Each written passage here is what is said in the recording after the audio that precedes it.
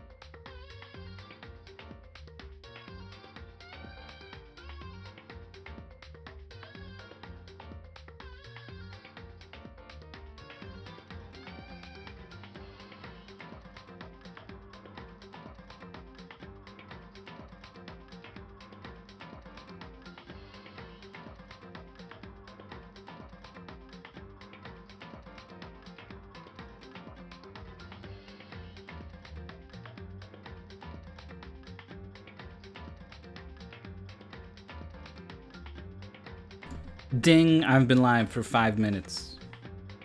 That's my pre-allotted warm-up time.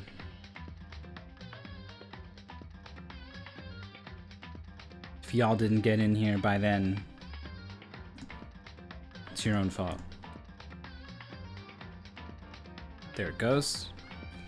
I can see the preview to know that I've actually switched scenes in OBS, and that means the stream is live with gameplay. And me, the streamer, Mythical9, hello. We're back with more Danganronpa Trigger Happy Havoc. And when we left off, well, we've had 2 murders and 2 murder trials, in which a total of 5 people have been murdered and or executed, which is just murder with a twist. And it seems potentially that we've had 2 more.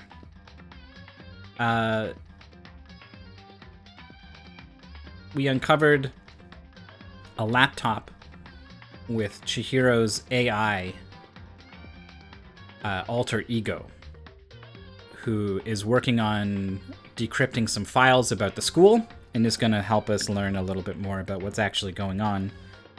And also, it has basically Chihiro's personality, and it knows about all of the students here, so it can mimic us as well. And that's earned it the love of Hifumi and Taka, who has allowed himself to almost become possessed by the ghost of Mondo, who is dead and he valued as a brother. So the 2 of them got really weird about the computer, but before either of them could really make a move for it, it's disappeared. And just as we went to look for it, all hell broke loose. Someone in a robot suit started hitting people with hammers and assaulting them. Hifumi was assaulted. Celeste was assaulted. Hifumi was then killed, and Taka as well was killed. So I guess they were thinking like, oh, you're probably thinking one of these 2 killed the other for the computer with the girl that they love or whatever, or the guy, I guess. I don't know, depends which one. And they were like, surprised, they're both dead. Couldn't have been either of them. But the bodies of both of them have disappeared, which is a very interesting twist. We have not officially started an investigation. Well, no, we sort of have, because the alarm went out. One of these 2 is at least a body. That or there's a 3rd body somewhere. We haven't heard from Kyoko or Hiro. These 2 are missing.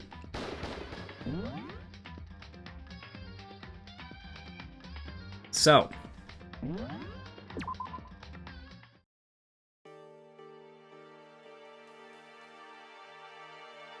Where are they?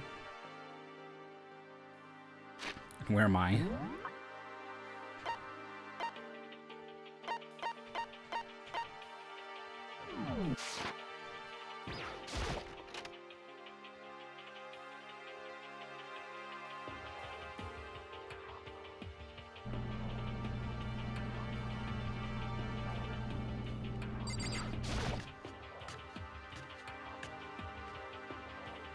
Oh, Toko's still passed out, huh?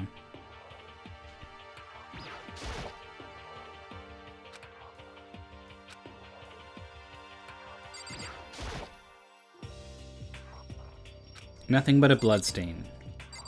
Now, there are some marks here that indicate a body's been dragged. I feel like I didn't see those in Hifumi's bloodstain, but maybe we'll go back and have another look. Justice Hammer 4.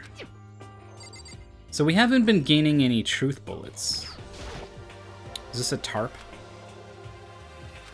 There was a tarp right here that someone could have used to do a cleaner murder, and they didn't.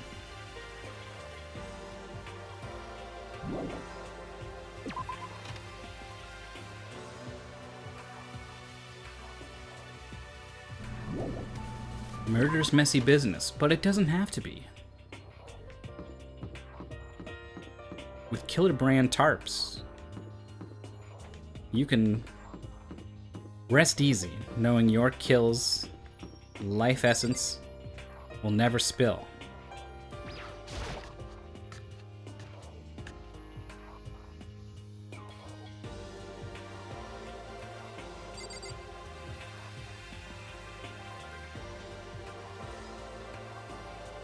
Get away with your murders just like we get away with these low, low prices. We need to search for the bodies that have disappeared. What happens after that? Huh?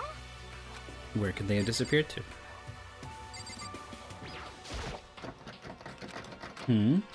The door's locked. Was it always locked? I don't remember.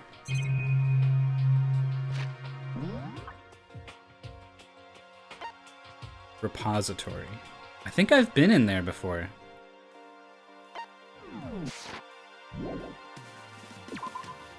Well, that's highly suspicious. But, like, I don't have a key, so I don't know.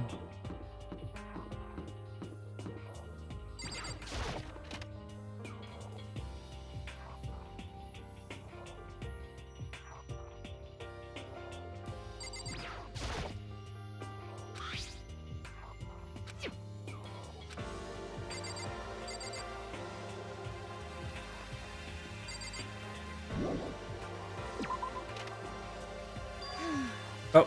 Come on. Why are you just standing there? We need to get to the repository. Indeed. I found them.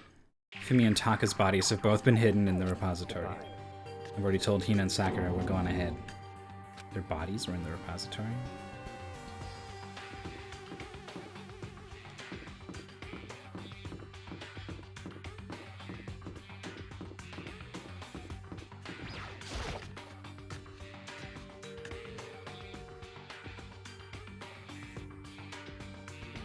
Are the bodies here somewhere? I have to wonder where they could have been hidden. Why? I thought he knows where they're hidden, man. The doorknob turned. I guess it's unlocked. Then I have no choice but to go inside. So I opened the door, and when I entered, I saw both bodies. Huh. Two bodies that had disappeared were right there. The smell of blood made me gag. What I saw before my eyes was unquestionable, unavoidable, unwavering reality. And then I heard the announcement for a second time.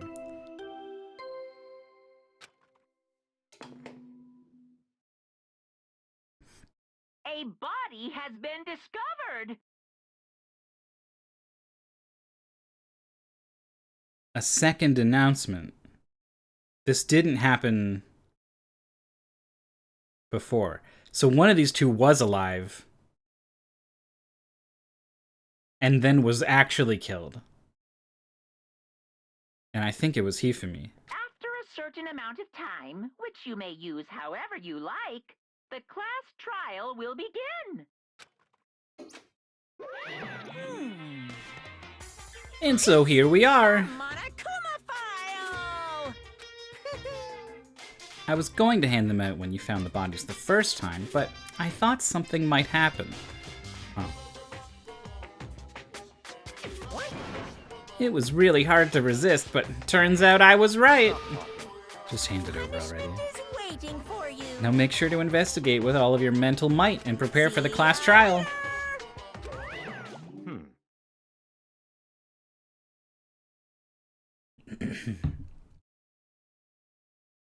Dag nabbit rabbit. Hey, niece. Well then, now that we found the bodies, all that's left is to uncover the culprit. Hold on, how can you be so calm? I mean, they're dead, you know? That's terrible. Gone forever. They're never coming back. Just too awful. Hina suddenly burst into tears. She clutched at Hifumi's lifeless body. Who would do this? Why? Why? Large, wet tears fell from her eyes. The tears landed on Hifumi's cheeks. If this were some world of make-believe, that might have been when Hifumi opened his eyes. But this wasn't a movie.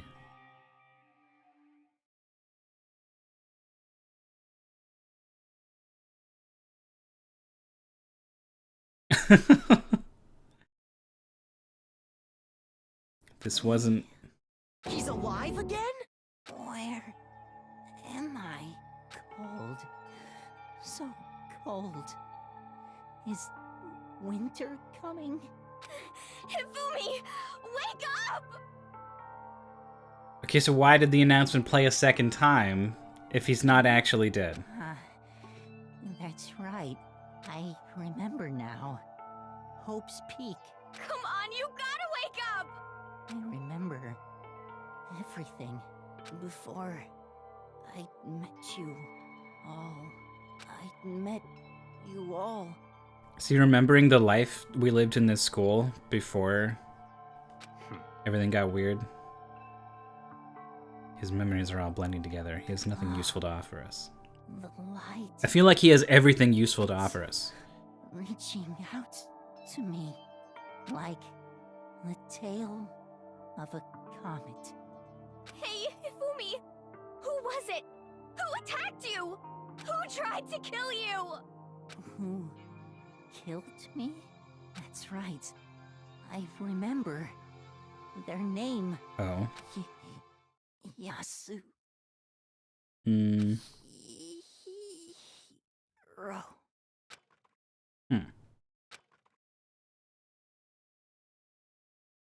Yasuhiro is still missing. His eyes closed and they never opened again. Death for the second time. Absolute, undeniable death. No matter how many more of Hina's tears splashed his face, there was no second miracle. Reality set in stone again. This isn't some stereotypical fantasy world. Tears can't restore a person's vitality. You have no tears, do you? No blood in your veins, no calcium in your bones. At least you have meat. You're just angry. Going out of his way to return just to leave us with those unnecessary dying words. Now this game has become exceedingly boring. He said Yasuhiro, right? Then perhaps... Yasuhiro Hagakure. That is the only person he could have been referring to. So, in other words, This case is solved. I just gotta look at all the hammers missing. I think there were 5 in each row, right? Yeah. So 4 hammers missing overall. Assaulting people, even killing Taka and Hifumi, and then going so far as to hide their bodies. A criminal that hides his face behind a mask and uses a bunch of giant wooden hammers. Is that what Hiro is? This. If it's true, I can't forgive him. No way can I ever forgive him.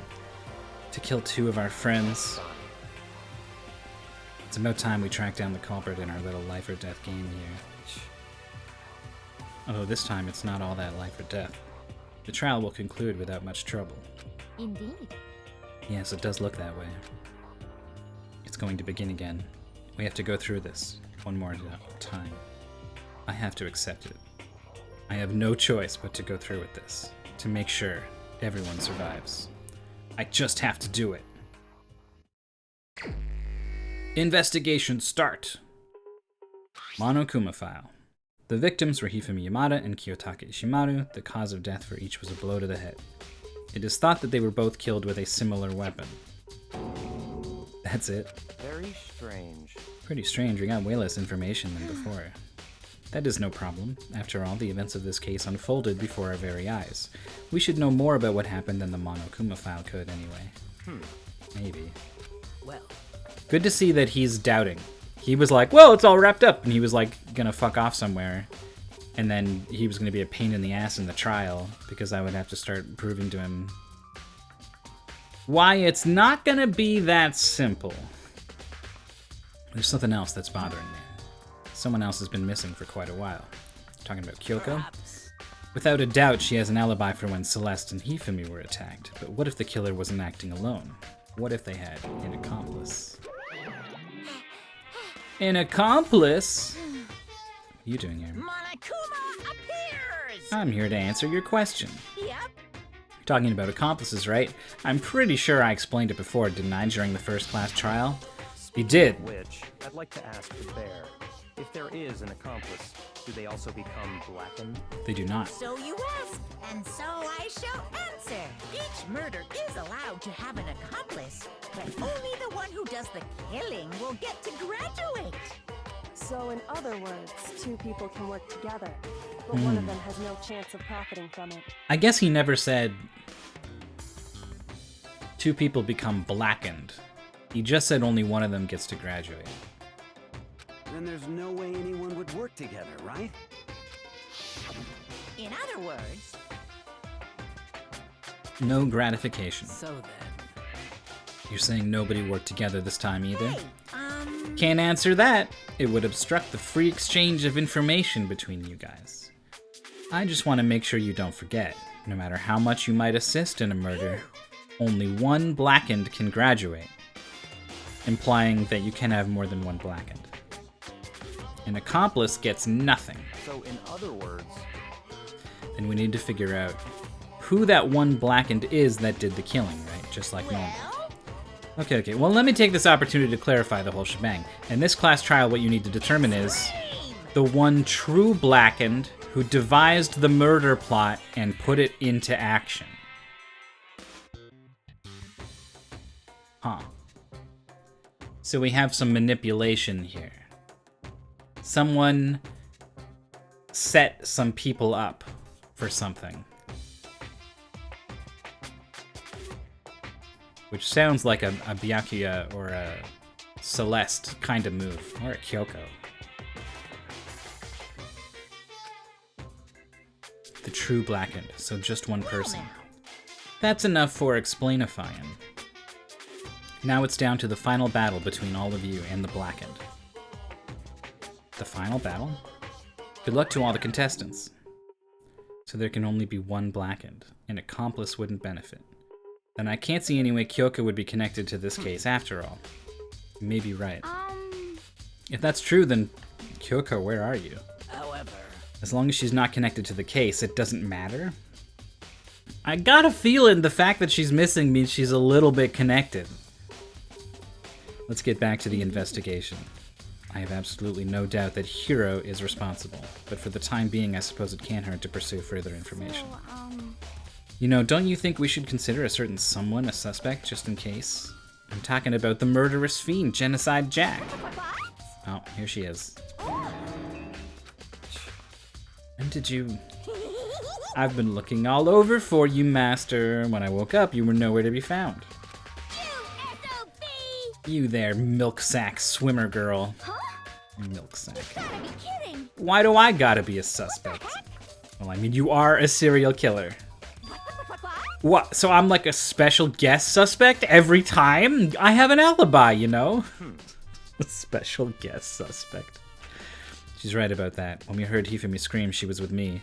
And when the bodies disappeared, she was still lying unconscious in the equipment room. Yeah, but maybe she wasn't, though.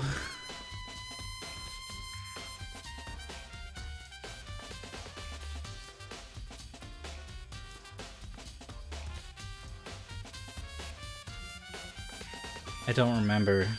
We just left her with Taka's body. And then what? When we got back, the body was gone and she was still just lying there? Is that how it went down? I think so, considering when I loaded up this save, she was still on the floor and the body was gone.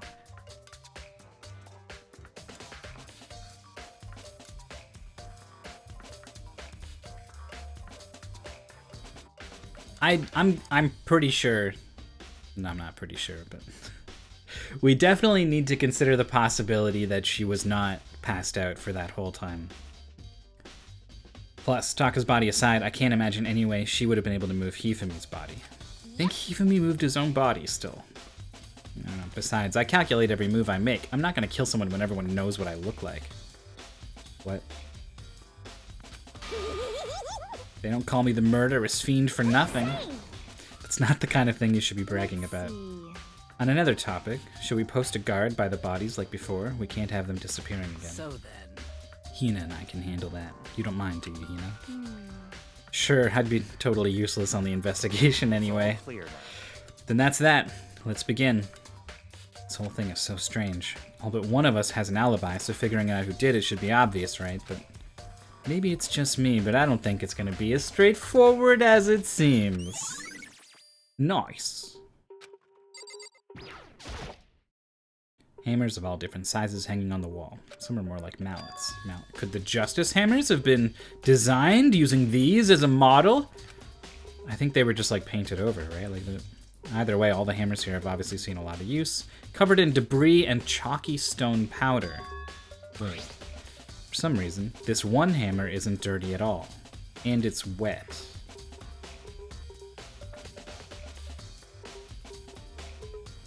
Huh.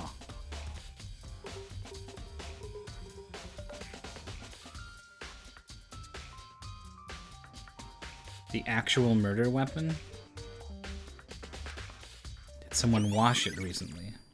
Spotless hammer. Taka. I'll never move again. According to the Monokuma file, Taka died from a blow to the head. We found Justice Hammer 4 near his body in the equipment room. Is that what was used to kill him? And there's a tarp laid out under his body. Did the killer use this to move Taka's body? That way there wouldn't be any blood left behind while the body was moved. Blue tarp.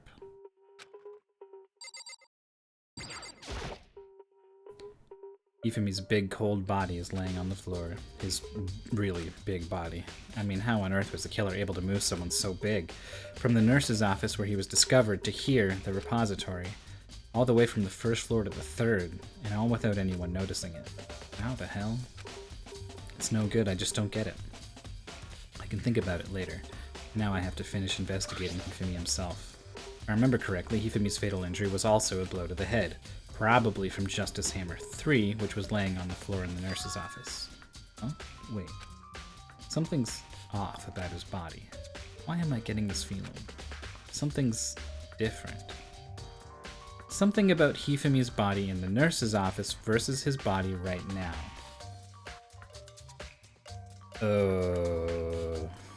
Huh. Is it gonna tell me, or do I have to notice this? His glasses. When his body was in the nurse's office, his glasses were covered with blood. Huh. But now they're completely clean. Does that mean somebody wiped his glasses off? But who would do that, and why? Hifumi's glasses has been added to the truth bullet section. Well, that's in line with my Hifumi wasn't actually dead and he got up and washed his own glasses line of thinking.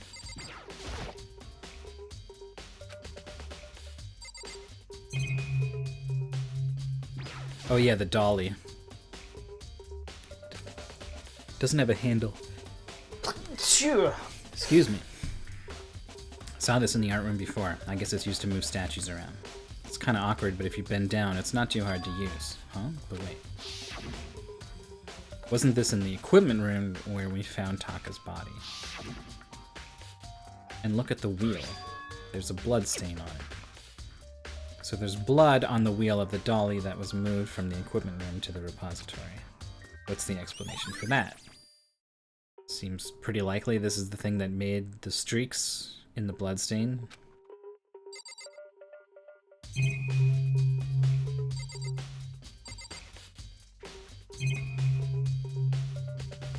Stupid cameras, never gonna have anything, but we gotta check it. Hey, Makoto, I've been thinking about something. It's about the repository. What is it? After Hifumi and Taka's bodies disappeared, we split up to look around, right? I was really scared, so me and Sakura stuck together. Then we came right to the repository to, look around. But when we got here, the repository was locked, and we couldn't get inside. And we came here as soon as the search started, so there's no way someone could have beat us here. So if that's true, then who locked it? And why is it unlocked now? I wonder the same thing. The door was locked when the search for the bodies began, but now it's wide open. There might be some secret lurking in there, but I'll probably have to leave this area to figure it out. Did these two ever leave the art room? Right? They were here. Apparently they came straight here. And then they stayed here. And then I came in here and saw them. And then I left. And talked to Byakuya. And then we came here. And they were here. So it's possible they left while I was in the rec room or whatever. But like, as far as I know, they were here the whole time and the door just happened to unlock. Suspicious.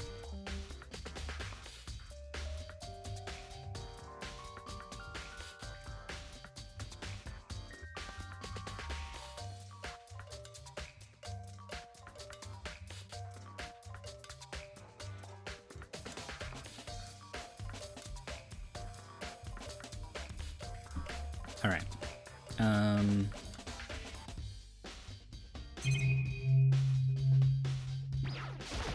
You got anything for me? He's definitely gonna give me nothing, I think. I don't see how anyone but Hiro could have done it. When the attacks and murders and disappearances all happened, every one of us had an alibi. And the last thing Hifumi said when he died, he said So Hiro's in name. other words, Then there is no room to suspect anyone else. Okay, but if he did do it, why would he hide his identity with that weird costume? Maybe he thought that no matter what happened, he'd be safe as long as his face was covered. I guess he's the fool of the century, you see. I mean, he is kind of dumb, but do you really think that's enough to explain it? I feel like there's a clue hiding in there somewhere. And is that it? That's all that bothers you about the case? Well, no, there are a few other things. Like, why did the killer try to hide the bodies? They probably figured if we couldn't find the bodies, we couldn't complete our investigation. But if that's the case, we found the bodies pretty easily, didn't we? Again, it comes back to the fact that the culprit was a moron. Is that really all there is to it? The other thing that bothers me is, why'd they bother killing 2 people? what? All the rule says is if you can kill someone and get away with it, you graduate, right? So if you're the killer, your #1 priority is not getting caught. By killing 2 people means more clues, more chances you'll get found out. Perhaps. I see, so that's what that means. Damn, he just had to think about it a little bit. He was just too stubborn and proud to even try thinking about it. And then the moment we suggested it a little bit, he was just like, oh yeah, no, I figured it out. I got it. That's enough. Don't talk to me as if we're friends. What's with that attitude? But you have my appreciation. Thanks to you, I might have some fun with this after all. Shit, we gotta stop talking to him. This guy's nothing but trouble, man. He talked as if he'd figured something out. But if he did, would it have killed him to tell me what it was? I think we're done here. Only one way in and out of this room, through that door that Hina said was locked before. There's definitely a lock on the door, but it can only be locked from inside. Okay. Suggesting there's either like a secret passage or Hifumi, who wasn't actually dead, was doing more stuff. Or, I mean, someone who is not dead has been doing things. I don't see any way to lock it from in the art room. The door can only be locked from inside, which makes me wonder, Hina and Sakura confirmed that the door was locked after we started looking for the missing bodies, and the door is designed so that it can only be locked from inside. They're really stressing this. In other words, when Hina checked it, someone had already gone in the repository and locked the door. And when they were done, they unlocked it and left, which is why it's unlocked now. And Hina claims that there's no way someone could have beaten them to the repository. So that certain someone...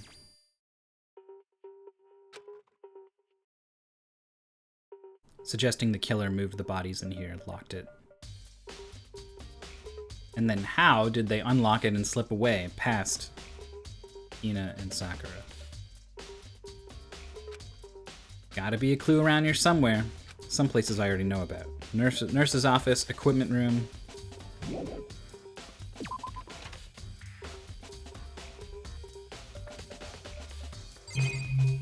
I guess I'll check this stuff, I don't know.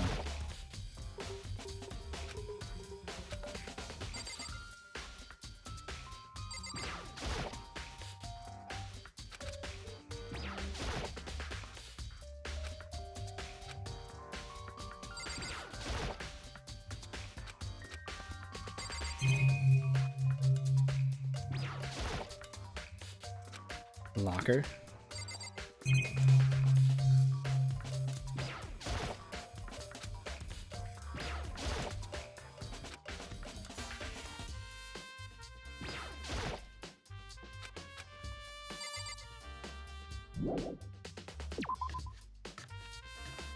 Hey, Branwyn.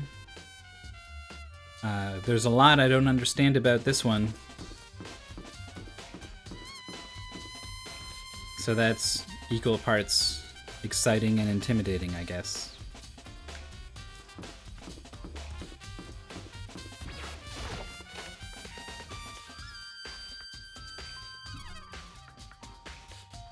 It's kind of nice to not have it all mostly figured out and know what all the plot points are gonna be.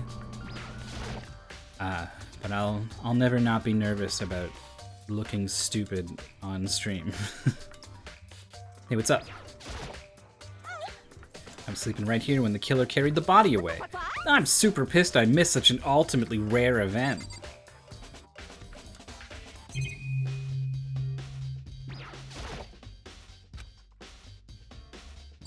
So maybe there were like 3 tarps here and now there's less? I guess so. If I really wanted to, I could go back and check my VOD for some of this stuff. Yeah, so here's the wheel marks. Tire mark. The dolly in the repository. There was blood on its tire. Could it have come from here? Which means that Taka's body was moved from the equipment room to the repository using the dolly. Both rooms are on the 3rd floor, so that should definitely have been possible.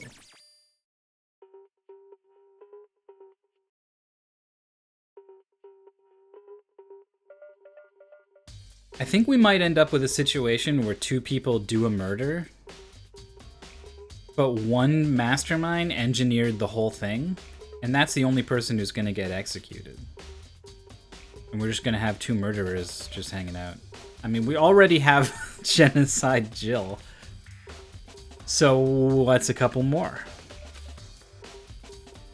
Even if the dolly was used to move Taka's body, what about Hifumi? And that, yeah, up 2 floors also. Still a total mystery. Justice Hammer 4, the weapon that was used to kill Taka. The body was moved, but the murder weapon was just left here. Does this murder weapon even have blood on it? It didn't even get entered into evidence.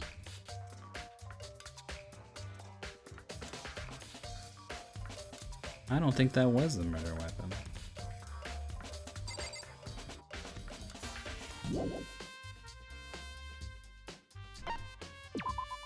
Let me just double check, there's nothing.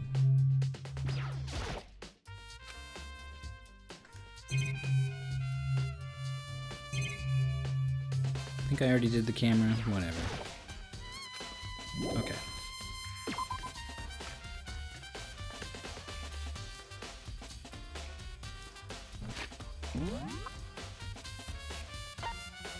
This place is not critical. I guess I should just use the map to navigate, huh?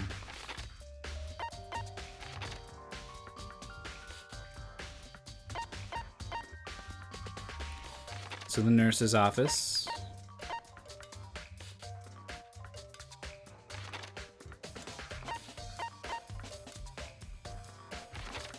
It's kind of the only other place to investigate, apparently.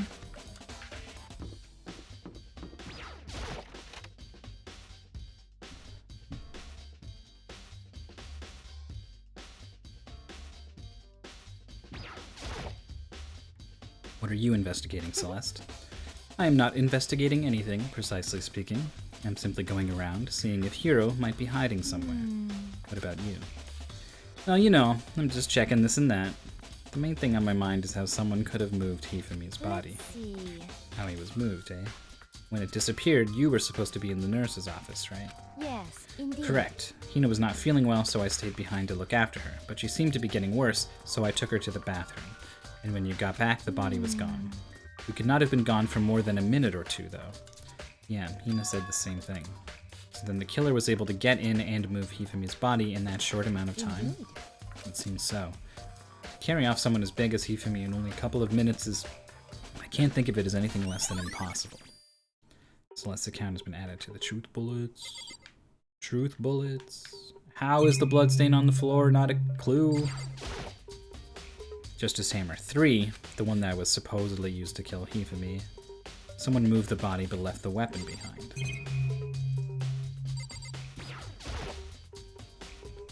It's just a normal trash can, but now there's something inside.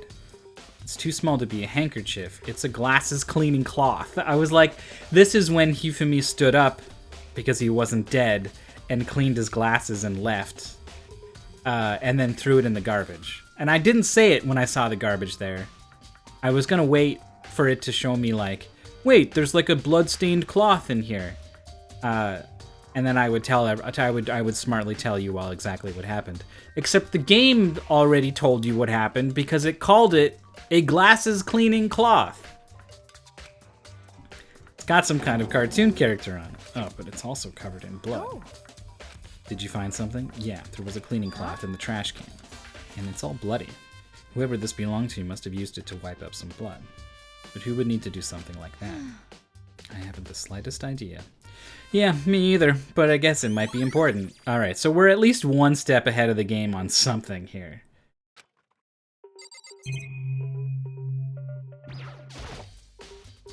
Surveillance camera really doesn't matter right now. As always.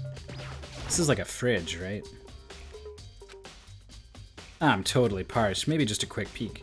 There's a bunch of blood packets in here for blood transfusions or for faking that you were murdered. Doesn't help me though. I'm not a vampire. That didn't get entered into evidence?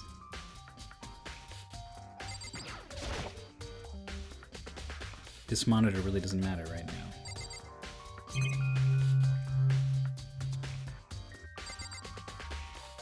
You got anything more? Yeah. Indeed.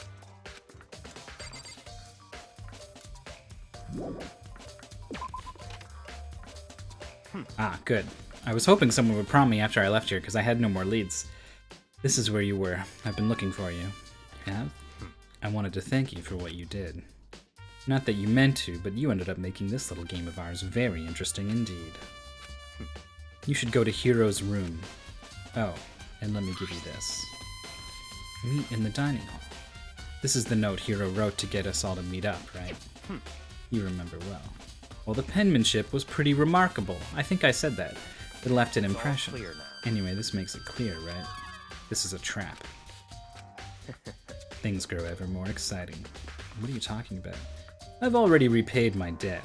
I don't owe you any more explanation. Goodbye. Yasuhiro's message has been added to the truth. He said to go to Hero's room, but what's waiting for me there? Do we have any examples of writing and any kind of evidence so far? I don't think so.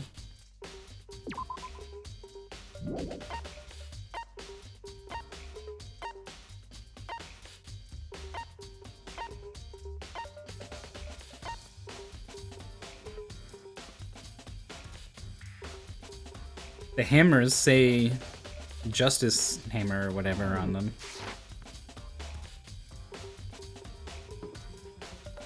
Was there always yellow stuff on the floor here? Pretty.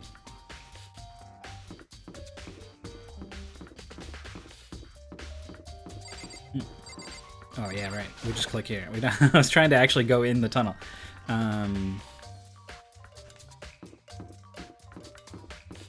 Which room is his? Junko, Toko, Celeste Chihiro, Sakura, Leon, Yasuhiro. The door's unlocked? Guess I can go inside. Byakuya did say to go look. It might not be a great idea, but I'm gonna take the plunge. Let me strafe. Wow. He's made this like into his own little place. It makes me realize how fucking boring I am in my room with my lint roller. Something keeps glitching in the top left corner. Oh, it's the camera. The camera, part of its animation cycle, you can see it's got like these red lights that blink, and just before the lights turn on, bleh, it wraps around and like offsets in some weird way. Bleh. And bleh. I don't know if am I capturing it properly? Yeah, I think so. This is Hero's room. There's all kinds of weird stuff in here. Where'd he get it from? More importantly, he still hasn't turned up, which means he can't really complain if I don't get his permission to search his room, right? Snooping in someone else's room. I think there's something in the cardboard box. It's blueprints for something. Have the arms been like this? Perfect fit. Knees should be flexible. Some things made out of Looks like cardboard, plastic, and plaster. Is this Robo Justice? And it's in Hero's room. But wait, these blueprints, something about them bothers me. The writing is totally different from his writing. It's very childish. I think we can take it for granted that Hero actually wrote the meet in the dining hall letter, and that is his writing, so this is someone else's writing. Robo Justice blueprints. So this is someone trying to frame Hero. And that makes sense because we know there's some kind of mastermind engineering the whole thing. Some wild D&D game going on the table.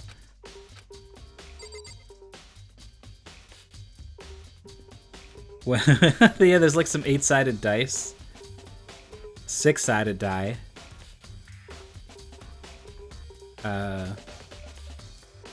Passport to Hell. And 6 identical playing cards. His bathroom should be unlocked? Yeah. Nothing in here. Pretty grungy, though. How does a bathroom even get this dirty?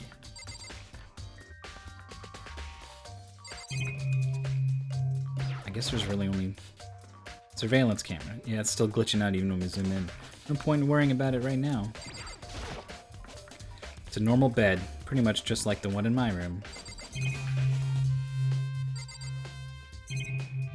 I was kind of hoping for more, I guess, but... Alright, let's see if we get another prompt when we leave. Yes! Big news, big news! We found Kyoko. Is she okay? Where is she? I wasn't done, there's more big news. Robo Justice showed up too. It's Hero wearing the costume. Anyway, as soon as you can, head to the pool on the 2nd floor. To think Hero and Kyoko would turn up at the same time. Anyway, I have to head to the pool. I ran off to the 2nd floor as fast as I could.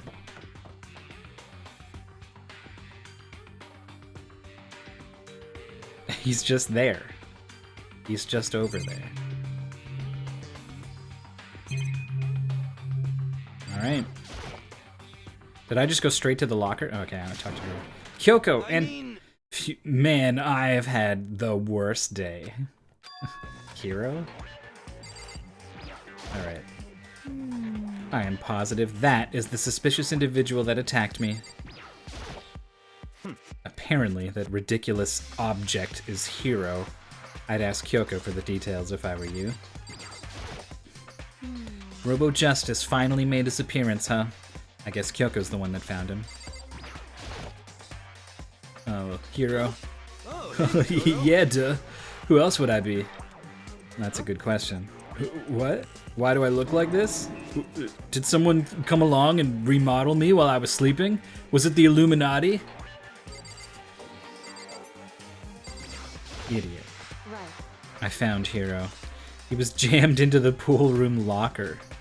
It looked like he was fast asleep, so I kicked him and woke him up. I still can't believe you kicked me. You could have been a little more gentle about it. Like, I don't know, caress my face or something. What? That's creepy. Anyway, Kyoko, where have you been? You just disappeared all of a sudden without a trace. There was something I had to check up on. What do you mean? Never mind. I can't never mind. Never mind. Hey, More importantly. She says that, but does she have any idea? Does she know people think she might be spying for the mastermind? First of all, Hero, you need to explain to us why you're dressed like that. I mean, I have no idea. 1 second I was asleep, don't even know how that happened. Then I woke up and then I was here. I don't care. Do something about that costume. It pains me just to look at you. Well, I don't know what's up with this thing, but I can't actually get it off. A little help? Why would you make something that you can't take off by yourself? Excuse me.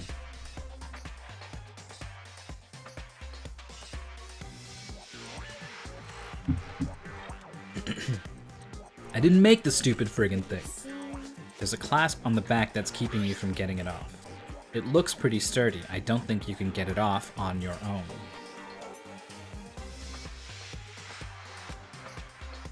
We don't really have a choice. Let's help him. It took everyone's help, but slowly we were able to get Hiro out of the suit. It took a few minutes, but eventually we got all the pieces off. Free at last. I feel like if Celeste engineered this whole thing, like, I think she's in a good spot to manipulate a lot of events to seem a certain way.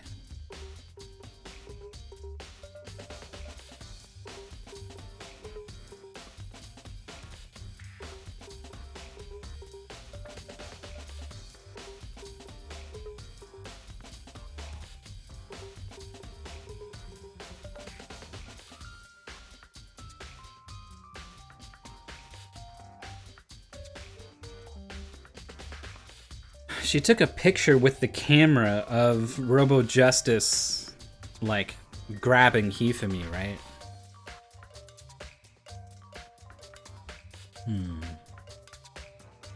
Isn't it kind of weird how perfectly the suit fits Hiro? Then, More to the point, nobody but Hiro would be able to wear that costume.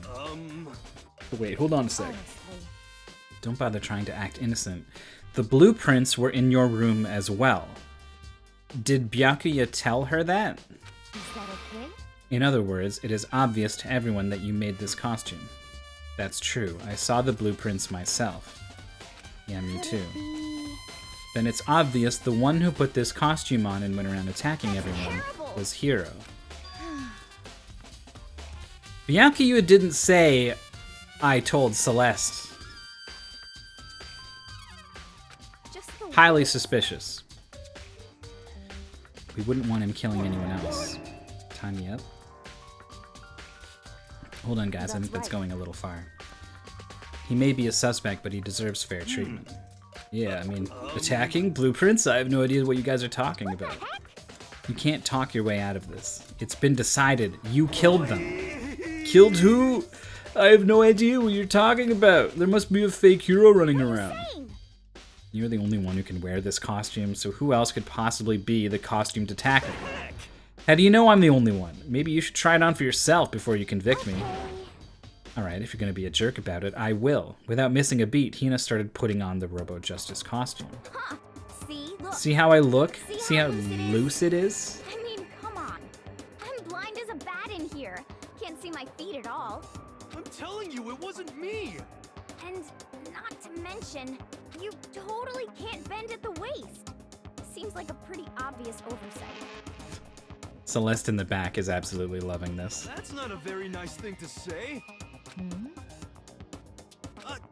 I mean, it's not like I made it. I just got caught up in the moment.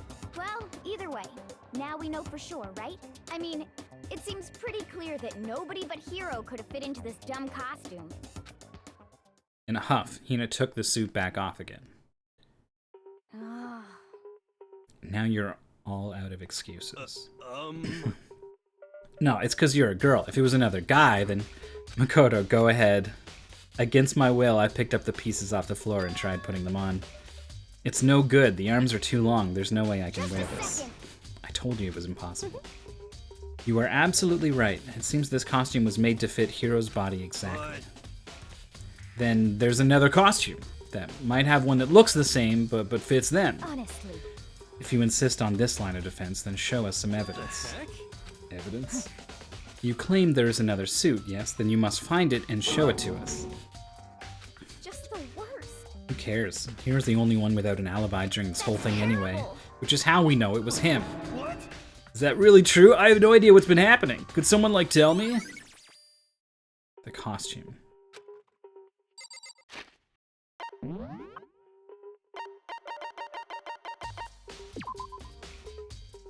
No one but Yasuhiro could possibly fit into this costume. In addition, anyone wearing it would not be able to see their feet or bend at the waist more than 90 degrees. Interesting that it highlights this specifically.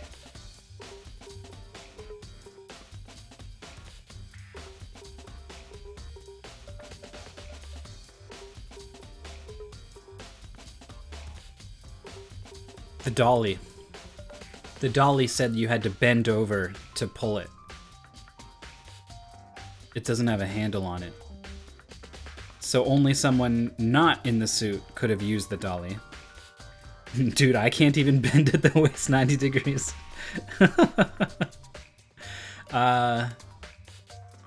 Yeah. I think depends on the position. Standing straight up and then bending over without falling over, that's pretty hard. I don't know if I could do it. Anyway, clearly someone outside of the costume is doing nefarious stuff.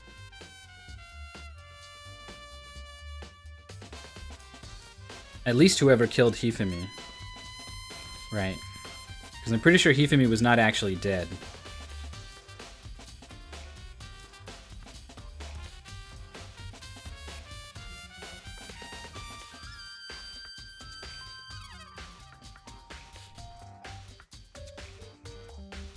But then why did he go to the repository?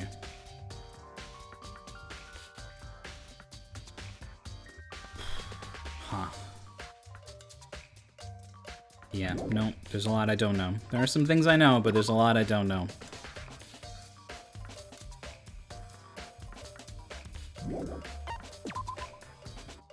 Yasuhiro wrote to get everyone to meet in the dining hall. It says, meet in the dining hall. It's remarkably neat and clear.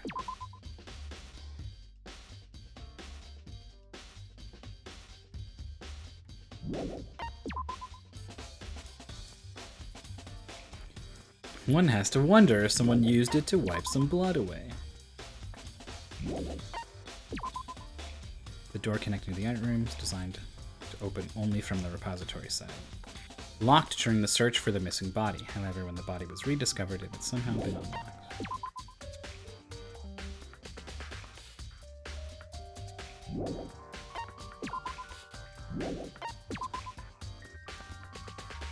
It has no handles, and blood was found on one of its wheels. It's assumed this is the same dolly that was in the equipment room where Kiyotaka's body was originally discovered. Tarp. Apparently used to move Kiyotaka in order to avoid leaving any bloodstains.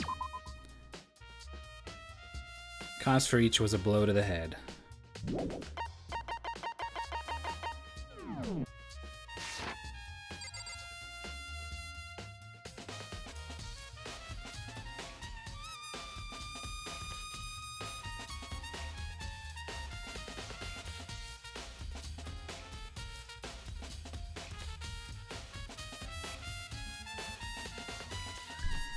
Alright, mulling time is over. Oh, Further investigation required. I certainly did not expect Hiro and Kyoko to turn up at the same time. But where's Kyoko been hiding all this time? then perhaps. Perhaps she really is working for the mastermind. What else would explain her questionable behavior? But you are quite protective of her, yes? That's because she's helped me out so much up until now. If I were the mastermind, that is exactly what I would do to earn your trust. It's looking more and more like it really was a setup. What the heck? If you don't tell me what's going on, how am I supposed to understand? I think I figured out someone's been killed, right? Hey, Makoto. Who was it? 2 people were killed. Taka and Hifumi. 2 people? Just the worst. Why are you freaking out? You did it. I did not. Wait, hold on. If those 2 are the ones that were killed, that's it. I know who did it. So then, May as well tell us then. Taka and Hifumi were fighting over Alter Ego, right? I'm at least 30%. Which means Alter Ego and/or Chihiro must have done it. correct. I see. That's unfortunate. Except her voice line just said, correct. Please. Unfortunate. Stop trying to trick us. Just admit you did it, okay? I'm telling you, you got it all wrong. So. Oh, I know that note. Last night, someone slipped a weird note under my door. Here's what it said. I found a hole maybe we can use to escape. Monokuma can't find it, so don't tell anyone else for now. Let's meet in the rec room at 1 a.m.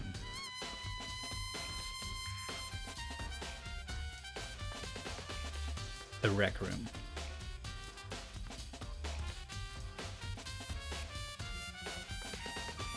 Which is where Robo Justice and Hifumi, like that photo of them,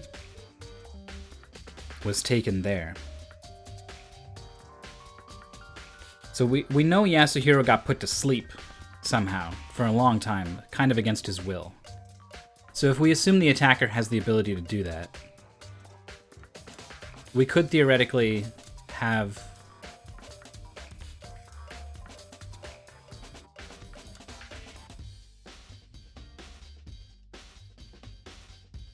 both of these two, Hiro and Hifumi, knocked out and posed in the rec room like this thing was happening, and then the photo taken of them.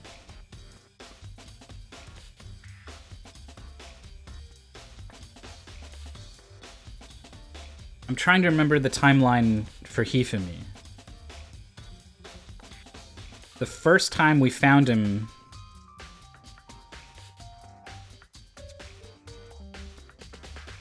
was where? I don't remember. It was 2 days ago.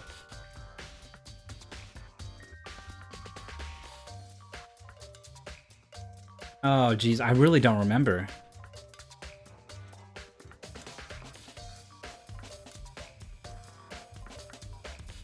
It was in the rec room, I think?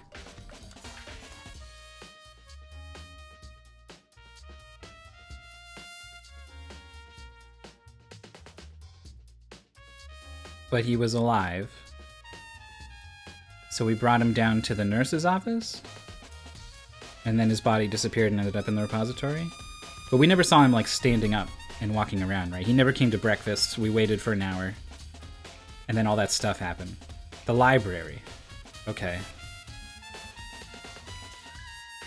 Right. See, I knew I should have wrote down the events of that day, but I didn't. The library. They were the robot attacks Celeste in the rec room and like tangles with Hifumi or something and like drags him to the library. Was what Celeste said? I'm operating under the assumption that we can't trust anything she says. She seems to be the most suspicious. She's the one who saw the shadow at the top of the stairs. She's the one who saw the robot and followed him.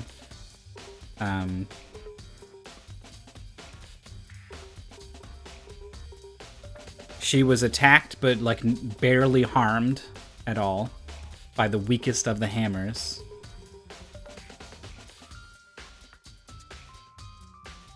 And then the big one is that she knew about the blueprints in Hiro's room despite no one else telling her.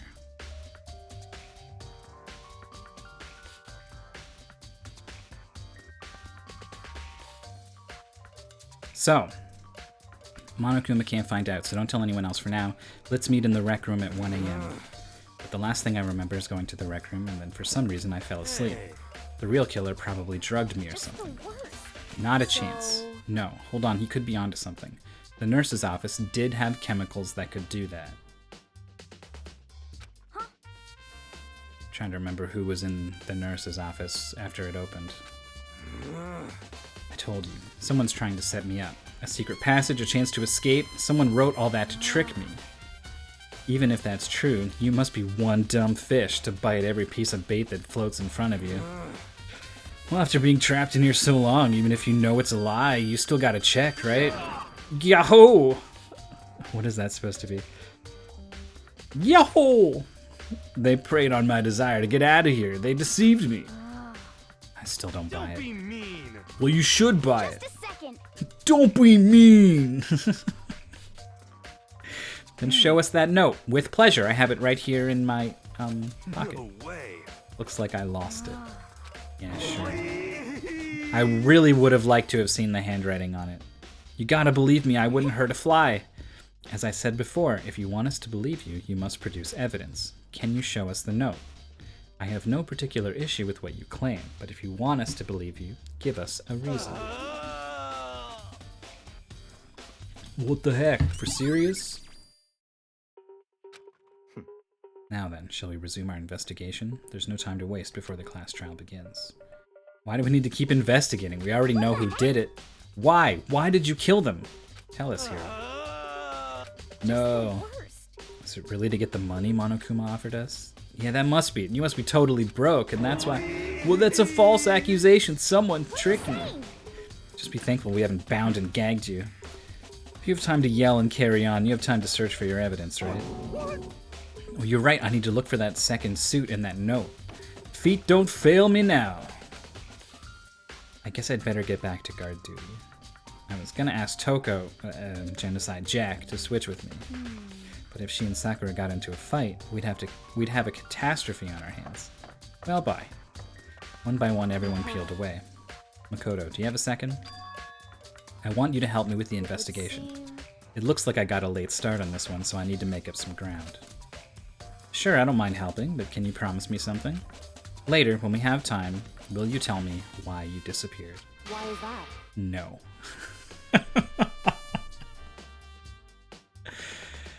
Well, damn, okay. Whatever you say, Kyoko. To reject me so simply.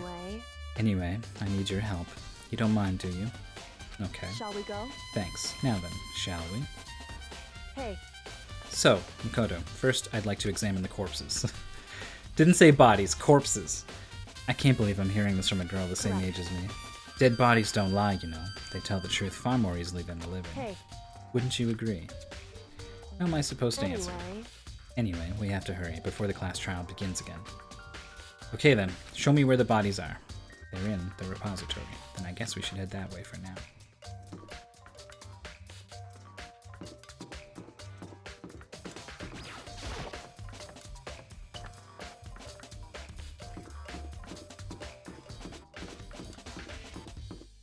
I'm strafing.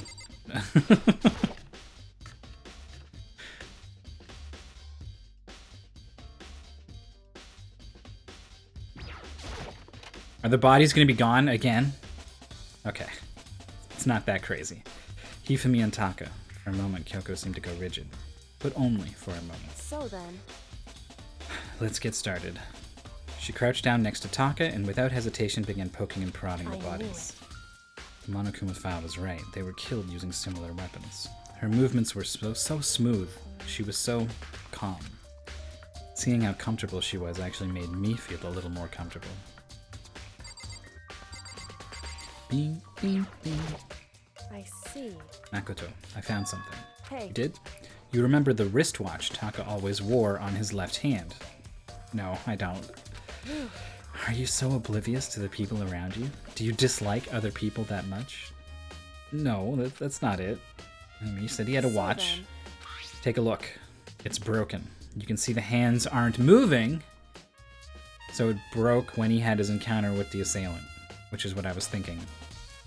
But they just go ahead and tell you that.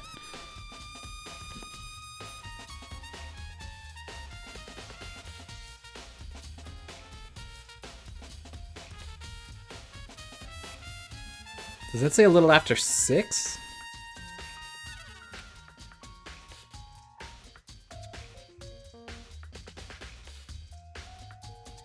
That's way earlier than a lot of some of these other events. 7 a.m. is when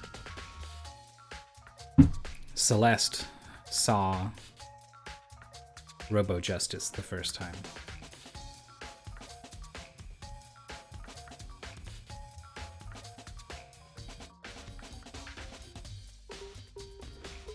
The events of day 1 are so fuzzy in my head that forming a timeline is tricky.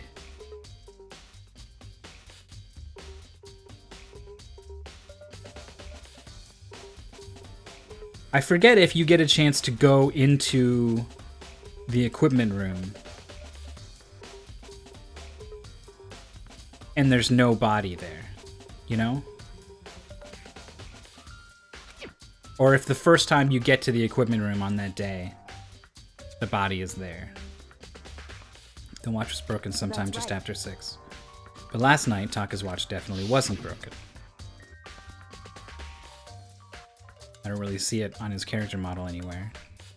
Which is why I can't really blame myself for not noticing he had a watch. How long were you going to keep us waiting? His irritated voice pierced the air as he stared pointedly at his wristwatch. It's almost 10 o'clock, you know that? Bedtime for all the little boys and girls. In other words... So if it worked at 10 last night, it couldn't have been broken at 6 p.m., meaning it must have been 6 this morning. Broken wristwatch has been added to the trick However, builds. That's not all. Look at Taka's left hand. He appears to be gripping something. Man, it's a good thing she's here. It looks like it has the killer's name written on it. If only we just didn't look at it. I don't know. Rigor mortis has already set in. Boys are better suited to this kind of manual labor, right? As much as I didn't want to, I grasped Taka's cold hand. His ice-cold hand was nearly enough to cause my heart to stop beating. After some effort, I was finally able to free the object from his tightly clenched wrist. Fist. A piece of paper. Hey. What was all that he had in his hand? That's it. Just a little scrap of paper. Didn't seem like much of a clue, does it? Right? I wonder about that. Kyoko then turned to Hifumi's body. So I'm thinking this is the note that Hifumi says was written. No. Maybe it's a second note that was given to him to get him to come somewhere. Huh.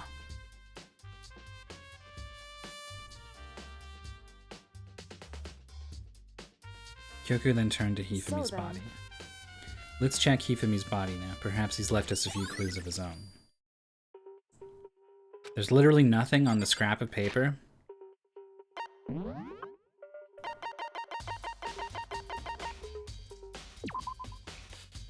Dang it.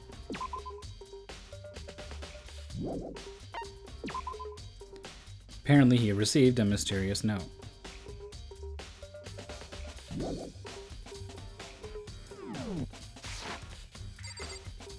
Could be that note, could be another note. Indeed. More than I expected, to be honest. Look at this. A wad of paper. That's right. Hifumi had it hidden on him. Indeed. He'd stuffed it in his pants, so I can only assume he'd hidden it on purpose, you see. In his pants? Wait, so Why is that? it was just his pants, not like his socks or something. What? Hey. Anyway, let's take a look at the paper. Go ahead, Makoto. Open it up. Makoto. When I think of how it was stuffed down his pants, it's like, it better be important, Hifumi, or I'll never forgive you for this. It is the writing we found on the blueprints, and it says, I found a hole maybe we can use to escape. Monokuma can't find out, so don't tell anyone else right now. Let's meet in the equipment room at 6 a.m. with the scrap of paper torn off. So, the killer who has drawn up the blueprints and placed them in Hiro's room has given notes to Hiro as well as Taka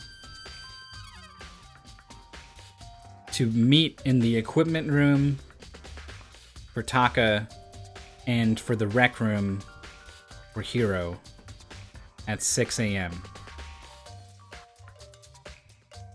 Taka had this note on his body, and Hifumi came in here and found it and tried to tear it out of his hand to read it, and that's how the scrap of paper ends up in Taka's hand.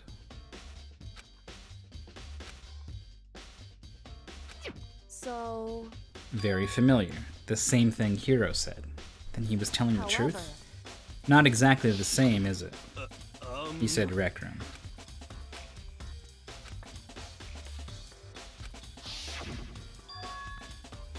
Time is different.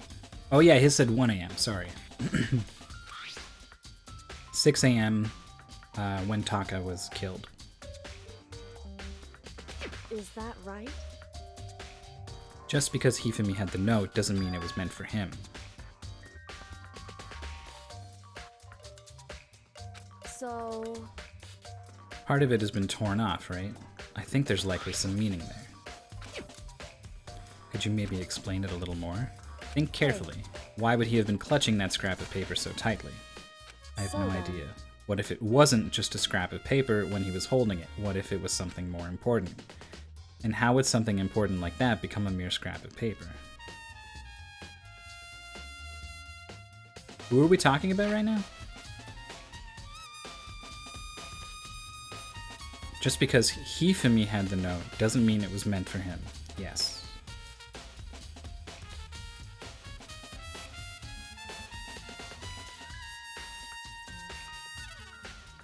See, here we're talking about Hifumi, right? Hifumi had the note. It wasn't meant for him. And then Kyoko switches at some point. Could you maybe explain it? And then she says, why would he have been clutching that scrap of paper so tightly? Here she's not talking about Hifumi anymore. She's talking about Taka.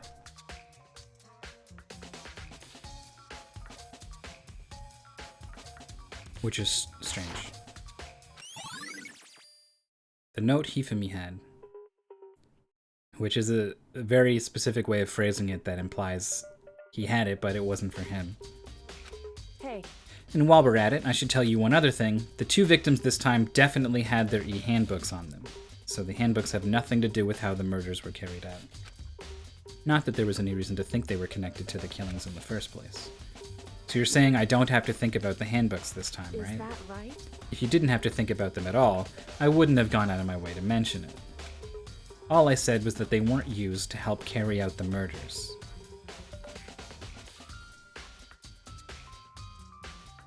This is a curveball. What do the handbooks have to do with anything here? Did they tell you the time?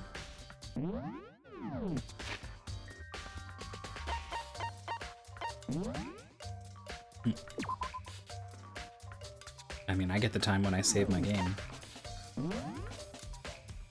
They have the regulations.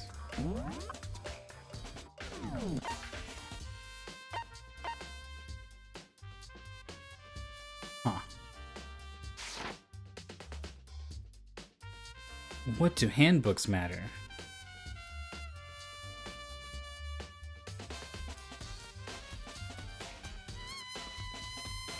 No, I'm gonna check all the regulations.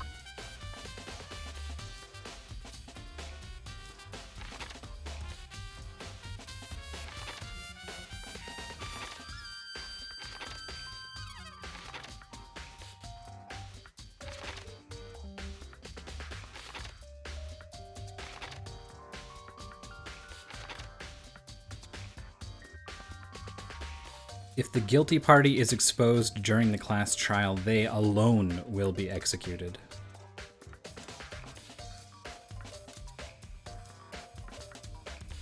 Well, I guess we could still be talking about plurals here. Loaning your e-handbook to another student is strictly prohibited.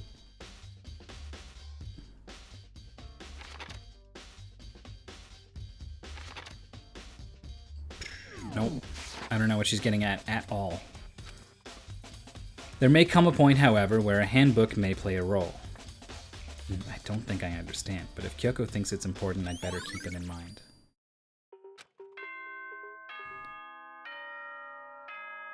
I think that's it. I think we're going in now. Are you excited? Are you pumped? Oh, It's this is time scary. for the class trial to begin. I think Celeste is the mastermind behind this. I don't have a lot of very strong evidence. I just think she's in a good position to manipulate the story, right? Manipulate the way people perceive the events that happened. Also, she's just super fucking suspicious. Like, just her design, the way she acts and everything. Like, she was going to be a killer at some point. It was only a matter of when. So I think maybe that time is now. The big thing is that she knew the blueprints were in Hiro's room, despite never actually saying she went in there to look at them. Maybe it's as simple as, I was looking for Hiro, because she said she was trying to... No, Kyoko said she was looking for Hiro. Celeste said... What did she say when I talked to her in the nurse's office? I asked her what she was doing, and I said, I'm looking just around here and there. And she said something like, I'm not trying to do anything in particular. I think she said she was looking for Hiro. And if that's true, it would be pretty reasonable for her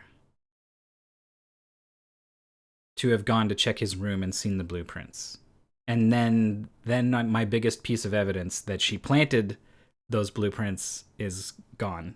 And Like the bright everything burst falls of apart. fireworks, So, like the flash if that of happens, bolt I really don't flashing have over any life and death. strong leads here at all. And so, with no further ado, everyone please meet at the usual spot. Make your way to the red door on the first floor of the school. See you soon. It would seem. This is where our investigation comes to an end. You'll have to figure out the rest for yourself and come to the proper conclusion. Shall we go? Well, we'd better get going.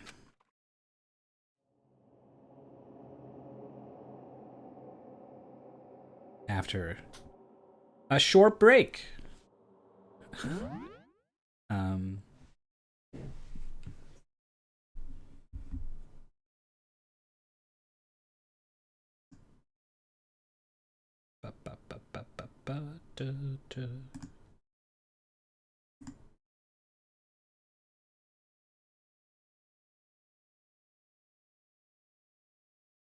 I need some break music. I've been thinking about commissioning Jorf to make like a background music for my stream.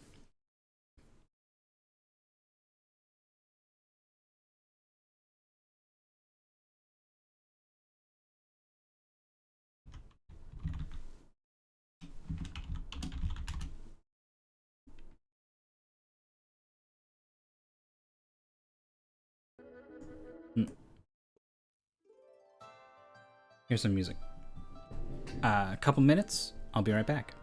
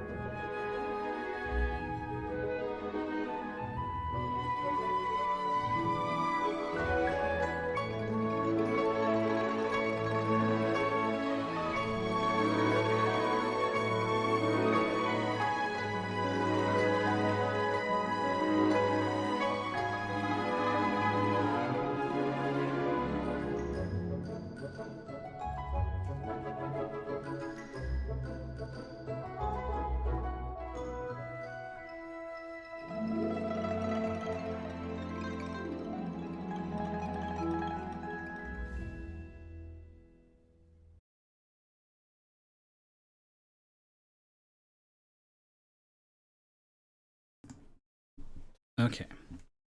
I'm back.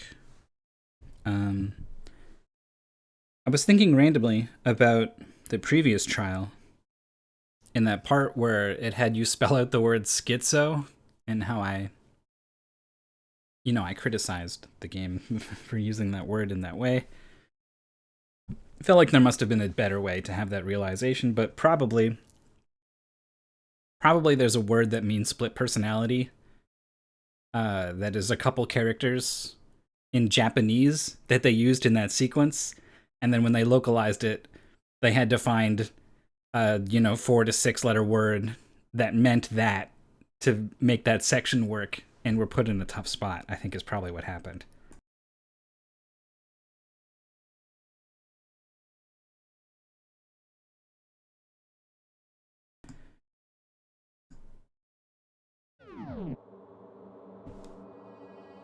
Let's get the spooky music going.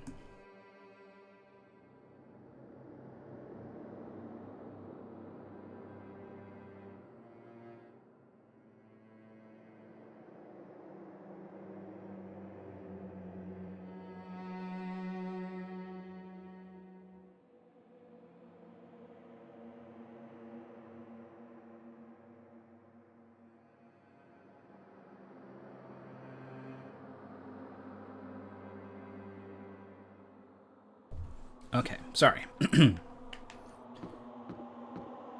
Ah.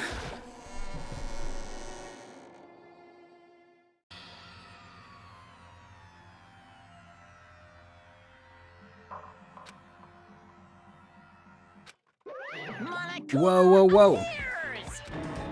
He's multiplied?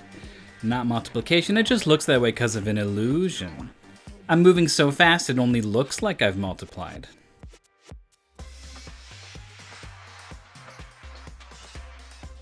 It's really evoking the imagery of 2 people wearing suits walking around here, huh? Can you guys tell which one is the real one?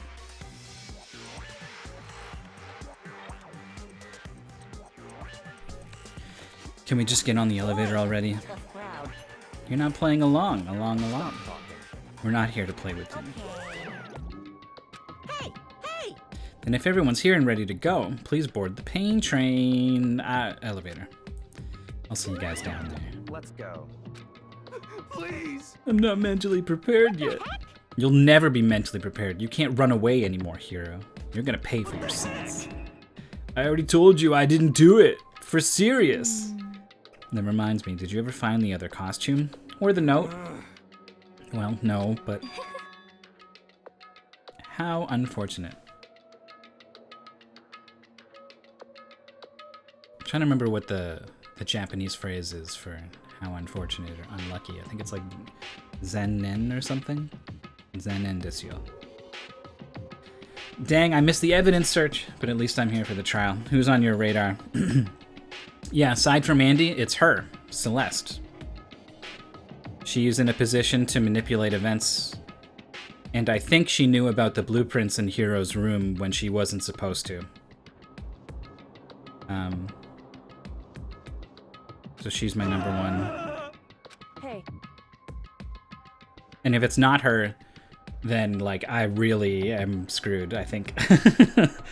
Like, That's right. Let's get down there first, then the story can really begin. That's right, I have to do it. I can't let whoever killed Hifumi and Taka get away with it. For everyone who's still alive, and for the 2 that lost their lives.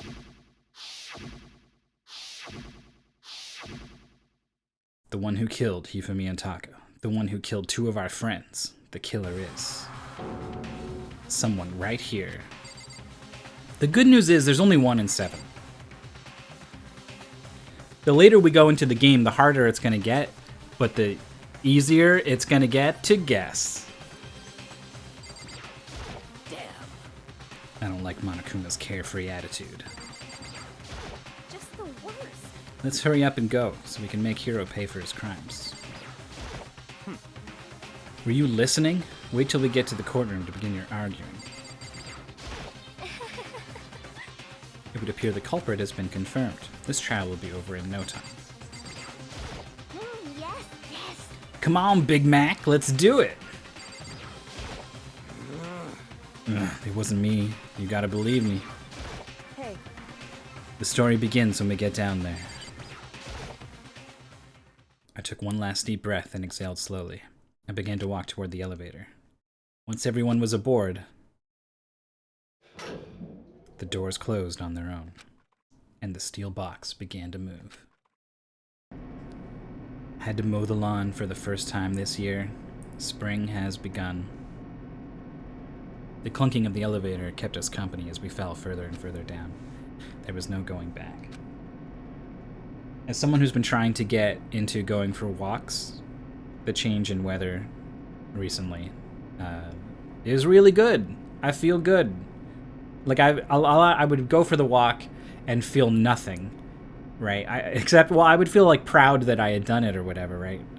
Just because on the sense of like it was a thing I didn't really want to do, but I made myself do it. That feels good. But like actually doing it didn't really feel good. But now it is genuinely nice to be out in the sun and moving around and everything's bright and happy. I'm all for this spring. It's a shame that we haven't seen what it looks like inside this school of despair in so long, as we slip deeper and deeper into a cruel fate. When I see all of you gathered together like this, I realize just how few of you there are left. Your school life is slowly reaching its climax. Only because of you. Why are you making us do such cruel things to each other? Do you really hate me so much? But I'm so cute. Stop goofing around and begin the trial. Don't rush me. Of course I'm gonna start it. I would never be like, stay tuned for the action-packed class trial after this commercial break. I'd never hold out on you like that. Isn't there an anime for Danganronpa? It would be really funny if he said that and then it cut to commercial in the anime. Let's begin. Get to your assigned seats. And so the curtain opened once again. A deadly judgment, a deadly deception, a deadly betrayal, a deadly riddle, a deadly defense, a deadly faith, a deadly class trial.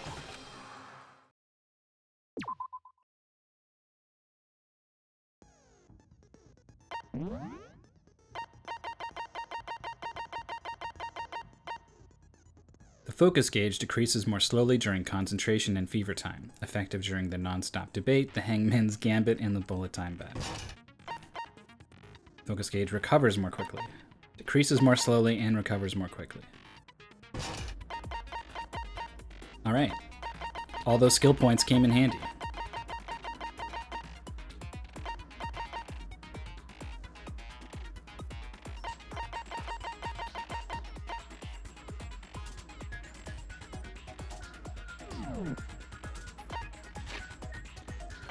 Let's review. Killed to the blow to the back of the head. A similar weapon. I don't think they were killed with the hammers that were found next to them at the scenes of the crime. I don't think they even had blood on them. I wish those hammers were entered into evidence so that I could, see pictures of them up close or whatever. But probably the fact that they aren't entered into evidence is a pretty big clue that they aren't the murder weapons. But that's kind of metagaming. The tarp was found in the repository under Kiyotaka's lifeless body. It was apparently used in order to move Kiyotaka and not leave any bloodstains. This was in the equipment room with him, and then was moved into the repository. So the dolly had to have been gotten from the repository, brought into the equipment room, and then back over to... No. The dolly was already in the equipment room? Yes. As well as a tarp? I don't remember where they were. You've recently taken up bouldering. I don't think I could do it. I don't have a lot of coordination, and also my body's very lopsided. I have a lot of upper body strength and not a lot of lower body core or strength, and then core strength is absolutely absent. It doesn't exist.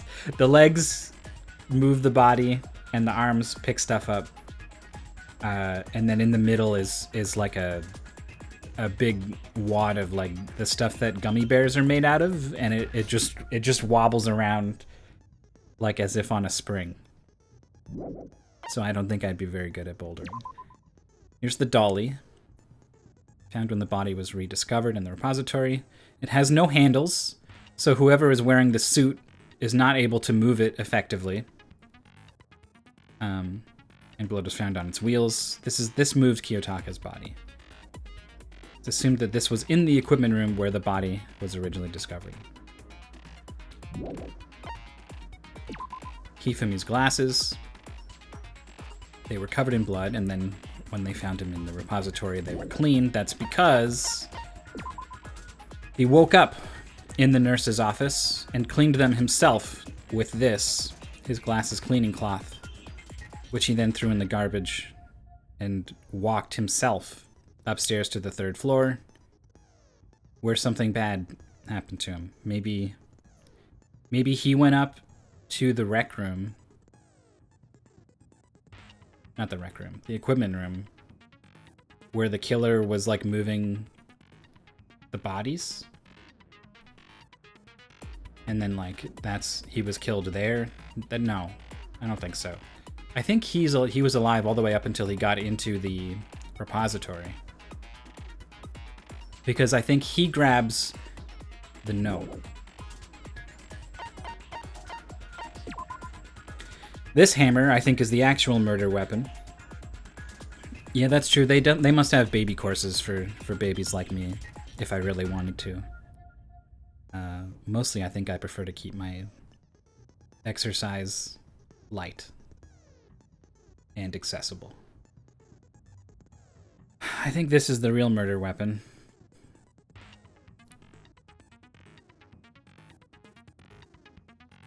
I don't know why I have this, but not the others as evidence. The door connecting the art room to the repository is designed to only be opened from the repository side. So the game posits like the killer was in the room, locked the door, did what their nefarious business in there with the bodies, and then unlocked it and left. But as far as I know, Asahina and Sakura were outside of the door the whole time. So the killer couldn't have done that. Which means that it had to have been unlocked from the inside by one of the 2 people who were in there, Hifumi and Taka. And I think I've already established, in my mind anyway, that Hifumi was not actually dead. So I think he's the one who locks and unlocks the door from the inside. But he does actually die at some point.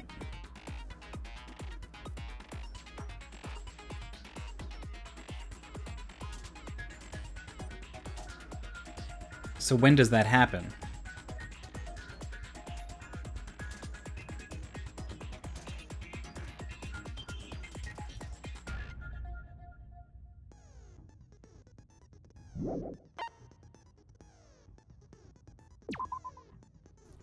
Equipment room bloodstained.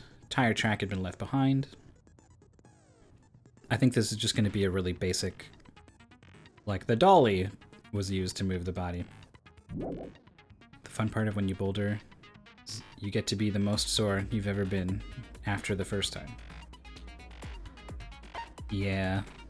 I've been, I went snowboarding.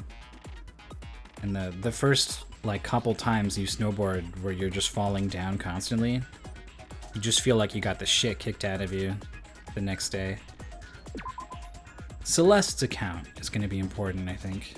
Hifumi's body disappeared when Celeste and Oi left the nurse's office to use the bathroom. Apparently they weren't gone for more than a minute or 2. So this does not include her saying, oh, I spotted the guy in the suit at 7 a.m. and followed him up to the rec room where there was a fight with Hifumi, and I took this picture, and then they left, and I stayed here, fell unconscious or whatever.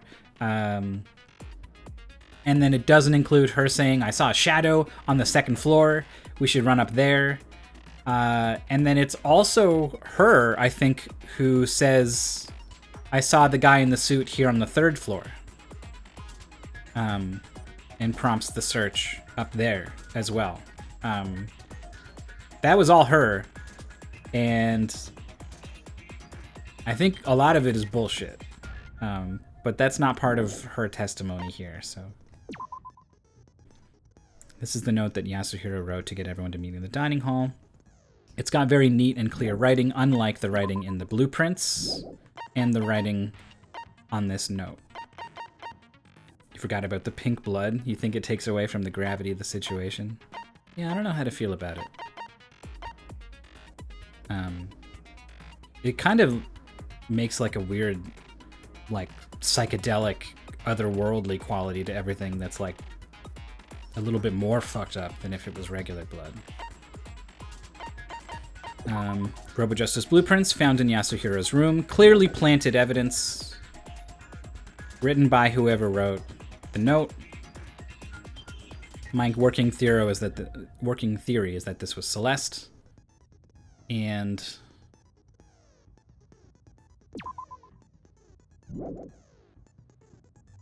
she seemed to know about these, despite never actually saying she went into Hiro's room.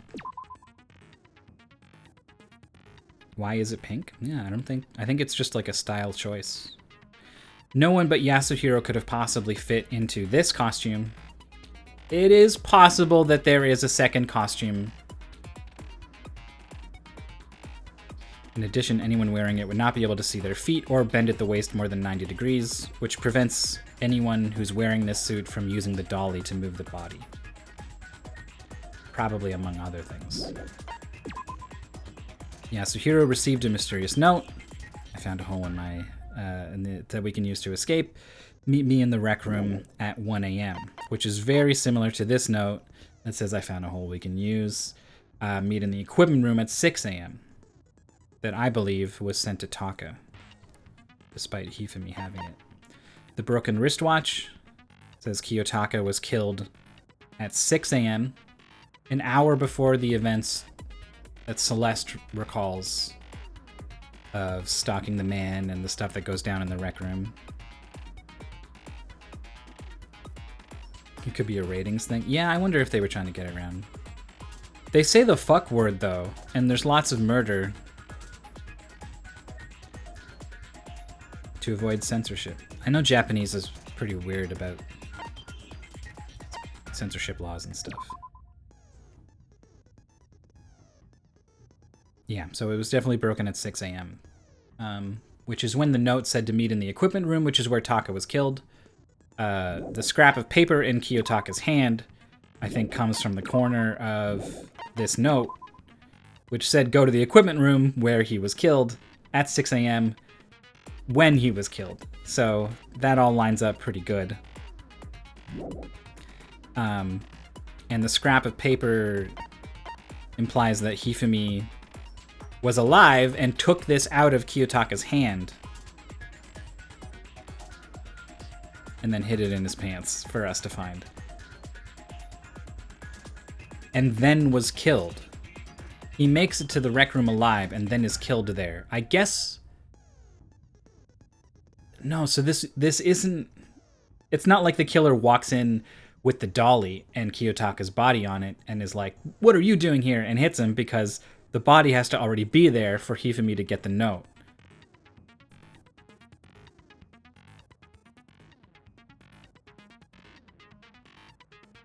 So how does the killer get Taka's body in here?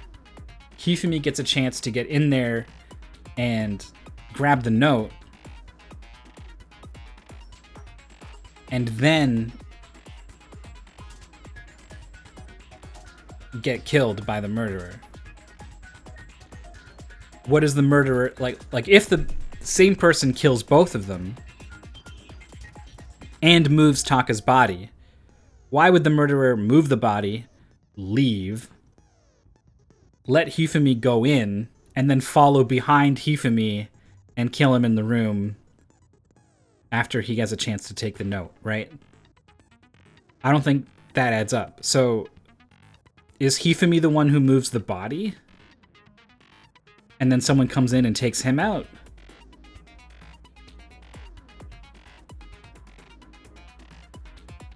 I think it's totally possible for two different people to do the two different murders.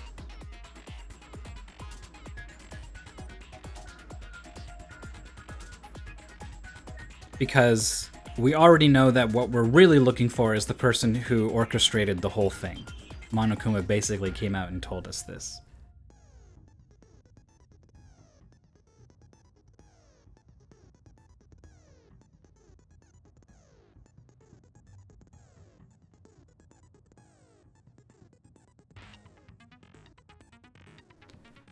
What I haven't quite figured out is how much of a guilty party is Hifumi here.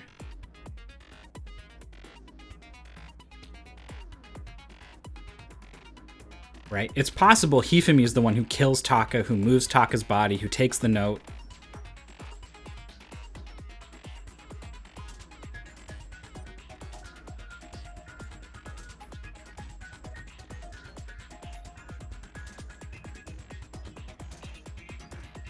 Washes the hammer, and then gets killed by the real killer. The mastermind.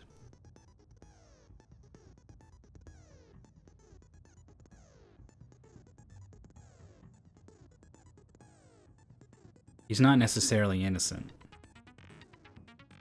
I haven't figured out if he or someone else is the one who takes the blood packets from the fridge and puts it on him to sort of fake like he's been murdered in the nurse's office. Another trial, another thunderstorm. Perfect. And then this is just a hell of a wild card. Each student has their own e-handbook, which also acts as a card key. The owner's name is displayed each time the handbook is booted up. It is believed that no handbooks were involved in carrying out the murders this time. Acts as a card key to what? People's rooms? No, those have a separate key.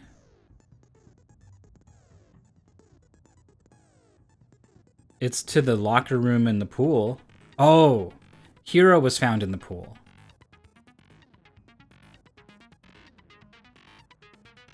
Yeah, I was like, the lockers don't have anything to do with anything in this case, but he was found in the pool. Okay, so whoever stuffed Hiro in the locker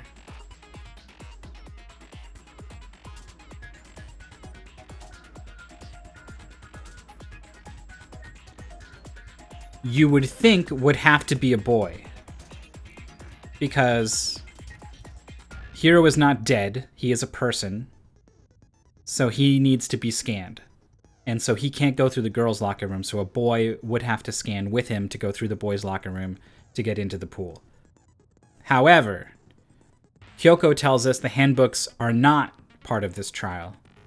Because I think the doors to the change rooms are unlocked because an investigation has already started by the time Hiro is shoved into the locker.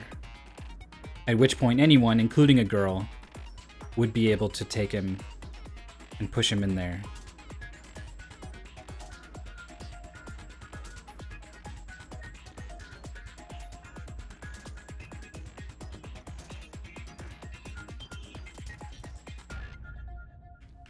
That's the best I got.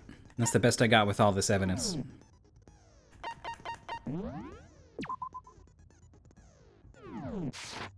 Let's do it.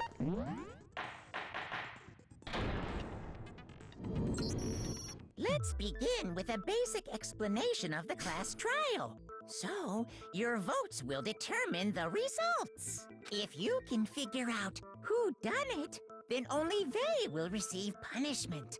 But if you pick the wrong one, then I'll punish everyone besides the blackened, and the one that deceived everyone else will graduate. Now then. We already know who did it. Was that? Yes, Hiro. He does not have an alibi for when the murders took place, and we found him in that suit. Don't try and deny it. You killed them. I didn't. Someone knocked me out. I was asleep the whole time. I don't know anything about it. Shut your murdering mouth, murderer! Whoa, takes one to know one. Who are you calling a murderer? I am sorry to say, Hiro, but we do have evidence. Blueprint for the suit. Parts we assume were used to build it. And all of it was found in your room. You have to admit, the evidence is quite compelling. It points to you as having created the suit and wearing it while committing crime after crime. How many times do I have to tell you? I don't know. I don't know. So as soon as I saw someone was in a costume, I just wanted, like, I called this out because I've seen this in Ace Attorney like 5 times. There's a character in a costume, and it's someone's costume, and everyone assumes, oh, it's that person's costume. It must be them inside it, and it never is. It's always someone else inside the costume. And so I was like, we're gonna think it's one person, but it's gonna be another, or multiple people, or there's multiple costumes, right? But the game has gone out of its way to have other characters try it on. And according to them, only Hiro fits in the suit.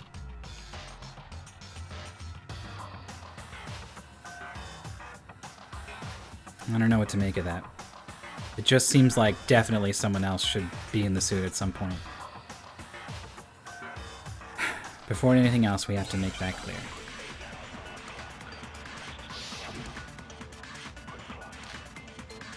Yasuhiro's message. This is his neat handwriting. Everything we found in your room. The blueprints, the suit parts, they are all proof enough that you are the culprit.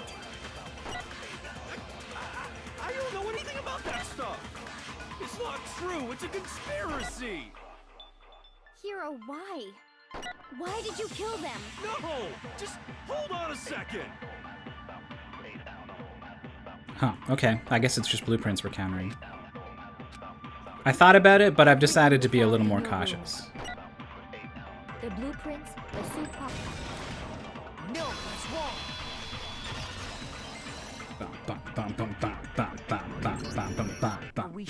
Yeah, this is only case 3. Case 1, Sayaka tries to kill Leon, and Leon kills her back. And then Leon gets executed, so that's 2 down. And then in the 3rd case, then Junko also is she just tries to attack Monokuma and gets killed straight up. So that was 3 down, actually. And then Chihiro gets killed by Mondo in the locker room in case 2. So 5 down out of 15. What do you mean? Now we're down 2 more, with Hifumi and Taka dead. Well, take a look at this. It's the note that Hiro wrote, asking everyone to meet up after Alter Ego disappeared. The handwriting's obviously different, wouldn't you say? When you compare it to the blueprints. There's no way you could think the same person made both of them. Unless that person made it a point to disguise their handwriting. No, the differences are bigger than that, I think. Come on.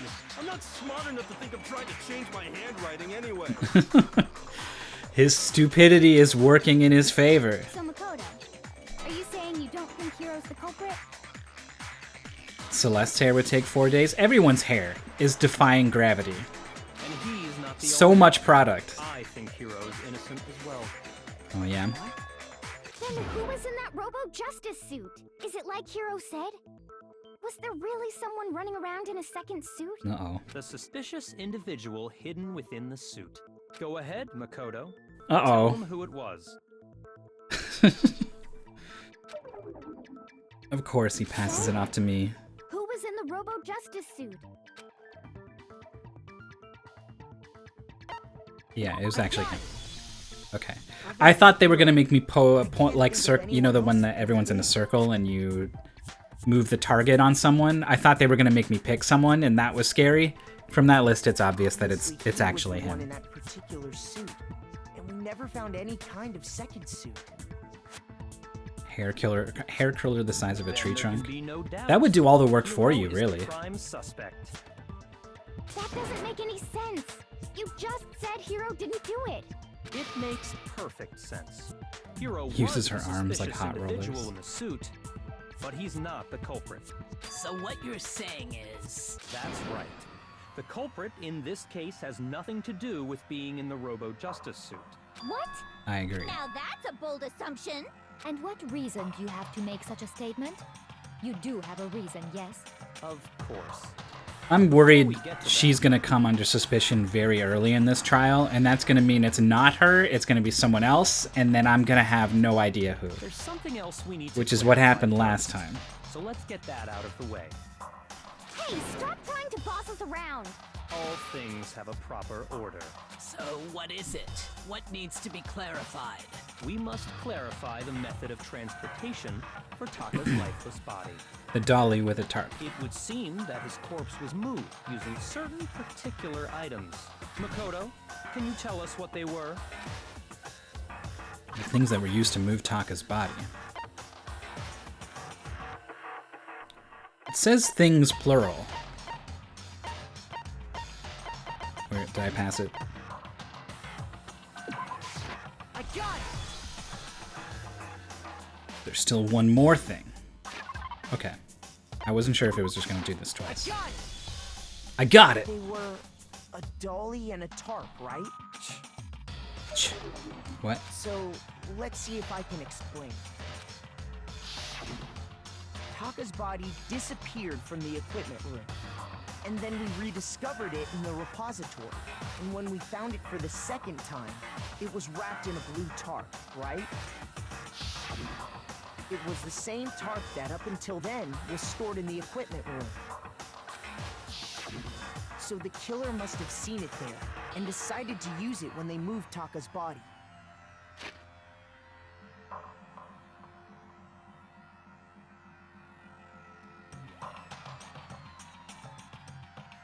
So the tarp and the dolly were in there. That way, they wouldn't leave any bloodstains while they were moving it. Okay, that explains the tarp.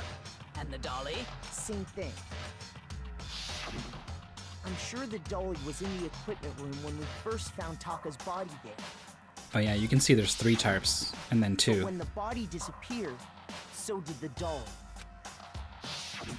Later, when Taka's body reappeared in the repository,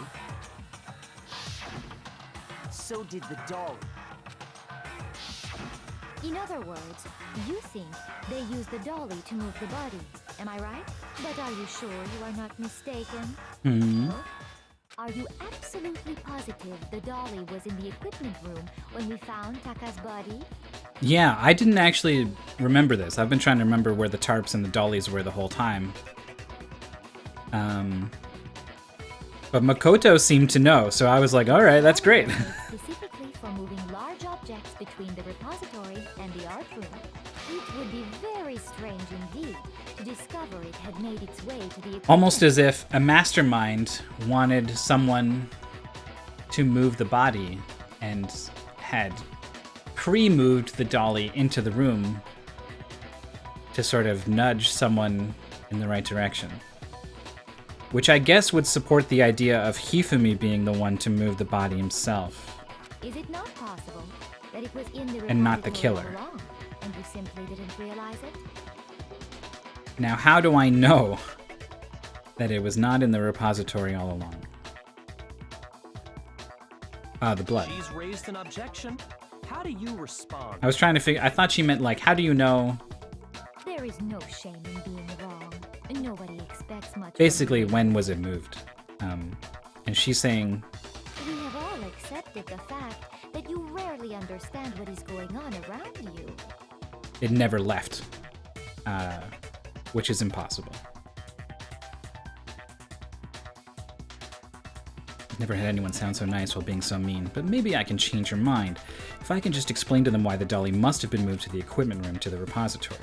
A new element! Man, there's still more elements being added, huh? Reloading.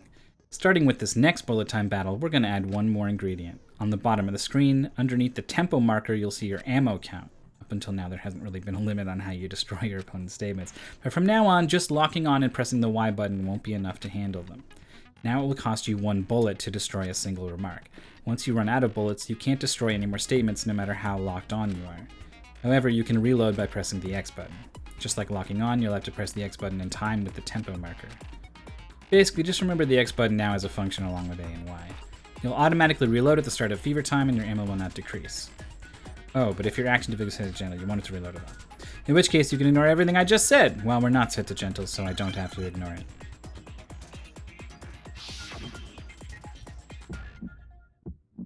Wow. You had it wrong. I cannot agree. You are a fool. So pathetic. We're doing this already, huh? Lies will get you nowhere. Do your worst. Away with you. You miserable wretch. I cannot agree. You are a fool. Lies will get you nowhere. Do your worst, you miserable wretch. You had it wrong. I cannot agree. You are a fool. So pathetic. This is stressful. Do your worst. Away with you. You miserable wretch. Please show me the dots. I can't. The music is cutting in and out. Oh my god. This should prove it. I still hate this stuff. I can't believe how long the dots were If hidden. you're asking for proof that the dolly moved, I have it right here. When I found the dolly in the repository, one of the wheels had a blood stain on it. There was a pool of blood in the equipment room with a tire mark in it that matched the dolly wheel's tread. The killer probably rolled the dolly through the blood on accident as they wheeled the body out of the room. And as the blood dried on the tire, they moved the body into the repository. So there's my proof that the dolly was used to move Taka's body. Did she really hate me that anyway, much? That was just something we had to get out of the way. Let's get back to the main subject. Yeah, the subject of how Robo Justice didn't do it. Because if it's not a killer robot, then what kind of robot is it? I'm not sure that really matters. I forget what the button is for super mode or I'd be fever happy mode to or whatever. explain why the occupant of the suit couldn't I possibly can't be the killer. even remember to think about anything else because I have to. If you look back I'm so on how the occupied body was looking at all the other transported, elements on the it will screen. become immediately obvious. And I can't automate any of the rhythm stuff that's happening because it's not fucking on beat. Or the music it's supposed to be on beat too is just not playing because of sound effects or whatever the fuck is happening. There's just so many problems with it. If I look at how the body was moved, it'll be clear why the person in the suit couldn't have done it. Okay. So I think we're gonna get the costume as a truth bullet here. Yeah. And we need to counter something that references the dolly. No, Taka was killed in the equipment No. room. And from there, the body was moved to the repository, correct? Yeah, the culprit wrapped the body in the tarp, then loaded it onto the dolly and wheeled it off, right? No? I feel like that was good enough. Shoot!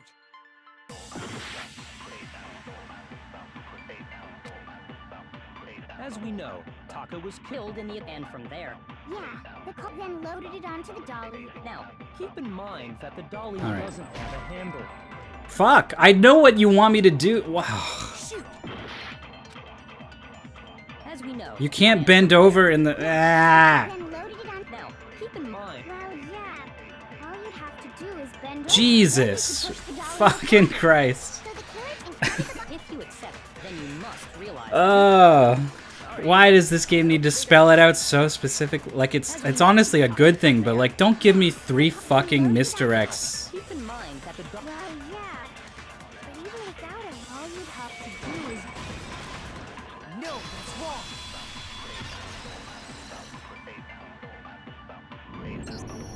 You're absolutely right that you could push a dolly without a handle if you stoop down low. But if you were wearing that suit, do you think you could actually get into a position like that? What do you mean? Think back to what you said when we were all checking out the suit together. Remember?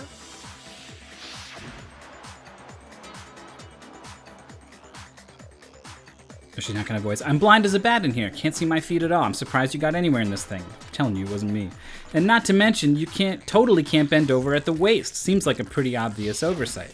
When you're in that suit, not only can you not see your feet, but you can't even bend at the waist. Am I right about that? Now that you mention it, yeah. it seems like it'd be awfully hard to push that dolly if you couldn't bend over. Well, what's to stop you from simply pushing the dolly with your feet? When you can't even see your feet? You really think someone could kick the dolly all that way? I mean, yeah. I thought about this, and I figured they were gonna use this defense. But, I mean, I don't think soccer players are always looking down at their feet. Like, they know where their feet are. You don't even have to be a professional soccer player. Totally impossible. If you were wearing such a rigid, cumbersome suit, it's very unlikely you would have the dexterity to go about wrapping the body in a tarp. Yeah, I don't even think it's unreasonable to counter the word tarp in that section.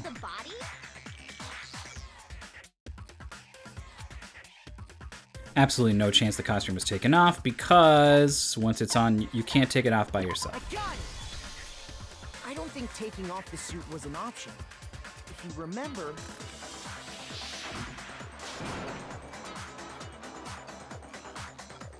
I don't think you can... It's really low to the ground. I don't know how you would push it without your feet and without bending over. Maybe if you had like a broom or something. I don't know. Or one of those hammers. Yeah, hammer would work. You could like crochet it down the... Not crochet. What is it? What do you play on the lawn? No, it's crochet, right?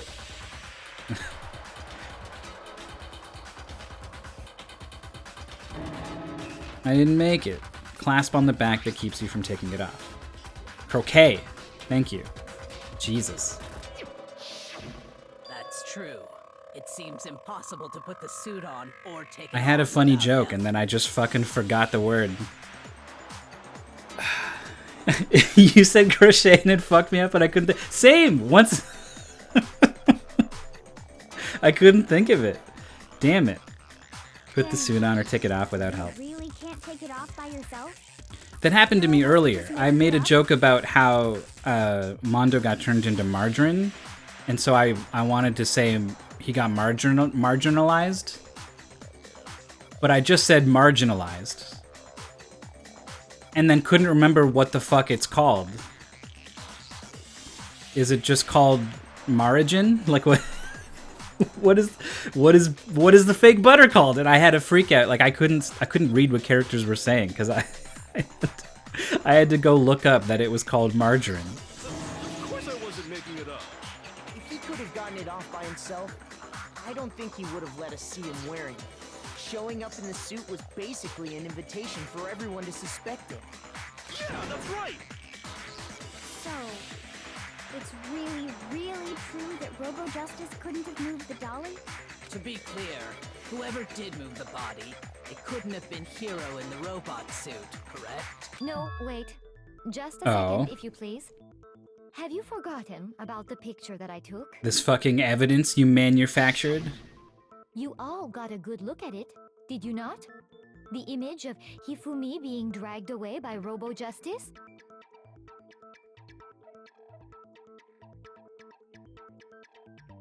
So this camera, it said it doesn't have any features like a timer or anything. It just takes very simple photos. If whoever was in that suit is not the culprit, how do you explain that? So I just had the idea like, oh, she wears the suit herself and takes this picture or whatever. But then that doesn't work. Someone has to take the picture. Which, I mean, maybe they're just straight up coordinating. I don't know. But it seems more likely to me Celeste put all these events into place and then sort of played her role on the sidelines.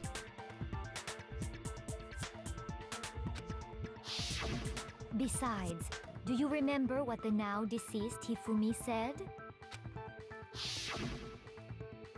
How did you get hurt? That guy hit me. Robo Justice. So long as those facts exist, the proper conclusion is beyond question.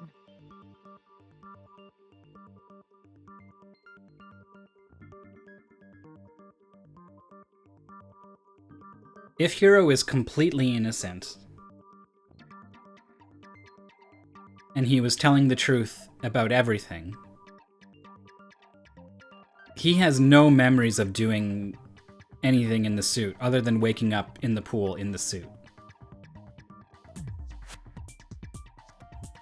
In which case, it couldn't be him hitting Hifumi or struggling with him in the rec room. The fat dude makes fanfics. I don't think they're necessarily erotic. A lot of them probably are. But he's the ultimate fanfic creator. The individual inside the suit and the culprit are one and the same. It was Hiro.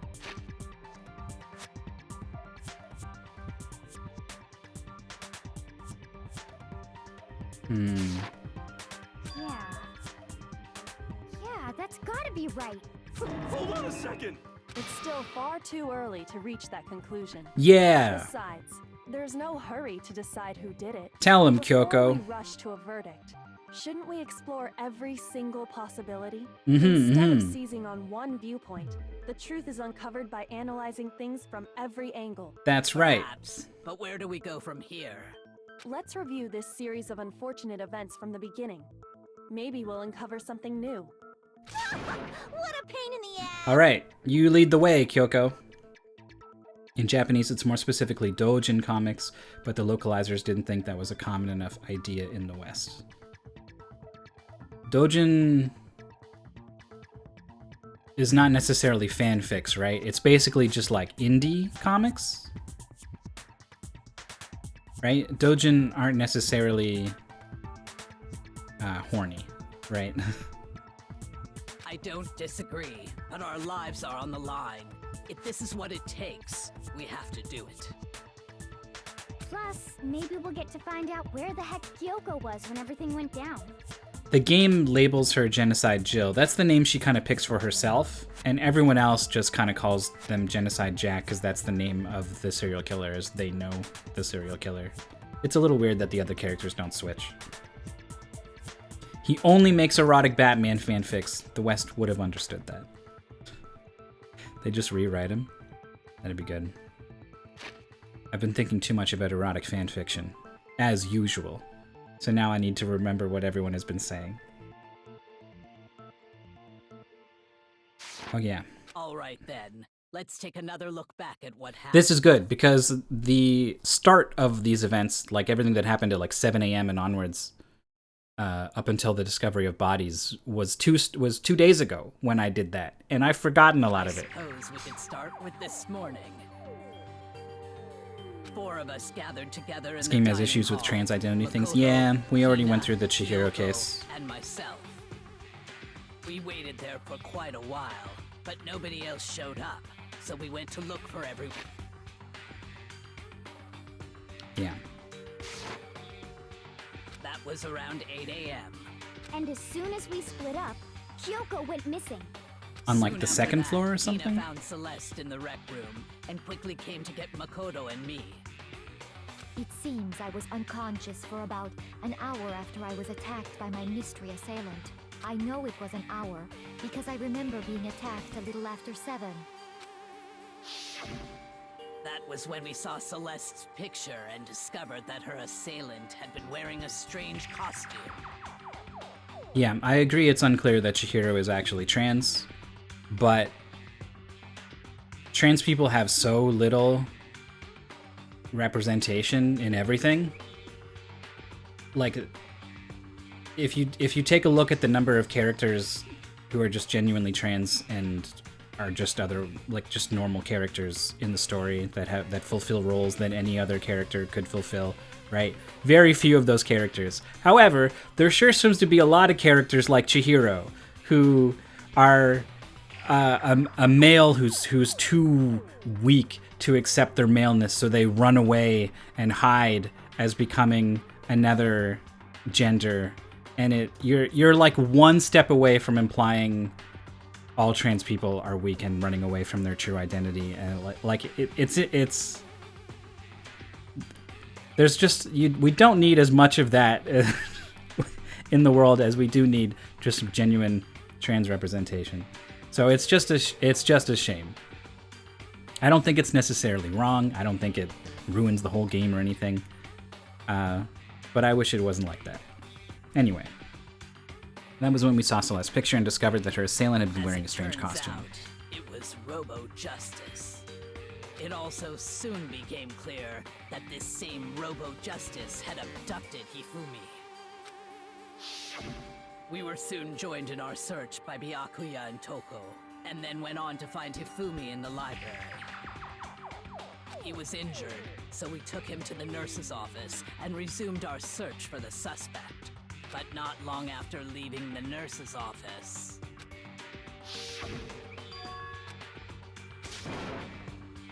I saw a shadow, said Celeste, something moving around at the top of the stairs. When Celeste told us that, we decided to split up and search the second floor. And soon after that, I saw someone moving around on the third floor, and I yelled out to Also everyone her. as soon as I did.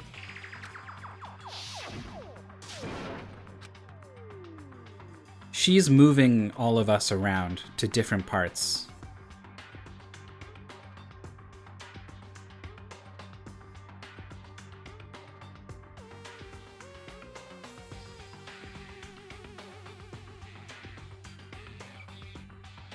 She keeps us away from the third floor.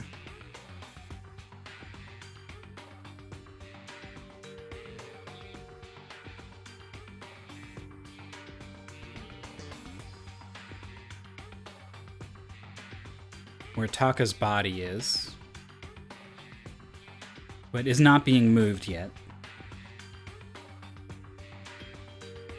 And then she keeps us away from the second floor,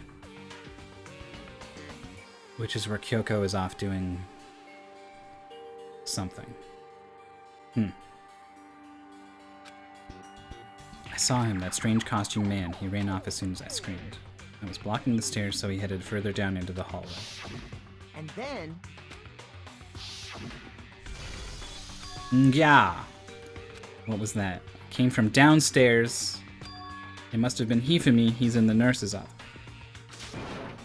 This is bad. Come on, we have to go back. At that point, we decided to divide up into two groups. Celeste, Hina, and I went back to the nurse's office, while Sakura, Byakuya, and Toko chased after the suspect. And then we both find both bodies. When we got back to the nurse's office, we found Hifumi, dead. But not actually. And that's when we heard the body discovery announcement. Which was actually Taka's body discovery announcement. I left Celeste and Hina there and headed back to the third floor to let the others know what had happened. Meanwhile, we had just discovered Taka's body in the equipment room. We must have found both bodies at almost exactly the same time. Because we heard the same announcement not long after we discovered his body. And that's when I told you guys about Hifumi. Then the three of us headed for the nurse's office. But right after we left the physics lab, we ran into Celeste, who'd arrived after us. And she told us something very surprising. Celeste with all the news here about what's going on. We rushed back to the nurse's office and saw that she was right. Then we remembered we'd left Toko passed out in the equipment room, so we hurried back again.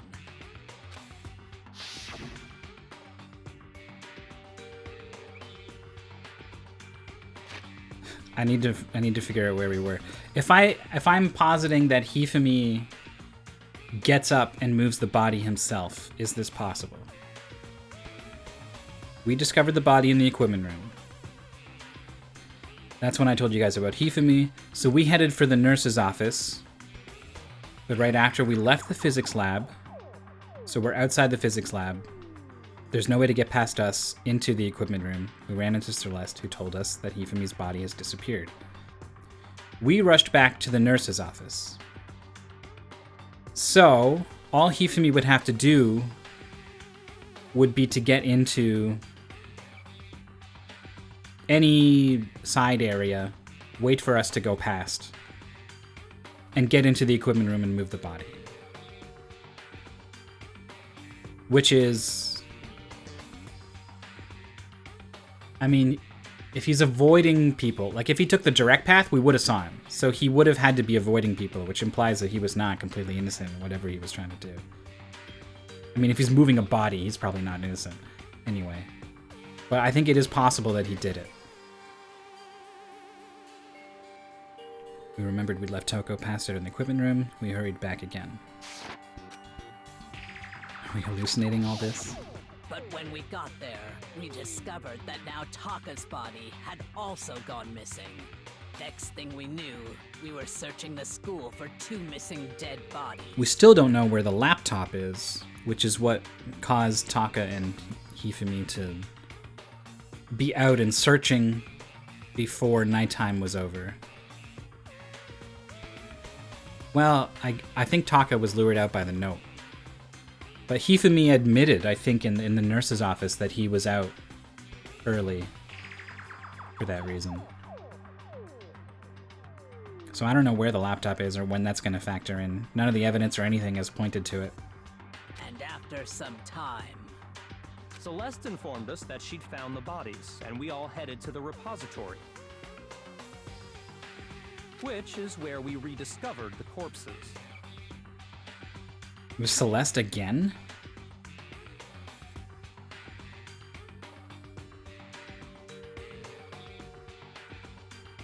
See, from my perspective, it was Byakuya who came up and told us, hey, they're in the repository. Celeste again found the bodies.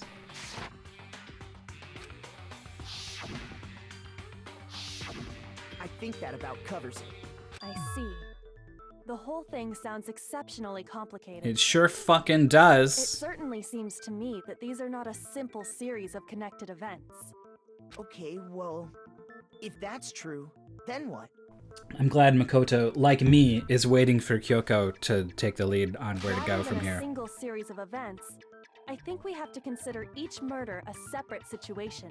Yeah, I like this. And from there, we can uncover the contradictions surrounding all of them.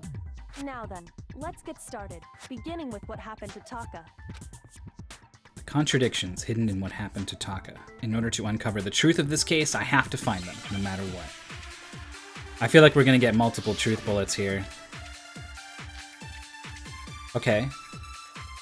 He got conked in the head, that's all we know. So, Maybe we're regarding supposed to Taka's use the death, Y button here. I wonder if he died before Hifumi. Or perhaps it was after? I think it was before. We already know what order they were killed in. Taka came last What makes you say that? because of the numbering of the Justice Hammers.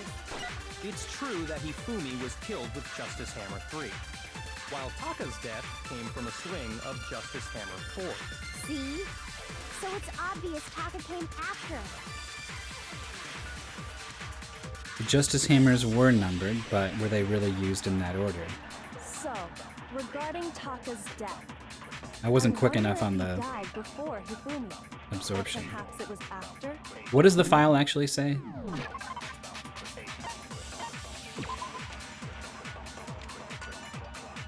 Blow to the head. Killed with a similar weapon. It doesn't say the same weapon, it just says similar. I think these hammers are similar to each other, so I don't think this is good enough here. We already know what order they were killed in. Taka came last What makes you say that? I'm gonna try this. because of the numbering of the Justice Hammers. It's true that Hifumi was killed with Justice Hammer 3, While Taka's death, See? So it's obvious Taka came. So, regarding I wonder if, or perhaps it was. We already know what order they were killed in. Taka came last What makes you say that? because of the numbering of the Justice Hammer. No, that's wrong. Nice.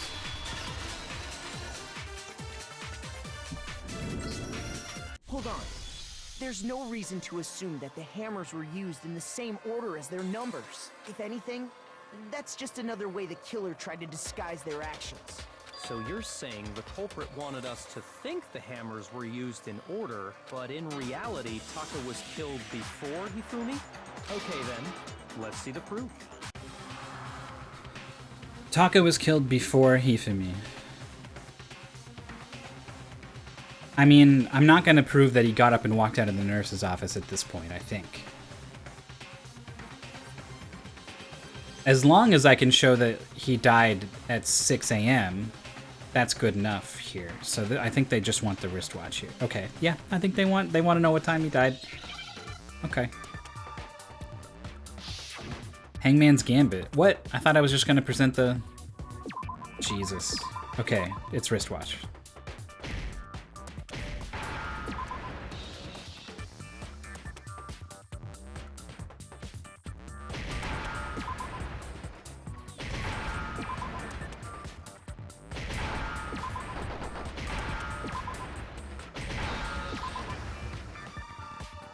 Now I understand. Now I understand. I got it. Taka's wristwatch. See? Look. It broke with the hands pointing just past 6 o'clock. It must have gotten broken when he was attacked by the killer. Because as of last night, So if he's dead at 6 in the equipment room...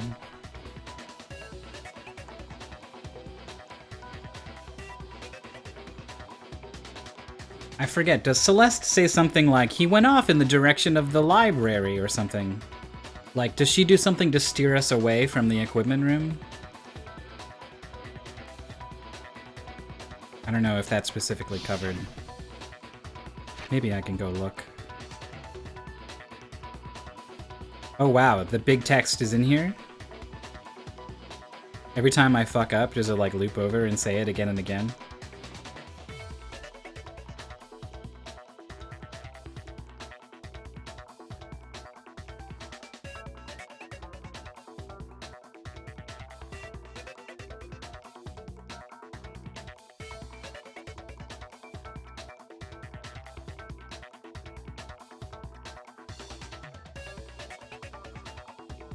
Robot Justice had abducted Hifumi. We were joined by Byaku and Toko. We went on to find him in the library, is all it says. We took him to the nurse's office. Celeste is the one who gets us moving to the top of the stairs. Specifically the second floor. Away from the third floor. Okay. Back to the wristwatch. His irritated voice pierced the air as he stared pointedly at his wristwatch. It's almost 10 o'clock, you know that? Bedtime for all the little boys and girls. so if it wasn't broken after 6 last night, then he must have been attacked around 6 this morning. And that would be his official time of death. But if that's true, then he was killed well before Hifumi. And before Celeste was attacked this morning, which happened around 7. That's right. Taka was killed before any of the other incidents took place.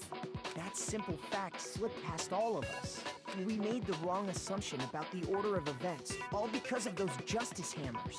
That's exactly why the culprit wrote the numbers on each hammer and had them increase in size. That way, when we saw how they were used in each incident, we'd easily make that wrong assumption. Now, if Taka was killed around 6, then everyone's alibis for his murder go out the window. Uh-huh. Including her Because when own. he was killed, we hadn't met up in the dining hall yet. That may be true in the case of Taka's murder, but all of our alibis still hold true for Hifumi's death. That's right. With him, at least. Well... we're safe.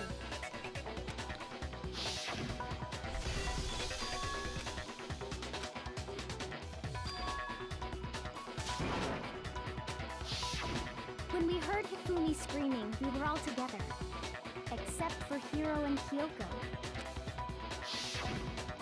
Then But we this all is not went when down he to the actually nurse's died. office, and that's where we found his body. That's totally true. We're all in the clear. Oh, I know! They must have recorded him screaming on a tape or something, then played it later on! If that's true, where's the tape? I don't know. Don't just go making stuff up. Anyway, I like we that her all have little rock-solid hair alibis for swoop when we gets heard angry when Hifumi she gets scream. angry. It's like the world's biggest... What do they call it? Ahoge? Idiot hair, I think, is literally what it translates to. Since all of us were there together, clearly none of us could have Kyoko's gonna come in and be like, not necessarily. Makoto, why don't you tell them why that's not the case? And I'm gonna have to be like, well, it could be one of these 3 pieces of, ooh, shit, oh, I don't know. And it does not stop there. There was also the moment when we discovered his body had disappeared.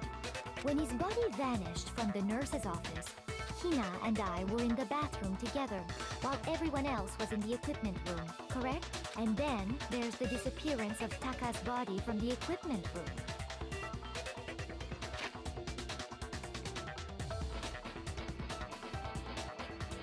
Everyone else was in the equipment room. Yeah. At that time, That makes sense. we That were checks all out. gathered That's what I thought. together in the nurse's office because of Hifumi going missing. Well, don't forget, I was passed out in the equipment room the whole time. Wait, then what if Genocide Jill did it? She could have dragged Taka's body out of there right then. Even if she could pull that off, there's no way she could have done the same with Hifumi's body. Because, as we just established, she was passed out in the equipment room when his body disappeared. Besides, I didn't do either of them anyway. In other words, it is impossible that any of us could have killed Hifumi or moved either of their bodies. On the other hand, Hiro and Kyoko had disappeared. So Kyoko? they most certainly could have done those things. So what now, For Kyoko? We can't get fixated on who did it, or we'll just keep going around in circles. So instead of who, I propose we start talking about how. In particular, I think we need to figure out how Yeah, Hifumi's here we go. body got moved. That's true. We searched everywhere, but we couldn't figure out how to explain his body disappearing. And according to what Celeste said,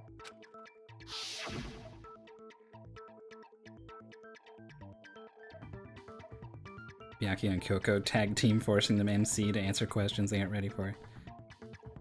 We could not have been gone for more than a minute or two. The killer was able to get in and move his body in a short amount of time. his body apparently disappeared in the 1 minute her and Hina took their eyes off of it. But to carry that much weight from the first floor up to the third in that short amount of time? Oh man, yeah. There's no way. It'd be impossible. I wonder if the game wants you to think like, you'd need the strength of a world-class martial artist to do that. Well, what if I told you there was a way to make the impossible Here it comes. possible? What? How? If the dead body were to She move just went and itself. said it. I figured this out immediately, and I was like, look at me, so smart. I can't wait in the trial when I get to tell everyone that he wasn't actually dead. And she just fucking... She's stealing my thunder, my spotlight. The dead body moved on its own? No. This music is playing for her, it should be for me. I don't think it has anything to do with the occult. I think what she's implying is we thought Hifumi was dead, but perhaps in reality he was still alive. He was alive? Are you saying Hifumi wasn't carried out of the nurse's office, but simply walked out on his own? But I mean, we found his body. He was dead. Perhaps he was simply playing dead. That it isn't possible. Is it really possible? Alright, what are they gonna give us? Broken wristwatch? That doesn't seem to have anything to do with anything. I think we're gonna have to copy Saying that something. When we first found Hifumi in the nurse's office, there's a chance he was actually still alive. No, it is impossible. Too slow. Hifumi was dead, without a doubt. And you know that how? Surely you heard the body discovery announcement along with the rest of us. Hifumi's dead body had been found. And that is why the announcement was made. No, we already know Are they we happened at really the same time. so sure about that? Maybe the announcement was intended to signal someone else's discovery. Can I memorize this and then loop around? Are you I can. saying that when we first found Hifumi in the nurse's office, there's a chance he was actually still alive? No, it is impossible. Hifumi was dead, without a doubt. I have to shoot the thing before I And you know shoot that the how? good one. You know, Surely you heard the body A discovery before Y. announcement along with the rest of us. Hifumi's dead body had been found. No, that's wrong.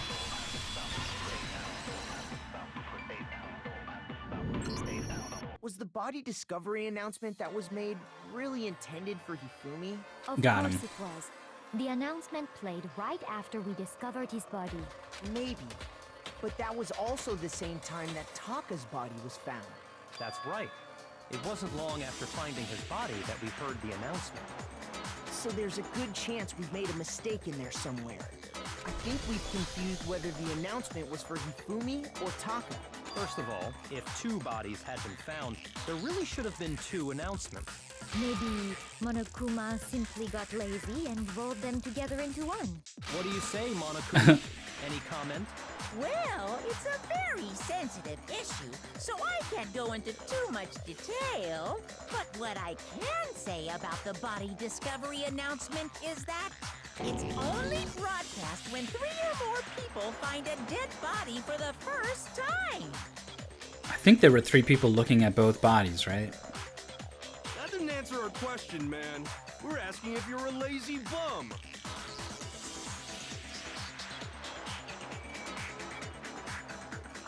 No, actually, that was plenty. Huh? He said it's only broadcast when a body is discovered for the first time, which means...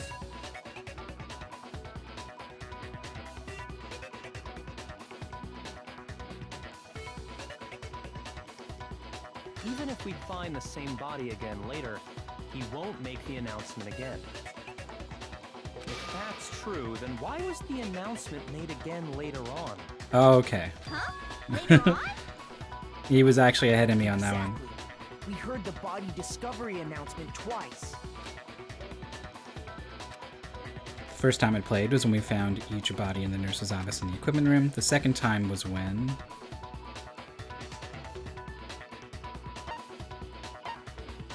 both bodies were rediscovered.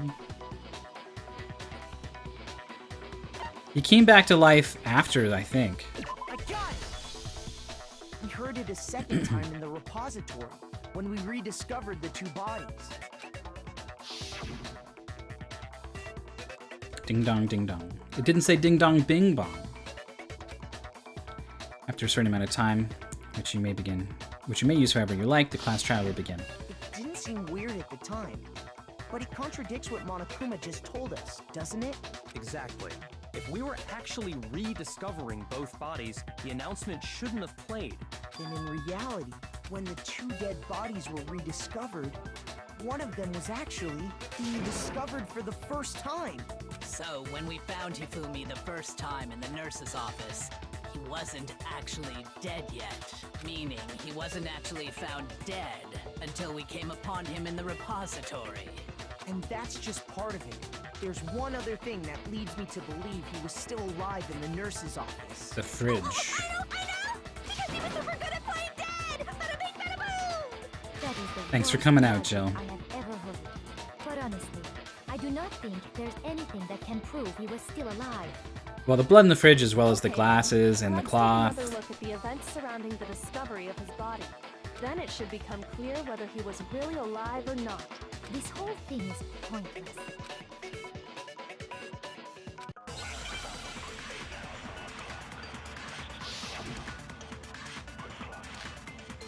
Hifumi's glasses. Well, here's one thing we do know. The first time we found Hifumi's body was in the nurse's office. And then, while me and Celeste were in the bathroom, his body disappeared. And the next time we saw his body, it was in the repository. But when you compare his body before being moved and his body after being moved, other than the change in how it was positioned, there was no notable difference. No, that's wrong! Easy. In fact, there was one clear difference between Hifumi in the nurse's office and the repository. His glasses. That fact alone proves that he was only playing dead in the beginning. Perhaps you'd like to fill the rest of us in?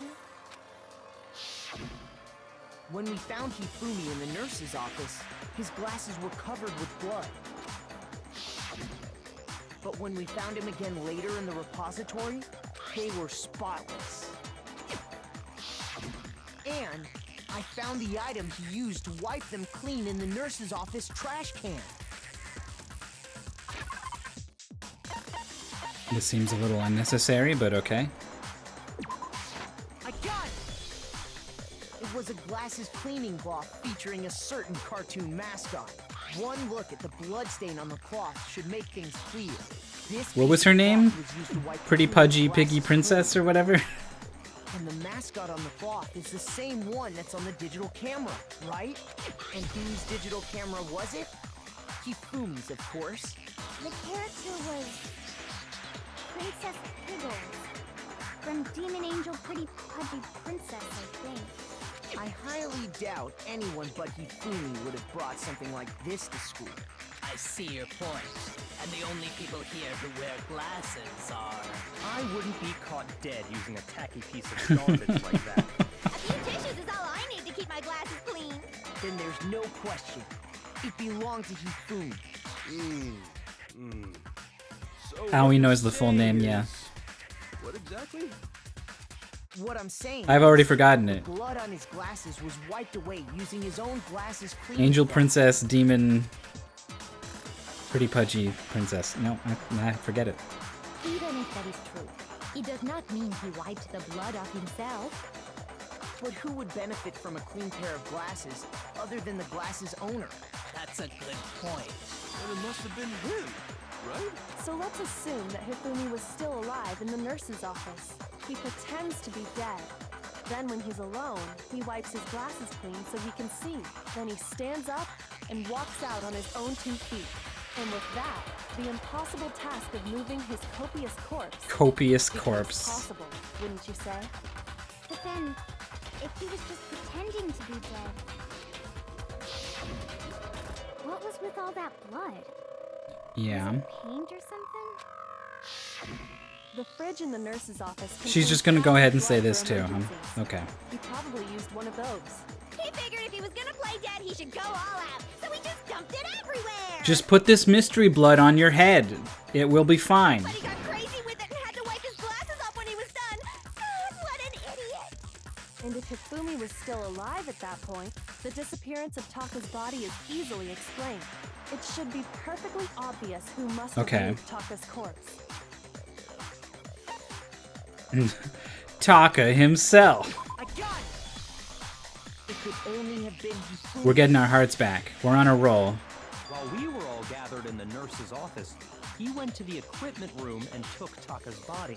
That also explains how the door to the repository got locked. The door was locked? Well, after the bodies disappeared, we all went looking for them, right? So me and Sakura headed for the repository. But when we got there, the door was locked. And the repository door can only be locked from the inside. Which means when Hina and Sakura got to the repository, someone was already inside. And it could only have been Hifumi, who just finished stashing Taka's body there. He convinced us all he was dead, and when he saw his chance, he dragged Taka's body to the repository. But why? Unless he killed him in the first place. So, Hifumi wasn't just another victim in this case. He was one of the assailants. But that means he took part in the murders. I just can't believe it. If you're having trouble, would you like me to show you one more piece of evidence? There's more? Oh, absolutely. The single biggest fact pointing to his involvement has yet to be revealed. Is she gonna look at me to do this? I'm hoping she does this herself. I hope she's got something new. You know what I'm talking about. No! Right, Makoto? The item he Okay. took off of Yeah, no, Taka's I know what she's talking lifeless about. body. We're okay.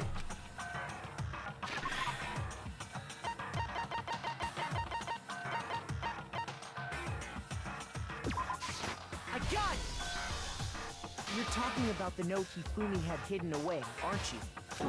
Hidden note? That's right. We found it stuffed in his pants. What?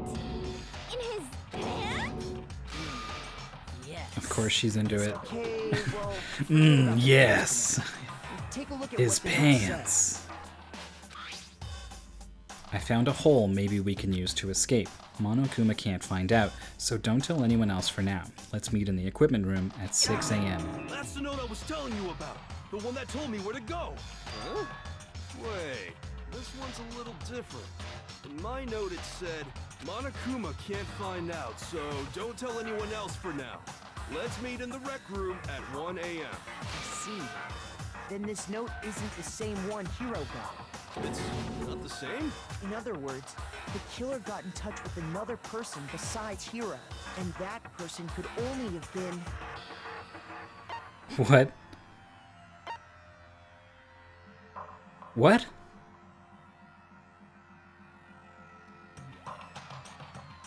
I got it! That's right! Taka!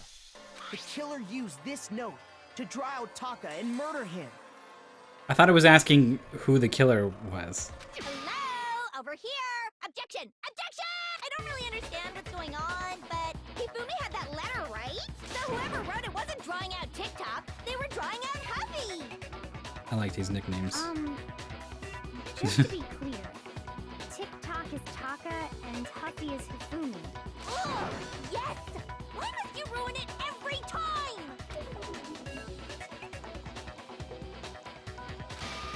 I can't let her get to me.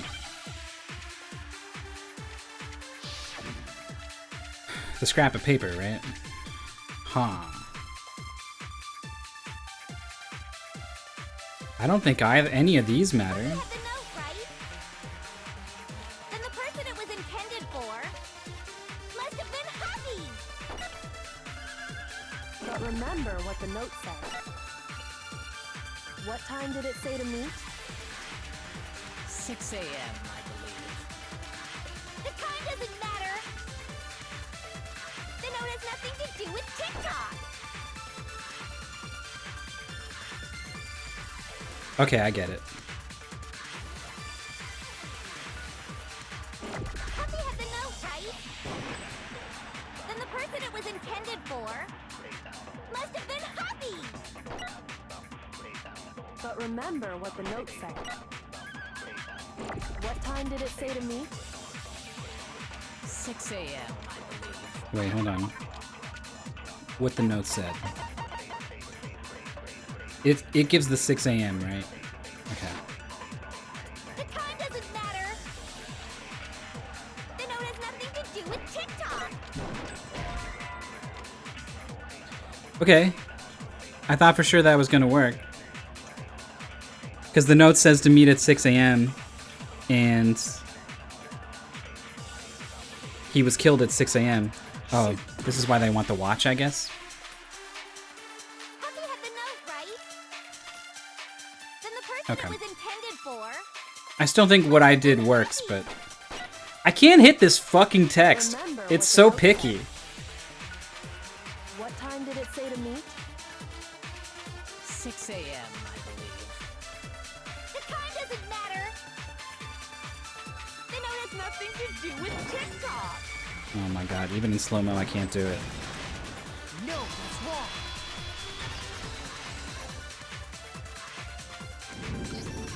No, there absolutely is a connection.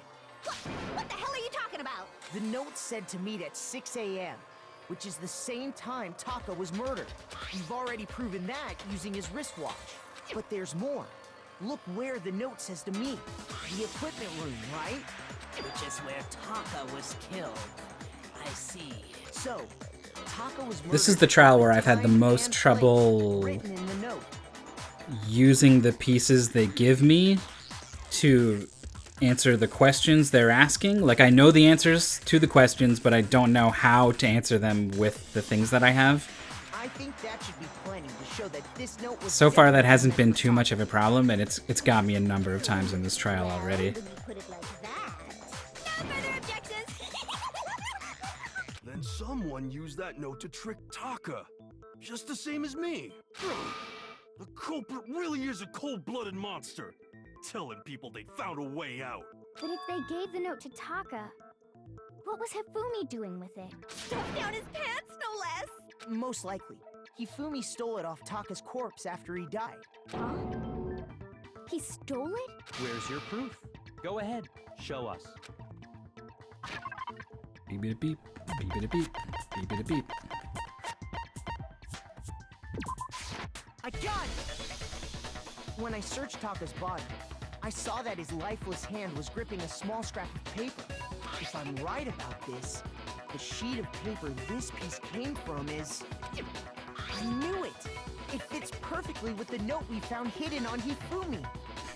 I didn't bother to try to do that until now, for dramatic reasons. Then Taka's scrap But I knew it. and Hifumi's note. Yup, they're from the same piece of paper.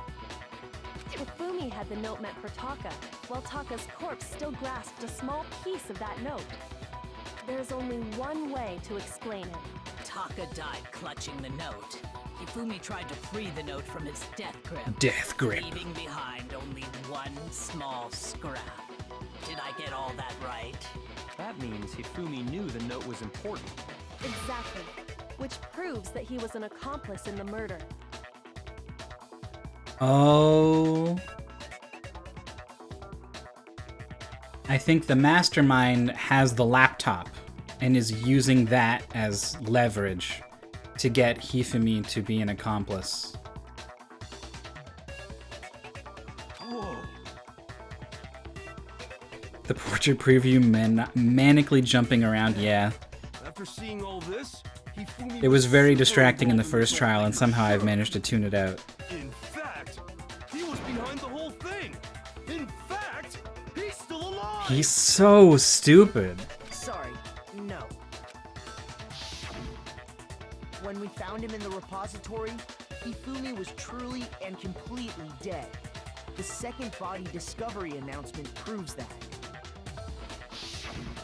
So then, who killed Hifumi? Whoever did is the mastermind. The true killer. He was killed in the repository.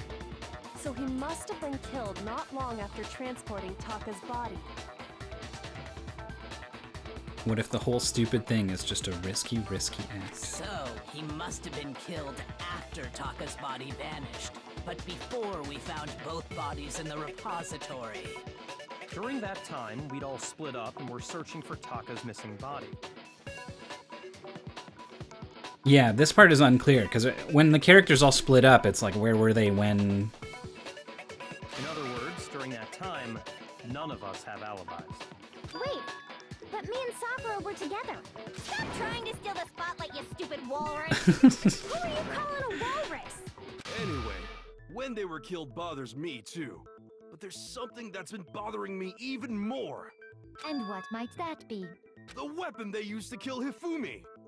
The weapon?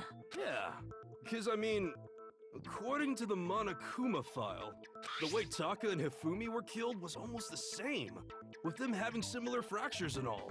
But Justice Hammer 3 and 4 were still laying around in the nurse's office. Alright, here's where it wants me to right? present the washed hammer. Hifumi was killed in the repository.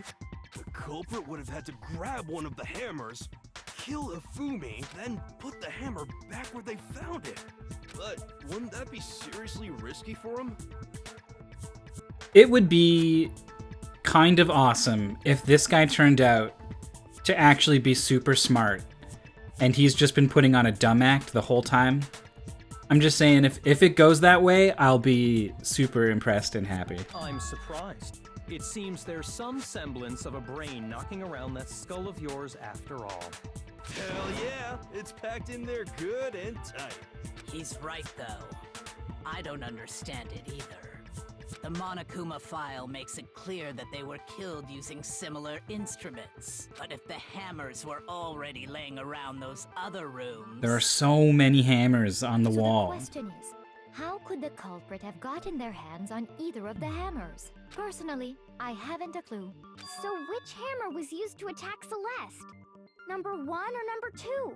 Those were accounted for in other rooms too. And I don't think either one is big enough to kill someone. I feel like if you really wanted to. Is it not possible they used a different weapon? I don't think it is possible.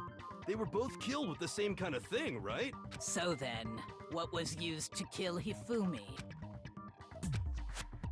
The whole picture surrounding this case won't become clear until we figure out what actually killed Hifumi.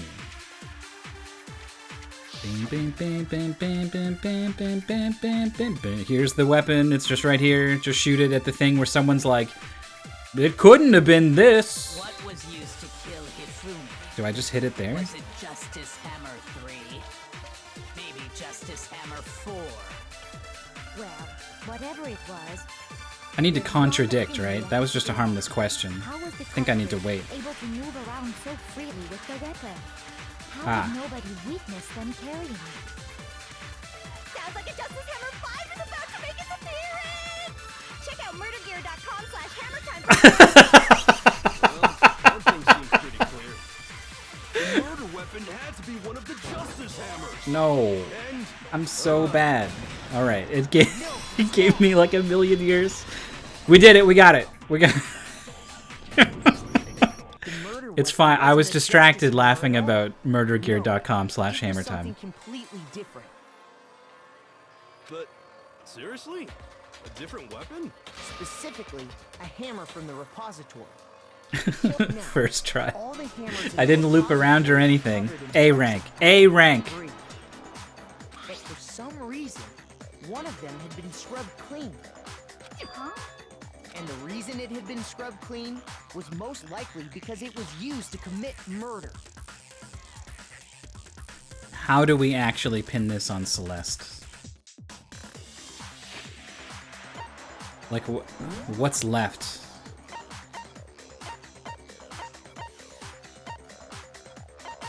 The door?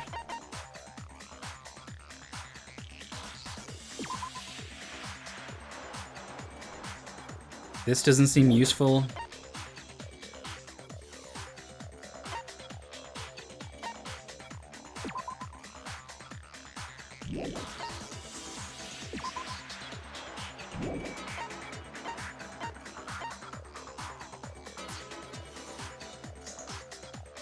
E-handbook and the door are like the only things we haven't used yet, and none of them are very strong at all at pointing to anyone.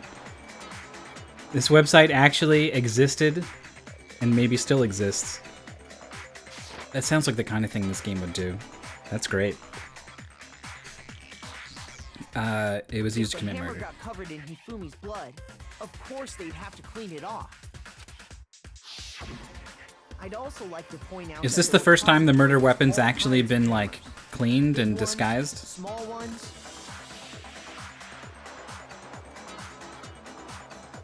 And even some flat mallet-like ones. I think whoever made the Justice Hammers used those as a basis for their design. If that's true, that would explain the Monokuma file's note about the wounds being similar. So Hifumi moved Taka's body to the repository, where someone then used the hammer to kill him. Whoever did that is the true killer. The one Hifumi was working with. And the one who betrayed him. Hold on a moment. I still think it's strange to assume someone was working together with him. The way the graduation rule works, there is no benefit to helping someone else carry out a murder. Oh, if Hifumi is working together with Celeste, then the photo of the struggle could be staged. Hiro could be passed out and, like, propped up, made to be looking like he's doing whatever he's doing, and Hifumi is playing along. And then she snaps the photo. No benefit to helping someone else The carry out a idea murder. That anyone would work together like that Yeah. is simply ludicrous. We talked about this, did we not? So here's where I think that she's got the laptop. And that's why Hifumi is doing what she says. Also, he's a weird masochist, and they have a thing going on. So I feel like she didn't even need the laptop. He would still just do it if she asked. But I don't have any evidence about the laptop to interact with what she's floating here. So we'll see where this goes. We did talk about how there wouldn't be any reason for anyone to work together. At least, that's what we thought at first. But I think we're gonna have to capture hammer, huh? Yeah, I think we're gonna have to capture something someone says here. Based on the rules that have been laid out for us, even if more than one person is complicit in the murder, Only the one who actually carried out the act can graduate and survive. Assuming the rule holds true, it is simply impossible that two people work together on this. This doesn't seem useful. That is how the rule was explained to us. But that only really applies if there's one murder, right? In this case, however, there were two murders.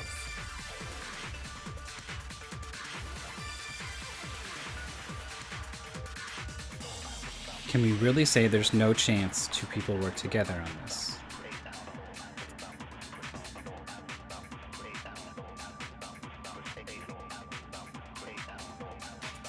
I've got the hammer, I've got impossible, and I've got two murders.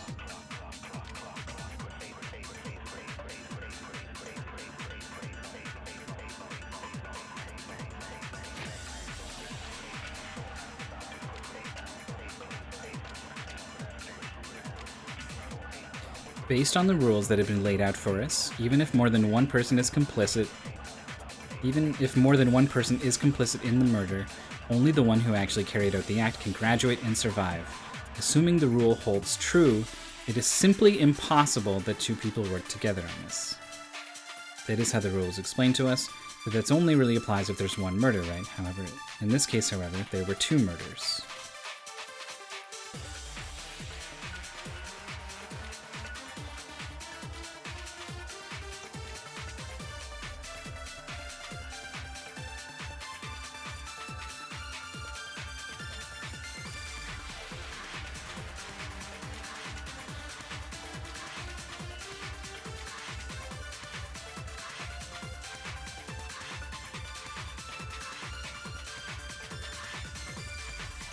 I mean, I feel like I need to either take impossible and shoot it at two murders, or take two murders and shoot it at impossible, but I don't really know exactly why. The hammer just doesn't seem like it fits in.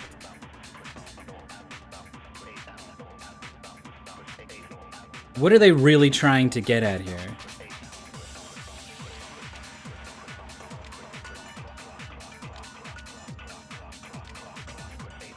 Hifumi would be willing to help do a murder if he assumed he was not also going to get murdered.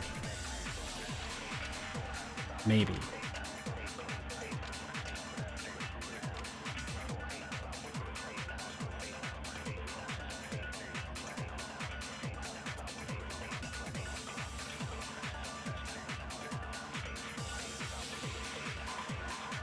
Can I take two murders and shoot it at two murders?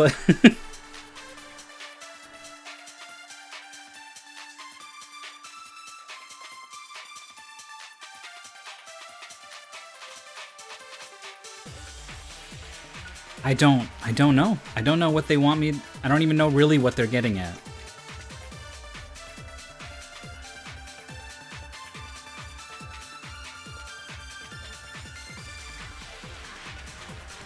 Only the one who actually carried on the act can graduate, assuming the rule is true. It's simply impossible that two people work together. It only really implies that there's one murder. In this case, however, there's two murders.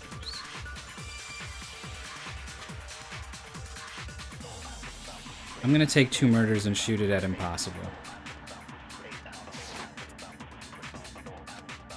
I don't really know why. The rules that have been laid out for us. Even if more than one person, only the one who actually, assuming the rule holds true. That is how the rule... But that only really applies if, in this case, however, there were two murders. Based on the rules that have been laid out for us, even if more than one person is complicit in the murder, only the one who actually carried out the act can graduate and survive. Assuming the rule holds true, it is... No, it's wrong. Phew. Okay. Since there were two murders, it's at least plausible that more than one person was involved. Because there would be two separate trials. Like, what is that? What do you mean? I still don't If there's follow. only been one murder, then yes, the idea of an accomplice isn't really worth considering. Naturally, if only one person can be saved per murder, an accomplice has no risk versus reward benefit. risk versus reward. Are they implying that if two people do two different murders, then the trial for both will happen at the same time and two people will get away with it and live? Like, none of that has been implied at all in the rules. It would be ridiculous to assume that. Working together. The reward that balances out the risk of taking part in a scheme. I would think you would do the trial for one of them, where one person would get away and everyone else would die. And then whatever happened in the second murder in the second trial wouldn't matter. There's no point in being someone's accomplice if there's no benefit to you. However, if there were some potential mutual reward for the risk, then cooperation becomes possible. You're saying that two people could act as each other's accomplices to commit two separate murders. I think that's what the true killer told Hifumi. They would each have an accomplice for their crime, and based on the case's events, Hifumi would have been the first one to act, murdering Taka. They made him carry out the first murder so he couldn't back out of helping them later on. So in this case, there wasn't one single person committing multiple murders. Instead, each person killed someone, creating two separate incidents. And it only looked like one person because that's how the true killer designed it to look. A single suspicious individual, a similar weapon used in each crime, disappearing bodies. By creating one seamless set of circumstances, they made it look like one person was behind it all. Okay. The mastermind picked their target and managed to convince him to go along with their plan. And then, to avoid the no accomplices rule, they simply killed their accomplice. Which, if true, means that betraying Hifumi was part of the plan from the very beginning. That's just awful. How could anyone be so cruel? You think so? I can't help but admire its cunning. Still, their choice of accomplice seems... Hey Jimmy, I'm deep into deductions here. I saw that you said hello, but... Well, no, you didn't say hello. You said Danganronpa, which is, you know, I took it as a greeting.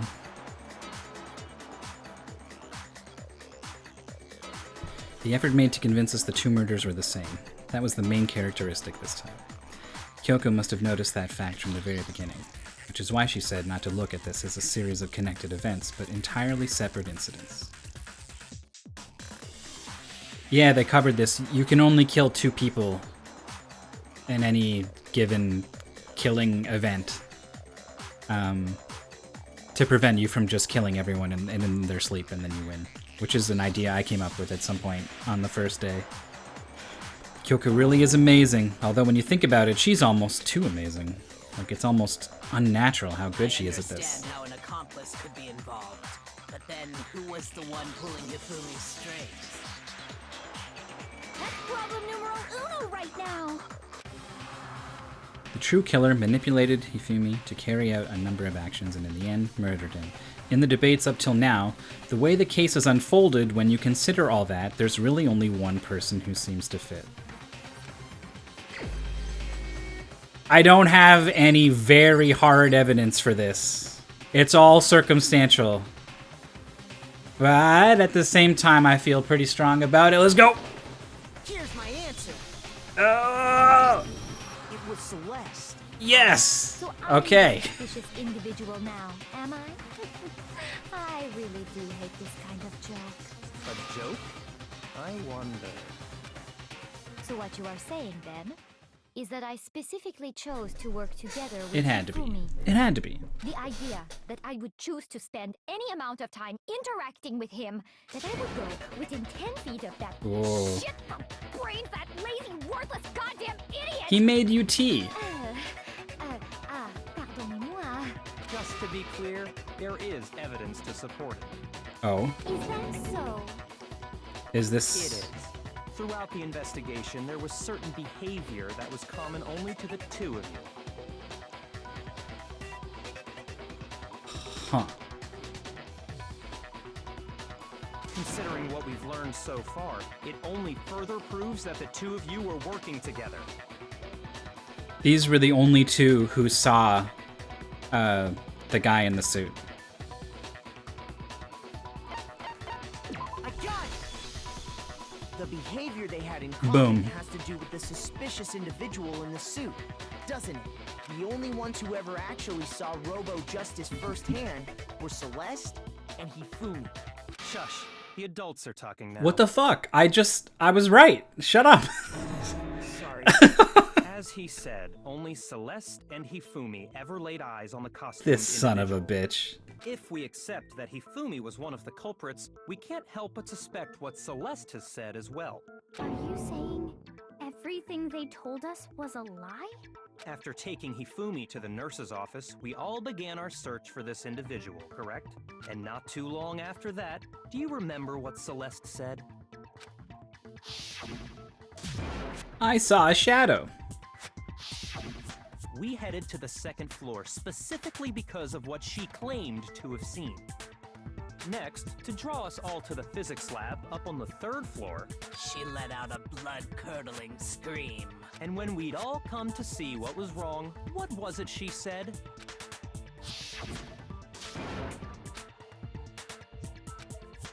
I saw him, the strange costume man. He ran off as soon as I screamed.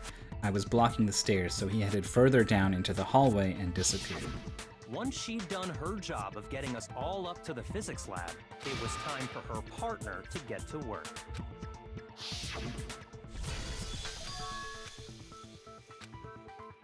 Came from downstairs. Euphemies in the nurse's office. It was to get us to divide into two groups. So that we would discover both bodies at the same Ooh. time? In fact, Celeste was precisely the one who proposed that we split up.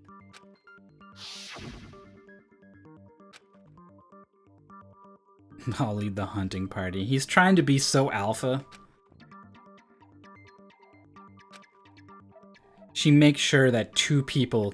He says, I'll lead one party of an unspecified number. And she says, okay, you two come with me so that we can be 3 people going here and you can be 3 people going there and 3 people will be at both bodies. Well, if Celeste and Hifumi were working together, all those chance events suddenly become connected. And on top of that, that piercing cry of yours early on.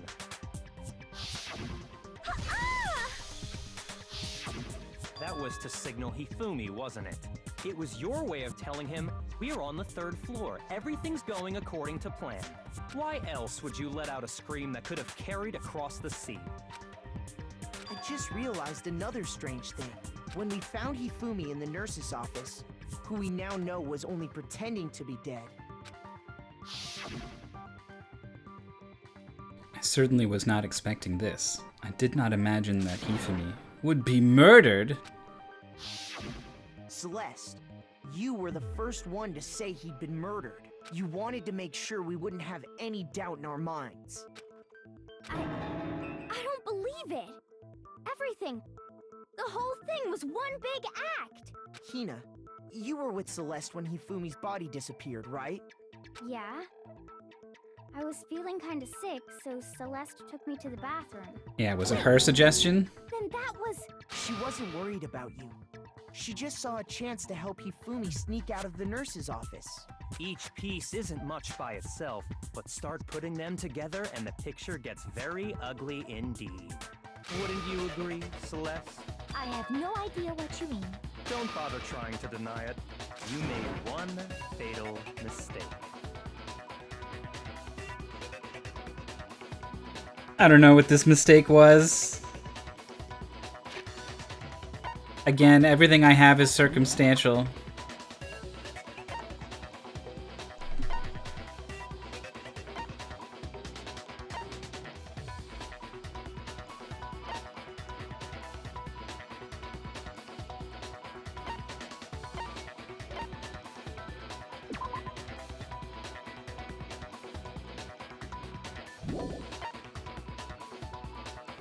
Oh, I think it's the blueprints.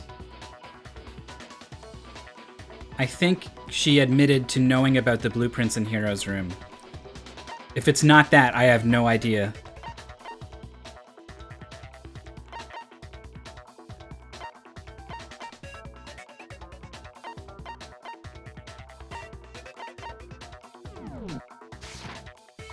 Oh, did I? I didn't even catch it myself when you first said it. He was right there in the pool, and I remember thinking when he said it, and when she said it, and he didn't react, I was wondering if... I started making up excuses in my head. Oh, she said she was looking for Hiro. Oh, she went to his room. Looking back, I can say that one little slip-up was your undoing. What are you talking about?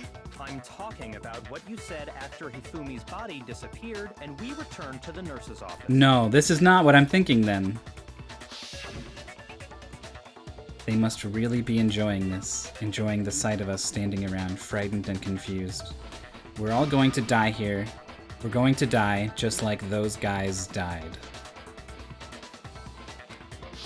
I remember her saying that too, but I don't understand what's so strange about it.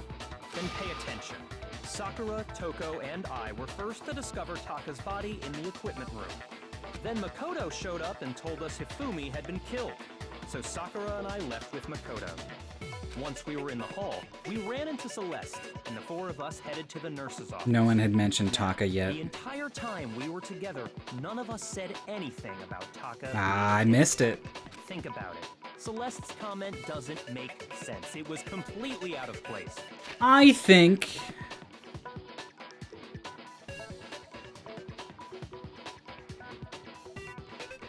we're going to die just like those guys died. You could very easily say she's talking about all of the previous murders.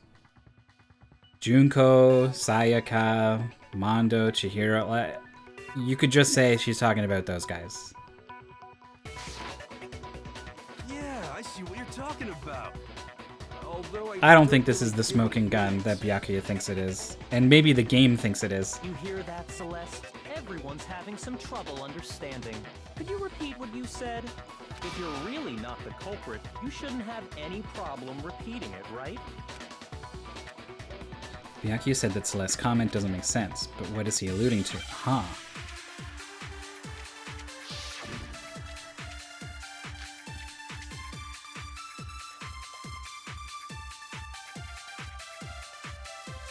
I thought he made his case. What are we still arguing here? They must really be enjoying this.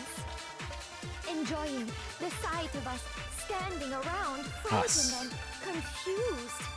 They must be positively elated. We are all going to die here.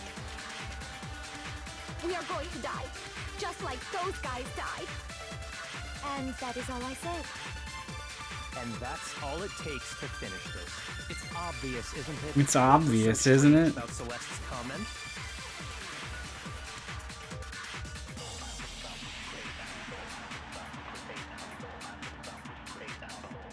Do I take so strange?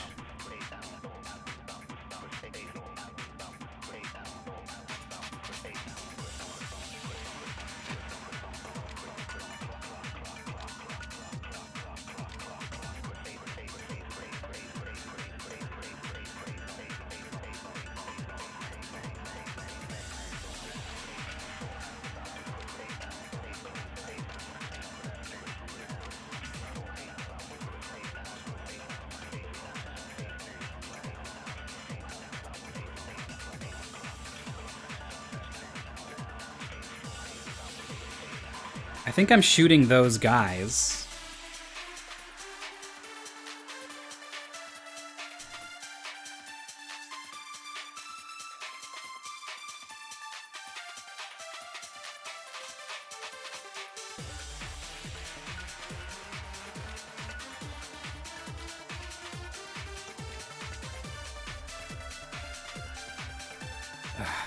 Us and all are really specific words here that it's the kind of word that can change the context of a sentence. Like, it's powerful, and so I don't want to overlook them.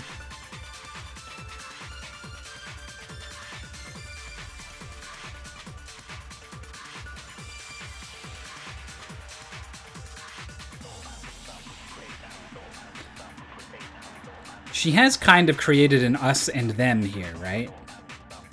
Enjoying the sight of us standing around just like those guys died. So that's kind of interesting. That's something I've learned, is that if someone is arguing in bad faith, you should pay attention to how they use the words us and them, and ask yourself who us and they really are.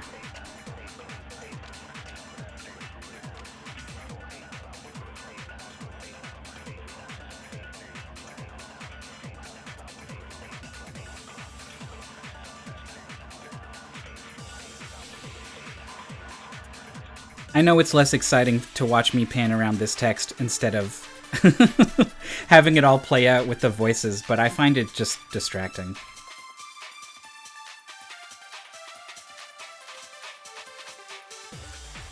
This way I get to play the game like Ace Attorney.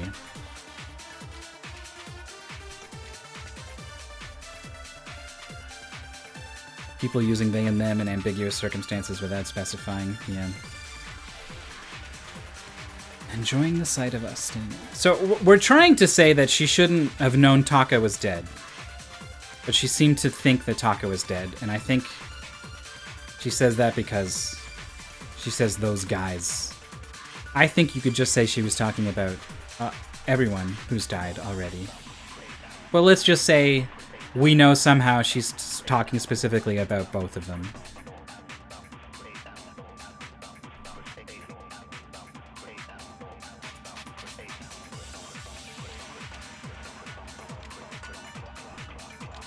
What counters? Like, do we just take So Strange? I'm gonna just try taking So Strange. I don't know. All I said, they must really enjoying the sight of us. They must be. We are going to die, and that is all. And that's all it takes to finish. What was so strange about Celeste's comment? All I said, they must really enjoying the sight of us. They must be. We are all going to die here. We are going to die. Just. No, that's wrong. That's a weird one. Okay. We're through it. It's a shame I had this idea really quickly and then spent like 5 minutes second guessing myself. Like those guys died. When she said that, none of us had told her Taka was dead. This one has felt clumsy. Exactly. And we didn't run into her until after we were all out in the hall. So there was never any chance for her to have seen his body in the equipment room for herself. So how did you know, Celeste? How did you know more than one person had been killed? And how did you know they were both guys? Because Kyoko had also disappeared, right? So she could have been dead too. You all have such vivid imaginations. You know that? Imaginations? You claim that I was lying when I told you about the suspicious person I saw. Then what about the picture I took? Yeah. Here she thinks this is her How do you ace in the explain hole. This picture of the costumed villain dragging Hifumi away.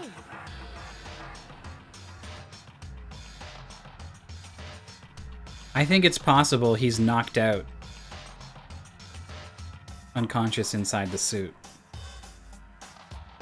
Or not even in the suit at all.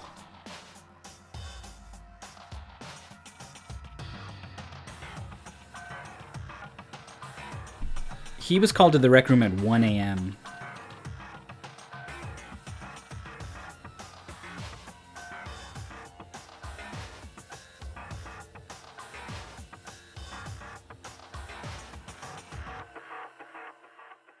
That's a lot of hours. Hero was, that is.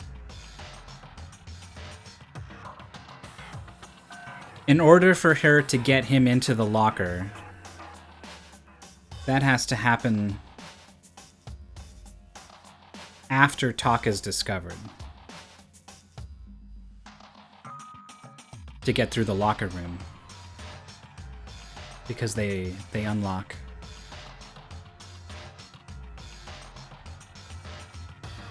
After a body is discovered.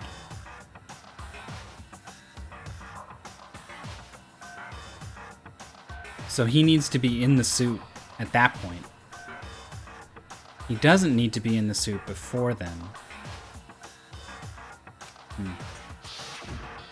It has to be some kind of setup, right? So let's put the suit on. And then she used the camera's timer. No, the camera doesn't have a timer. Have you so quickly forgotten? You are the only one who could have possibly fit into that suit. Plus, I happen to know that this particular camera does not have a timer. In other words, it is an unassailable fact that this is a picture of Hifumi being dragged away. If everything I told you was a lie, how can this picture exist? Simple. Are we sure that's really a picture of the suspect dragging Hifumi away? What could you possibly mean by that? Surely there are other explanations than the one you've offered up. How are they gonna get me to explain No. this? There is no other explanation. What evidence do I have to suggest this is like a convoluted setup?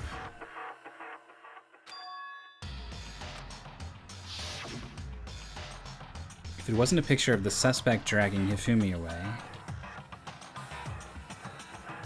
it's a picture of him carrying Hiro.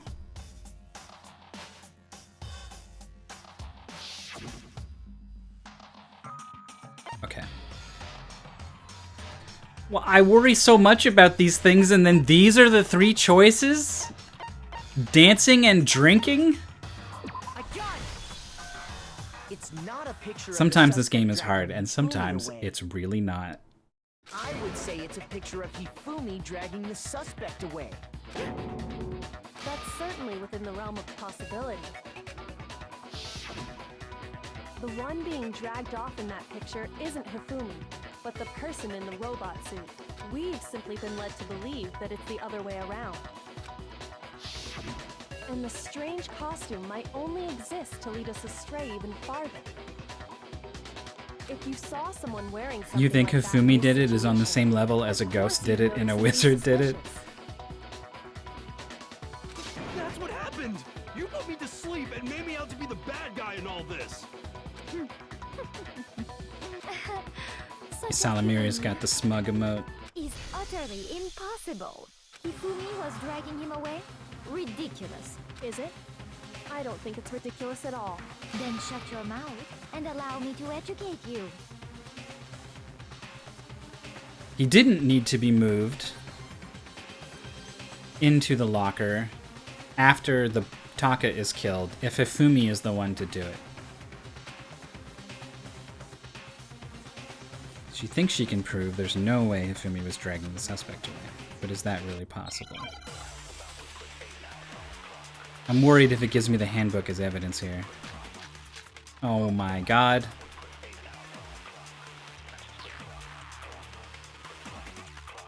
You dressed me up in that suit after I passed out! Then you just draped me across Hifumi and had him carry my weight! You tried to make me look like the bad guy! Like I said, ridiculous. As you can see in the picture, the suspect is standing perfectly upright. If the person inside the suit was unconscious, there's no way they could stand up straight like that. Then the fortune-telling idiot is the culprit after all! No way!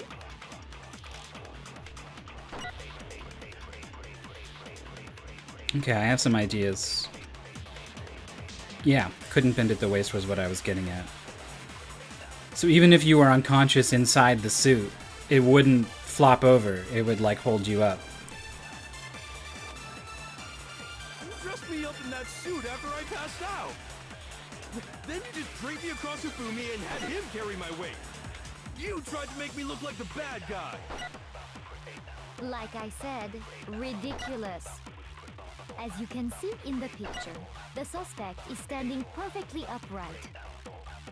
If the person inside the suit was unconscious, there's no way they could stand up straight. No, that's wrong. I feel like no way they could stand up straight should be the whole thing we counter Even here, if but the person inside the suit were unconscious, we got it. They could still stand up like that because that Robo Justice suit had a certain characteristic.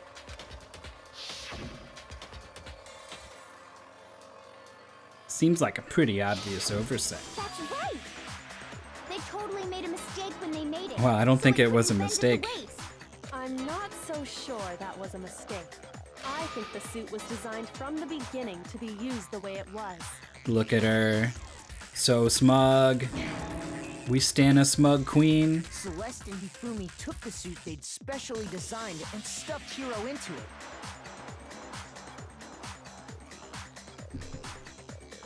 That's how they were able to fake that whole thing. The point of it all was to make us believe whoever was in the suit was to blame. Well then, I suppose this is checkmate. Checkmate?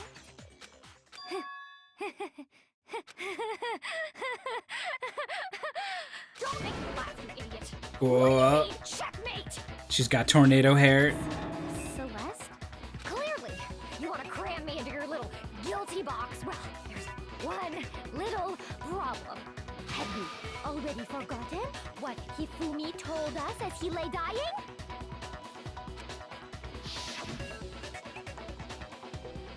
Who was it? Who attacked you? Who tried to kill you? Who killed me? That's right, I remember their name. Yasuhiro. When we asked him who had attacked him, his answer was quite clear, was it not? He said, and I quote, Yasuhiro.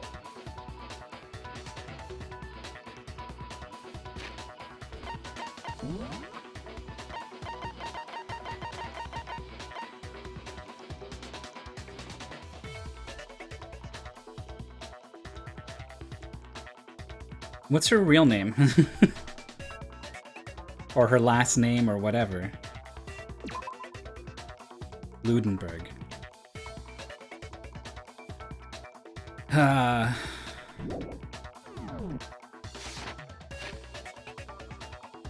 Who killed me? I remember their name. Yasuhiro. He's actually dead at this point. He's been killed by Celeste. Like, he has no reason to protect her, I think. Unless she said she would smash his laptop if he fucked this up or something. In other words, Yasuhiro Hakakure!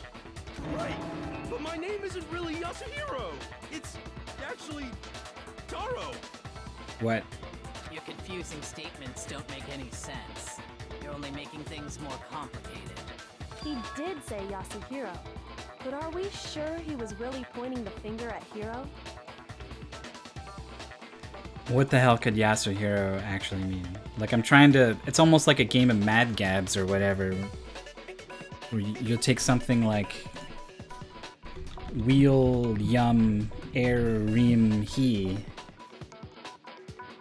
And you say... You sound it, you mixed it up. Will you marry me? Will you marry me? Will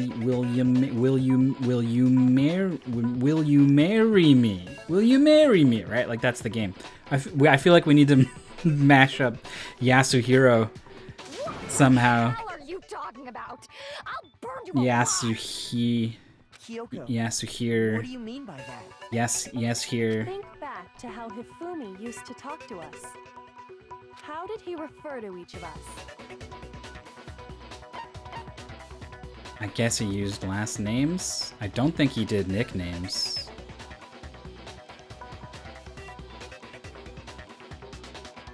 I never noticed these things. I got it! That's right. All right. Our last names. He called This is us something all a by our Japanese last person names. would have probably noticed more. It's culturally a sign of closeness if you use someone's given name rather than their last name. So it's when you're more formal and a little more distant, you would use last names. Sometimes you'll even like ask permission to call someone by their first name, like, hey, let's do this. I like you. Do you like me? Exactly. I know I heard him say It's a Mr. big Naegi deal. more than once, for example. Mr. Naegi. So if Hifumi did mean to say Hiro's name, he would have said his last name, Hagakure. I'm sure it was just incidental. By chance, his first name. Indecent? Don't talk. Random chance. Now isn't that a convenient explanation? No, there's no reason to think he would have said the name any different than normal. But he must have run out of energy before he could say any more. So Hifumi was trying to tell us the last name of whoever killed him? But the name he said doesn't apply to anyone here. Well, no. Hold on. There's one person it could apply to, and that's Celeste. She never actually told us what her real name is. What did you just say? I started a new job 6 weeks ago, and I usually call people by last names, and my new boss really doesn't like that, so it's been a change for me calling everyone by first names, which is awkward because I'm constantly in 10-person meetings with 3 people with the same first name. That's why you always call Alpha 5 just 5. To think you take your false accusation so far, I don't know. 5, son. Or spit. Please do commentary with me. Come on! Enough with your idiotic blather. Yasuhiro is a loser's name. Do I look like a loser to you? You definitely look like the kind of chuny who would take on a name like Celeste Ludenheim. Well, do I? What? I think I've earned the right to be a little on edge. Okay, then fill us in. What's your real name? Make sure your ear holes are wide open and listen up! My real name is Celestia Ludenberg. Could you please stop making me repeat myself over and over again? Are we gonna have to get her handbook out and have it boot up?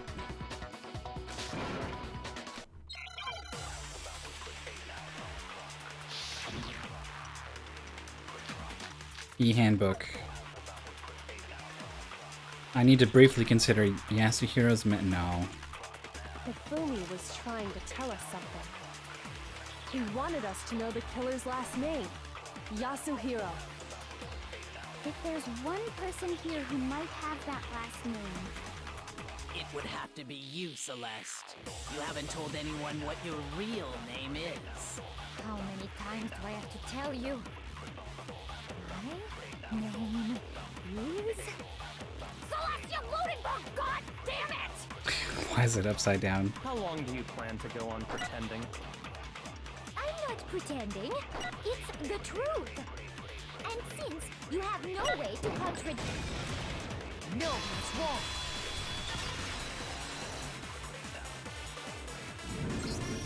That's it. The handbook. The handbook. What? Anytime you turn your handbook on, it shows the owner's name when it boots up, right? Monokuma told us all about it before.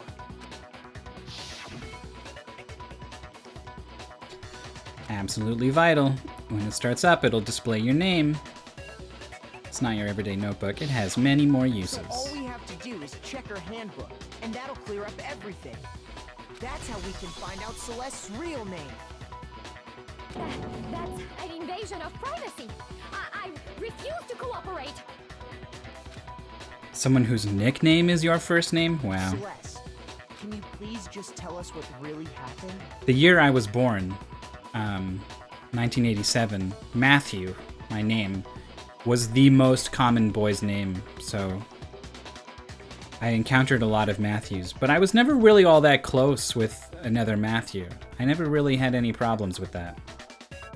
Please, just tell us. By the way, did you know, like, names, like, I think it's pretty obvious, but, like, there's a lot of, like, old-timey names. Like, you don't know a lot of Betsy's or Ruth's anymore, right? But, like, I don't know, I'm 34 now, and that's long enough that, like, my name's gone out of style. It's not nearly the most popular name anymore. If you look up, like, it's stuff like Ethan and Oliver. Like, I don't think I'm even in, like, the top 50 anymore. Even when I'm put in check, it's just my nature not to give up. Because Your first name is the... because until the game's over, you never know what might happen. I'm surprised that her identity as the ultimate gambler hasn't really factored into anything just yet. Other than the fact that she's taking a big risk to try to do this murder plot or whatever. Fine, then. But like everyone would Let me settle it. take that same risk. Let me go over the case again, from the beginning, and shed light on all your crimes. And that'll bring everything to an end. I'm sad that her knowing about the blueprints never factored into anything. All right. So they're discussing the plot. I guess they're in Hifumi's room here. What is this? This is from the previous case. This is from the first case. Yeah, they ate chips.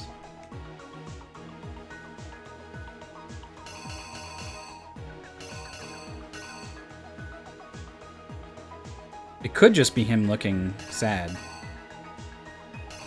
That's what I'm gonna stick in there for now. This doesn't need to be here at all. I don't know what any of this is.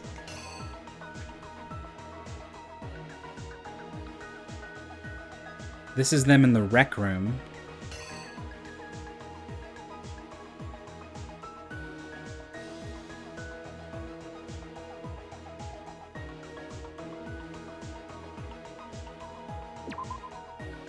That's when the photo gets taken.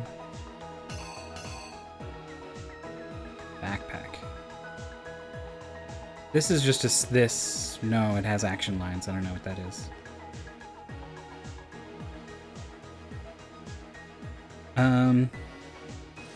This is just after 6. This is 1 a.m.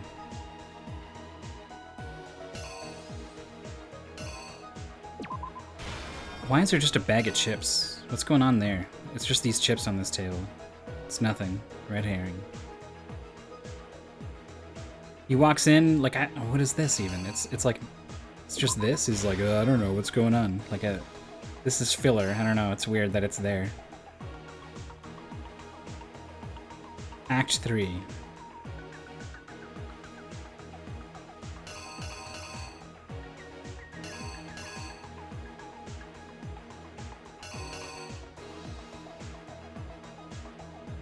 Justice Hammer 2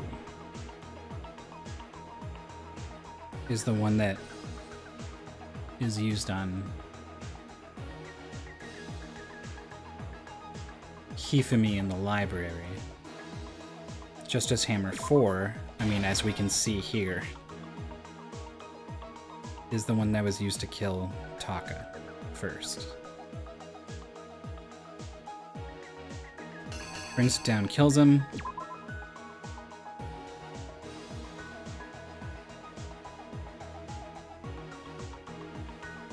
But doesn't drag the body yet.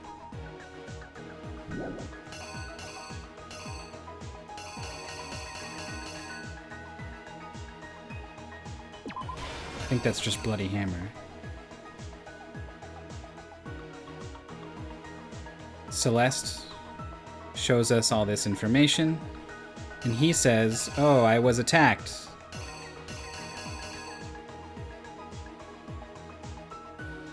Wait. 6 o'clock, huh?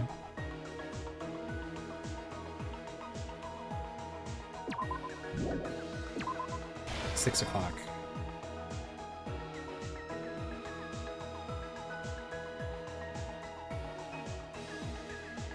This is the that's the wrong hammer.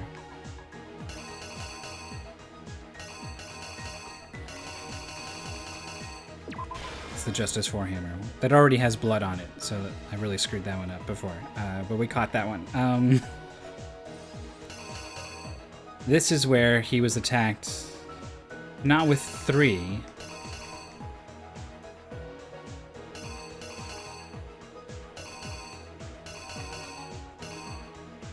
Two in the library. I guess?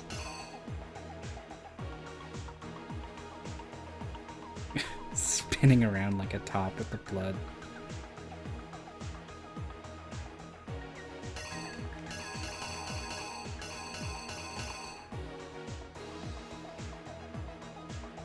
Alright, let's do the more obvious ones, I guess.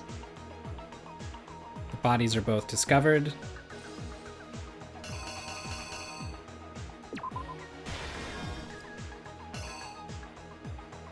Hifumi moves the body.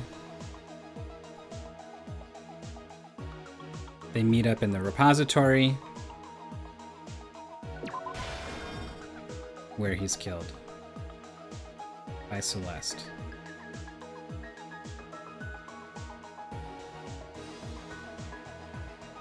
Yeah, and he drops the hammer here. Hammer 3 is the one that was supposed to kill him, but it doesn't. Backpack is a red herring. Things on the chips, everything. It's good. It's good. It's good. It's good. It's gonna be right. Before anything, the killer persuaded someone to help carry out the murder. And that person was... Bag of chips is the key to the whole mystery.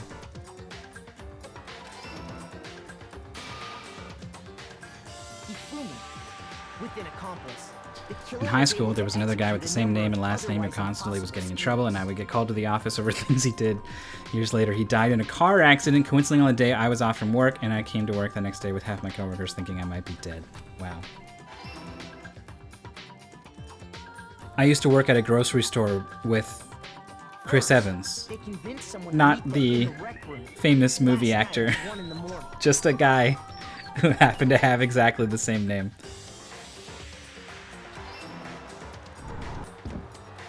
That someone they met with was Hiro.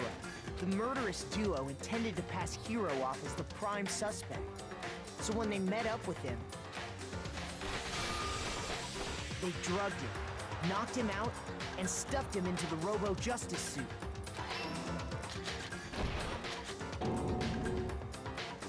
Next, Hifumi positioned himself to make it look like Robo-Justice was attacking him, while the killer used a digital camera to take pictures of the assault. They did all this just to create evidence that would put the suspicion on Hiro. When they were done with him, they shoved him, still unconscious, into the pool room locker. And then finally, at 6 a.m., they moved into the murder phase of their plan. They called Taka to the equipment room.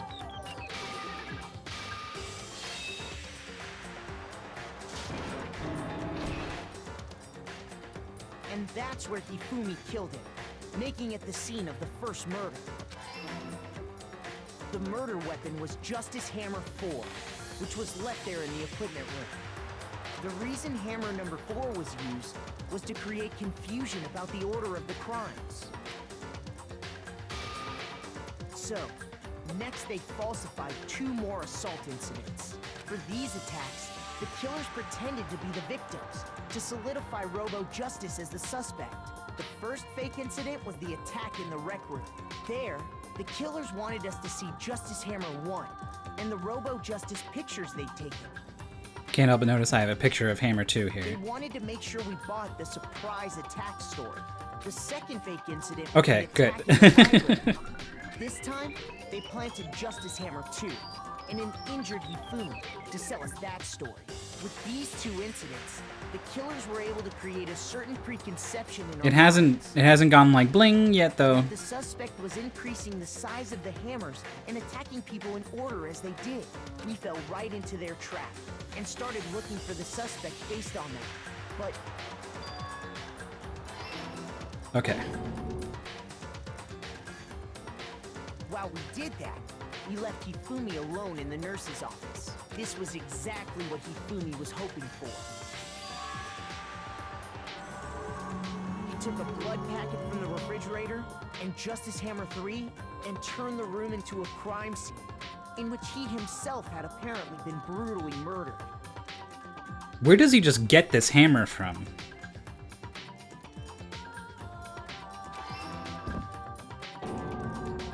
He let out a scream to draw us back, and when My we God. returned, that's what we found. Meanwhile, the other group that had been out searching found Taka's body at the same time. So when we heard the body discovery announcement, we naturally assumed it was for Hifumi. We left the nurse's office. 6-act play here. Hifumi once again took advantage of the situation. He simply got up and made his escape.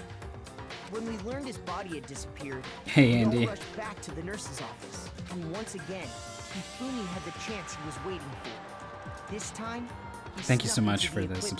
subscriptions.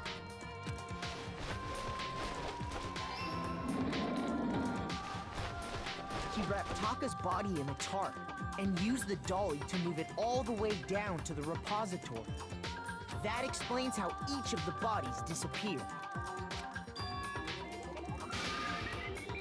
But even Hifumi didn't know what the true killer had in mind for their final act. Their plan all along was to kill Hifumi and get rid of the one person who could betray them. And they did it using an ordinary, everyday hammer from the repository. That should cover everything that happened in this case. And the villain behind it all is...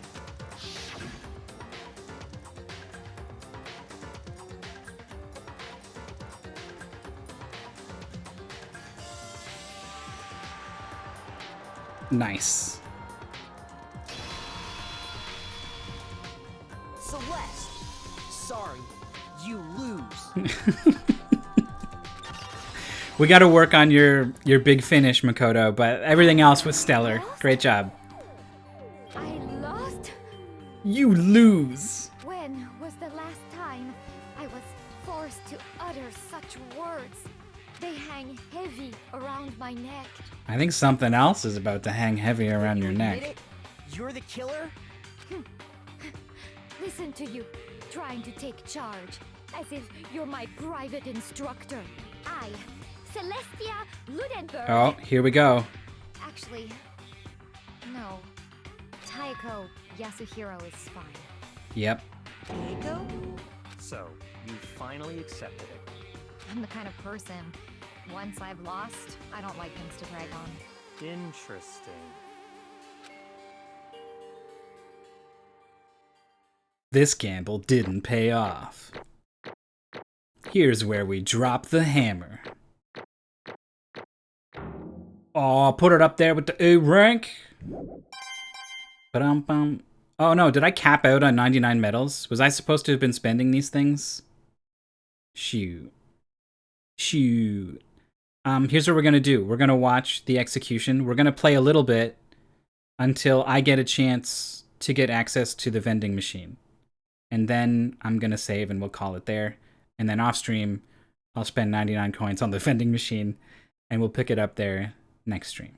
But that's kind of a lot. I think it might take like 30 minutes, an hour or something, but that's what the rest of this is gonna look like. Okay, Monokuma. I'm ready. I'm constantly telling Alpha 5 he needs to practice his one-liners, but he never listens.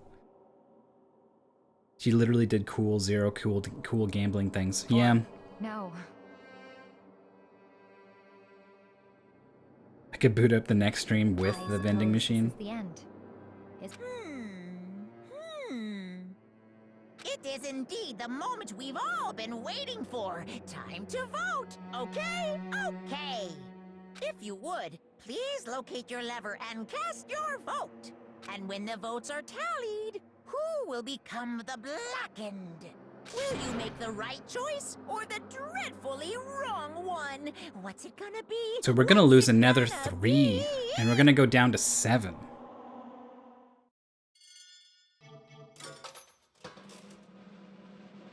We still don't know who the spy is. We still don't know what's up with the 16th student.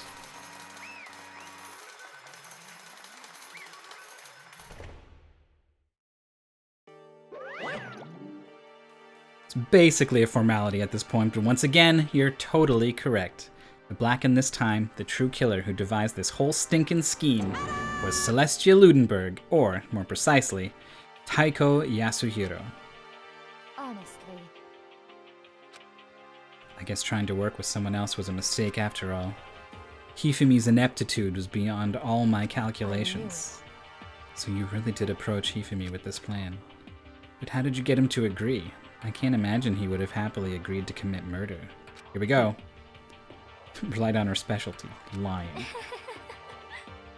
How did Hifumi know her real name anyway? There's no way she told him. I mean, maybe we'll find out. Maybe she says she told him. Don't make me laugh. I didn't have to lie to get him to agree. So then, Did you use... you know. I knew you'd figure it out, Kyoko. To get Hifumi to act as my accomplice, I used her! I knew it! For everyone who's still left, I'll avoid mentioning it by name, but... she didn't sell us out. Because Monokuma's here, right? So she could have said, yeah, alter ego, that thing that you want, bitches. Yeah. I used that, and then it would all be blown up. But even on her way out, She's keeping hope alive for the rest of us. She's admitted her loss and is going gracefully. Alter ego. What are you talking about? We're in the middle of a very important conversation here. Totally out of the loop, as usual. How sad. Then you're the one that stole it? That's right. I see. And you used it to drag Hifumi into the plan you'd come up with. Right again.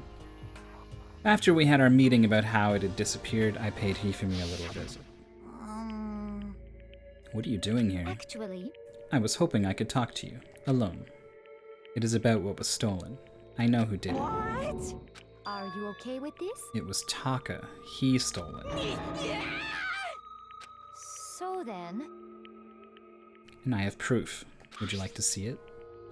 As it turned out, I'd found a use for the digital camera. I'd taken you-know-what to Taka's room earlier and took pictures of it there. I deleted the picture as soon as I'd showed it to Hifumi, of course. Damnation! So it was him. But how did he do it? She was supposed to yell if either of us got close to her. You are correct, which is why Taka forced me to steal it. Oh. Say what? as for me, Please forgive me. He threatened me. He did. as for me, He came to my room last night unannounced, and then, it's hard for me to even say, he abused me. What? And he took pictures, and he said if I did not do as he asked, he would show them to everyone. So I had no choice. Damnation! That is a crime. That is a hell of a crime. I mean, I knew he'd gone a little crazy, but I never imagined he would go that far. It was amazing how completely he bought it. I can't express how enjoyable that was. I'm about to say something I've never said before in my life. I'm gonna kill him. Unforgivable!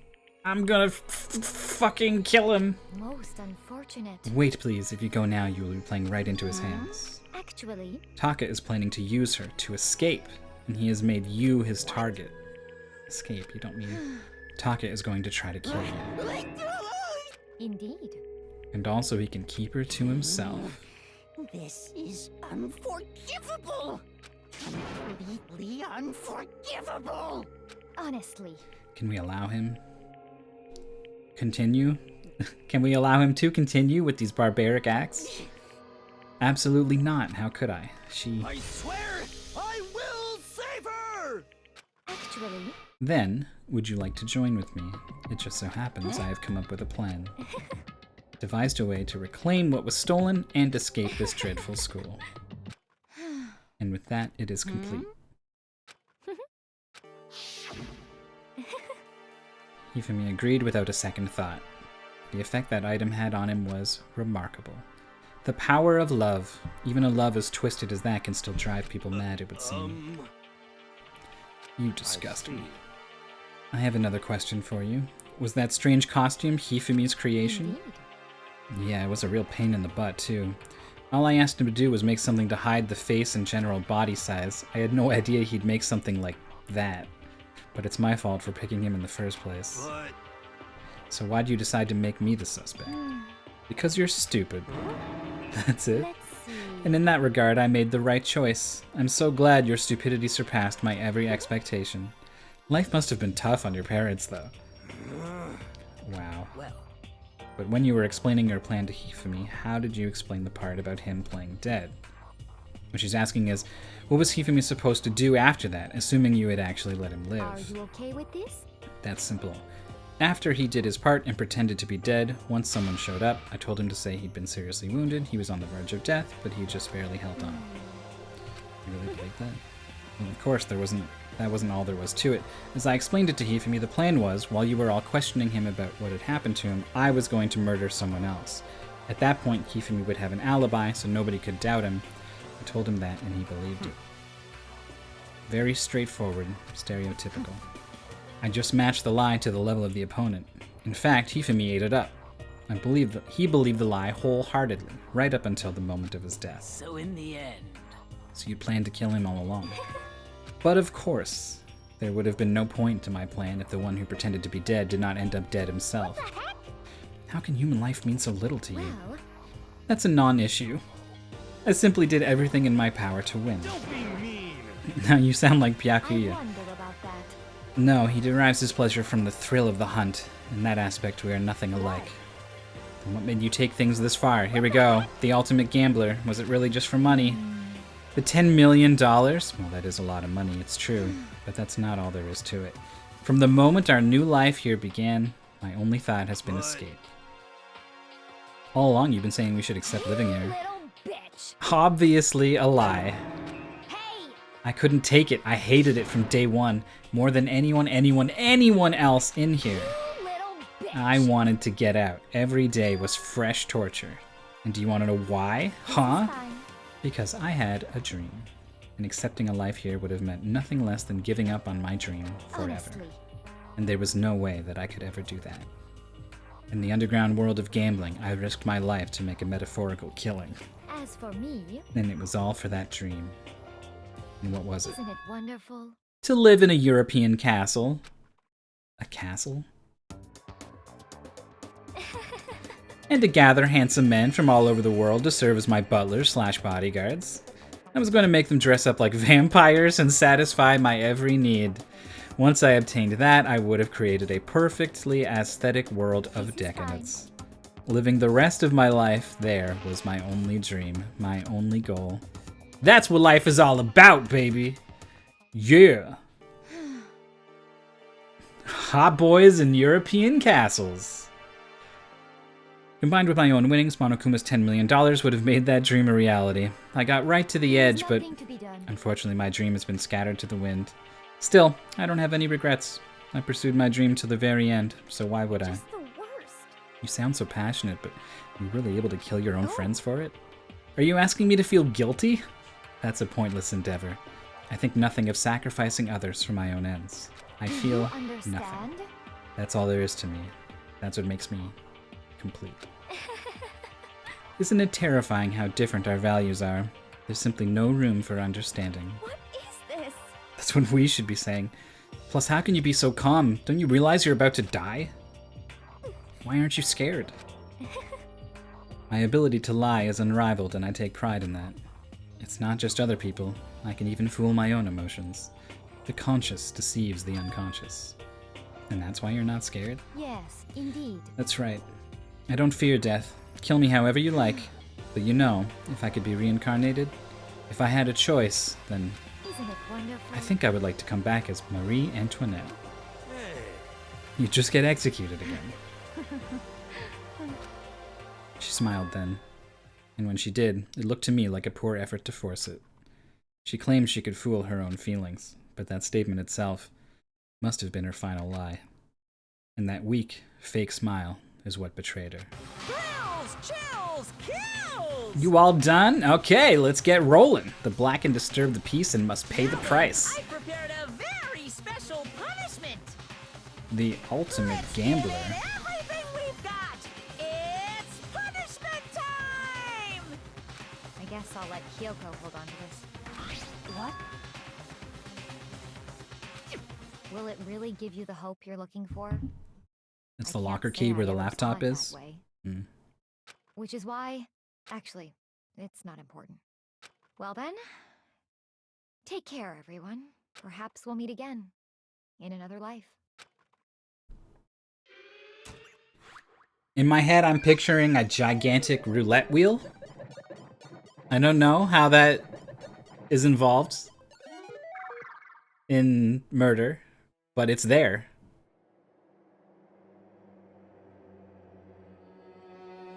A big slot machine. Oh, the castle. Burned at the stake? Fuck.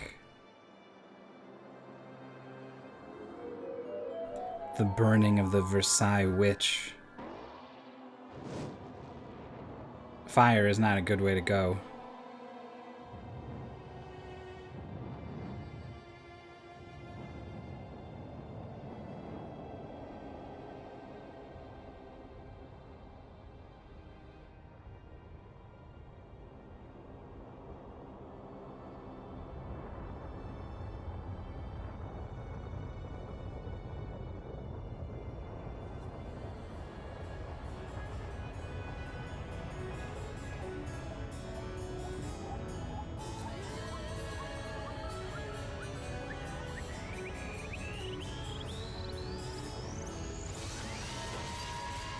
What?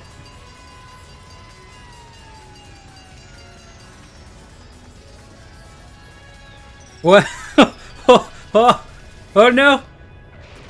Fucking hell. I mean, that's better than being burned, honestly.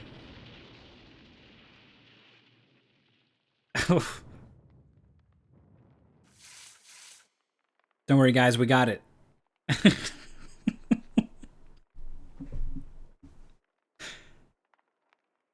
Absolutely psychotic.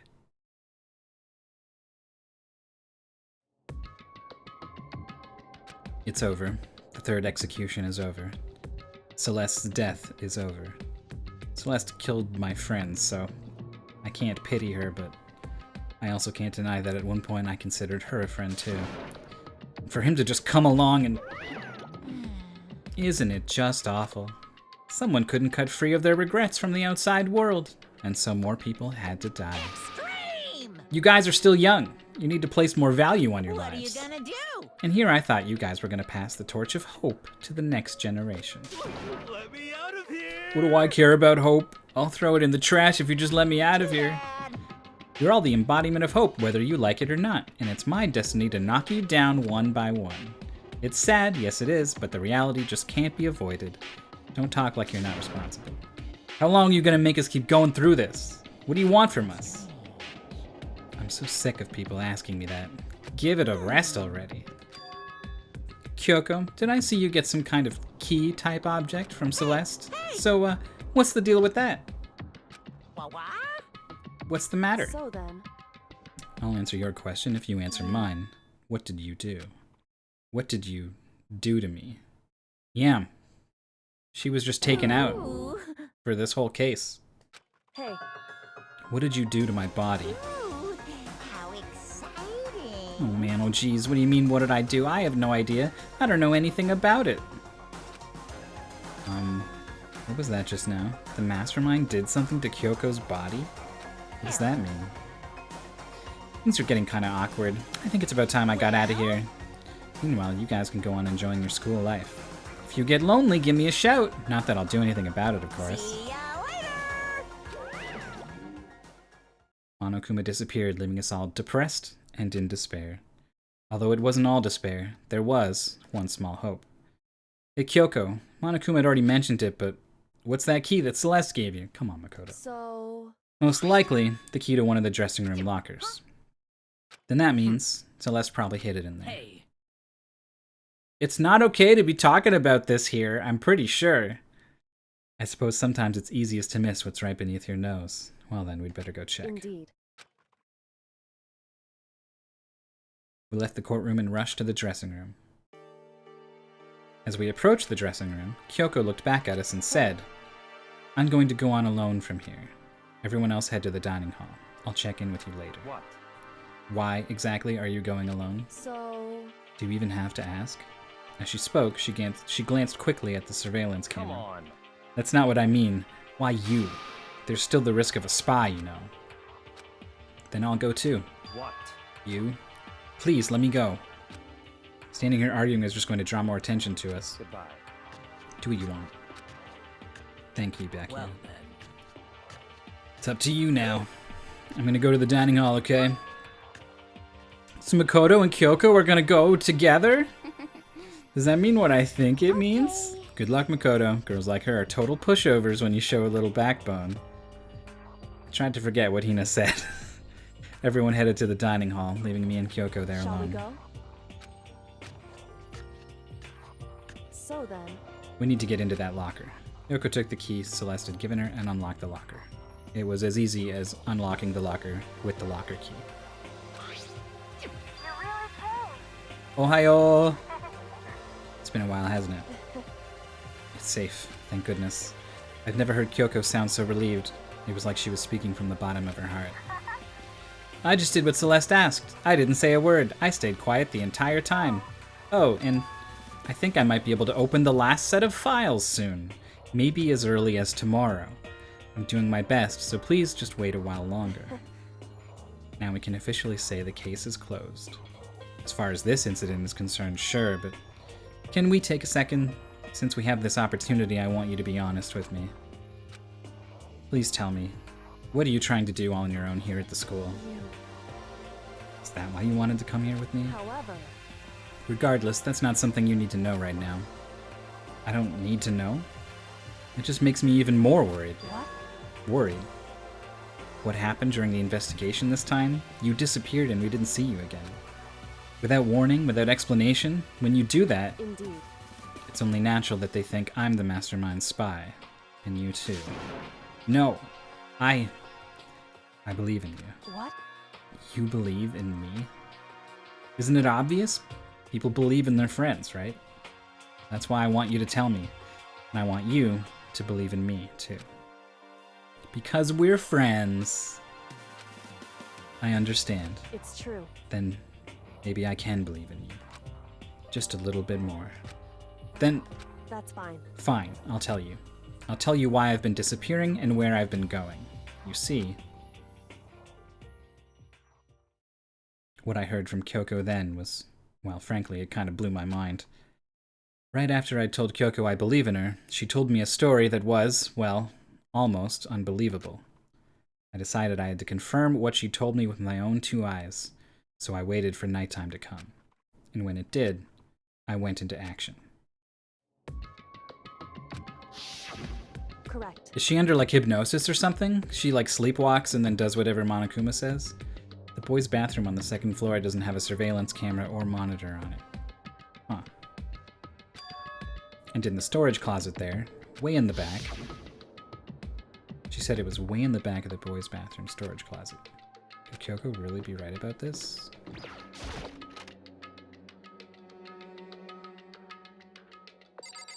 Oh yeah, this was locked, wasn't it? Just a normal storage closet as far as I can tell. The secret Kyoko told me about. Could it really be hidden here? Oh. She said it was way in the back. But I mean, seriously. Without thinking, I placed my hand on the back of the storage closet. I can already see the outline. As if I were being yanked in. Gashunk. At the same time as I heard that sound, I fell through the wall. I had no idea what was going on. Ba-boom!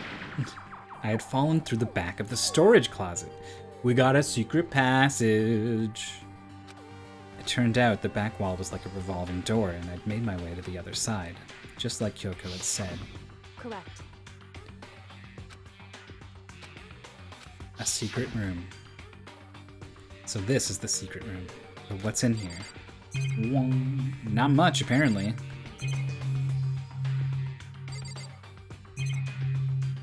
We don't want to talk about this on the floor down here? Valves? More papers? Alright. Bookcase first. Bunch of files and what looked like volume after volume of yearbooks. They're all covered in dust. Looking at everything, one file at the edge of the bookshelf caught my eye. Hope Speak Academy Student Registry. This is the only thing in here not covered in dust. Has someone been looking at it recently? I slipped that file into my hand. But before I had a chance to take a look at it, a slip of paper fell out of the file and I turned my attention to it. Huh. You must not leave. That's kind of weird. I can understand if it said, like, I can't leave, but you must not leave? What is this? My head feels funny. This strange sensation, it's like deja vu. Those words, you must not leave. I've seen them somewhere before, but I can't quite remember. What do I know? What don't I know? Oh God! A strange sound rang out through my head. It felt like it was shaking my brain back and forth, and then darkness. I don't understand what's happening. I don't know what started it. It's all over. And with that, I opened my eyes. I didn't know how long it had been. Ooh. Ow. Apparently something hit me and I lost consciousness. I wish I checked the desk first. That's all I understood. The dull, throbbing pain in my head proved that much at least. Normal desk with normal drawers. I wonder if it would have said that before. Empty bookshelf. Empty? It's all gone. The yearbooks, the student registry, even the note that had fallen on the floor. It's all Gone? What does this mean? My brain refused to do any more work. The insistent pain in my head began to spread across the rest of my body. For now, I should go back to my room, get some rest. My body was heavy with pain, my mind heavy with thought. I dragged myself back toward my room. Somehow, I made it back to the first floor of the school. Ugh.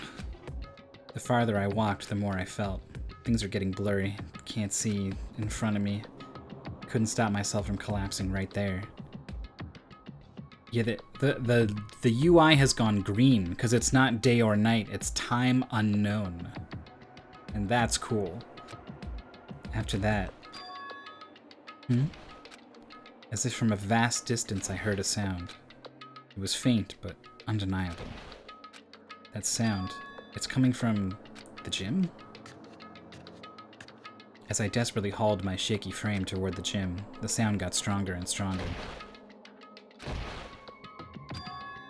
What's going on? It can't be nothing. Here, in the gym?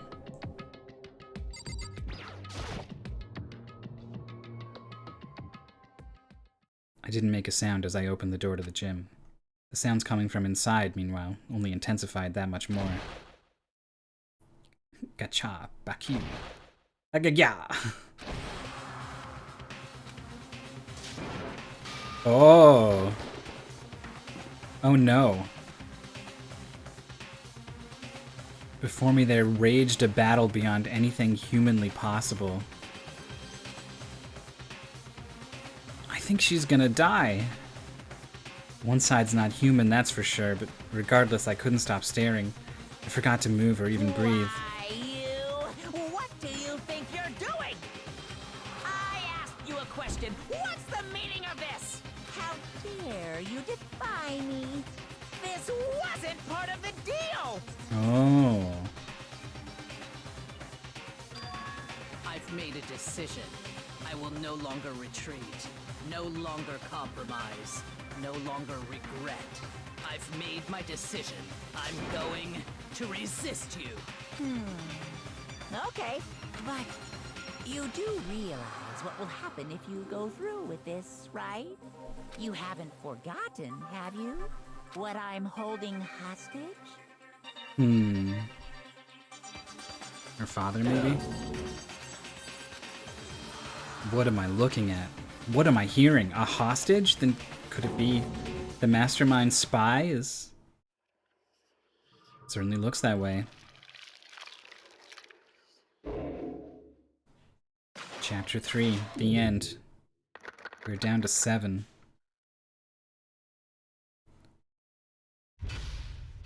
To be continued.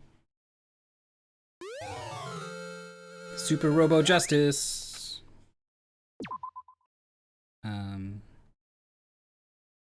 I am gonna keep going for a little bit until I get a chance to get to that gotcha machine. Oh yeah, so Leon killed Sayuka, Monokuma killed Junko, then Leon got executed.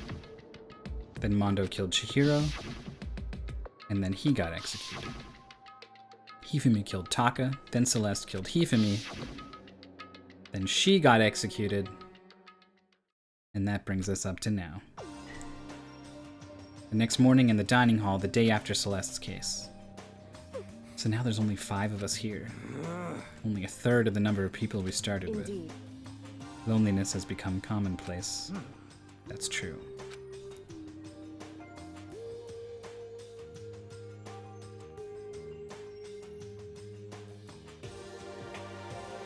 It's weird that we're jumping ahead to this. Huh. What did I see yesterday? I don't understand. Sakura's the mastermind spy? Can that really be true? Makoto, are you okay? No, I'm fine. I can't bring it up in front of the others. If I did that, it would just confuse everyone that much more. Okay. In that case, let's eat till we pass out. What do you mean in that case? I mean... Because look how scary everyone looks. It's gotta be because you're all fighting on empty stomachs, right?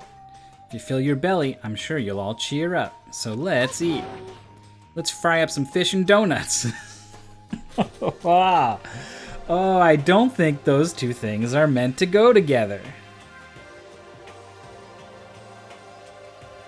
I'd try it though, I guess. I like those two things. Fried fish and donuts. Deep impact style. Meteor impact, extinction level event combination of foods. What? Those are both breakfast time top sellers. Surf and sweets. You get it at Tim Hortons, fish and donut. The old hole in soul. I see. Since the class trial is over, new areas should have opened up. True. Plus, we still have Alter Ego, who I'm saying out loud here in a room with cameras. We don't have to give in to despair just yet. She's right. We have to plan ahead and think about the future. Hole in soul. Yeah, I was pretty proud when I came up. The old hole in soul. You're serious? Is soul even a good fish to, like, fry up? I don't know. I think I want to get reborn for serious. I mean, reborn as someone serious. Long John Silver Dunkin' Donut. Yeah, like, I can picture it. I can totally picture it. Sounds like something someone who's about to die would say. Bagels with lox? What is lox? I don't actually really know. I just always thought it was like a kind of grain thing. According to the spirits, I predicted it. Since it revealed itself to me from the ether, there's no doubt about it. Lox is brined salmon. I had no idea. How accurate is your fortune telling anyway? how about that? I can usually hit 20 or 30% on a good day. That seems really low. Some occult Well, yeah, it's not like ESP or whatever. Of course I'm not going to get it right mystery. sometimes. Bull crap. My fortune telling isn't like some occult thing. So, Fortune telling isn't occult. Got it all wrong. Of course not. Clairvoyance is clairvoyance. Don't put it in the same category as cattle mutilation. Cattle what? So, He's referring to the urban legend where aliens abduct cows and dissect them as part of their research. Actually, You're calling it an urban legend? As a matter of fact, it's true. As a matter of fact, it's happened to me. It all happened one day when I went to go get a hamburger.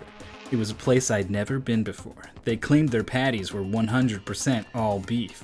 So I got a burger to go and headed home. But before long, the end is nigh. the sky was filled with a mysterious blinding light.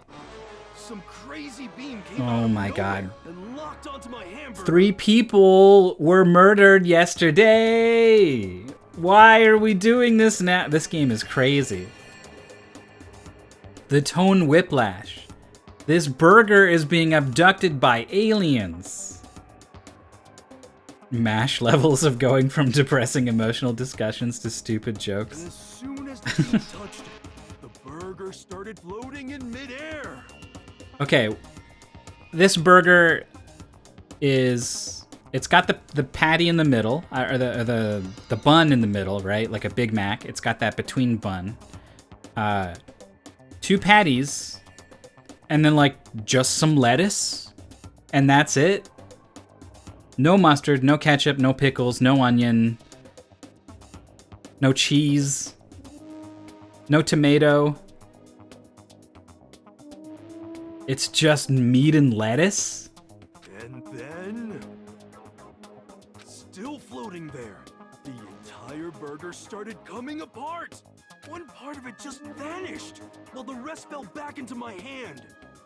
Oh, is that it? It could be. Maybe it's a big onion. I don't know. I interpret it as a middle bun. I am a very picky eater, especially when it comes to fruits and veggies. I hate it. I hate basically all of them. They're basic. I tolerate them at best. But for some reason on a burger, I want all of it.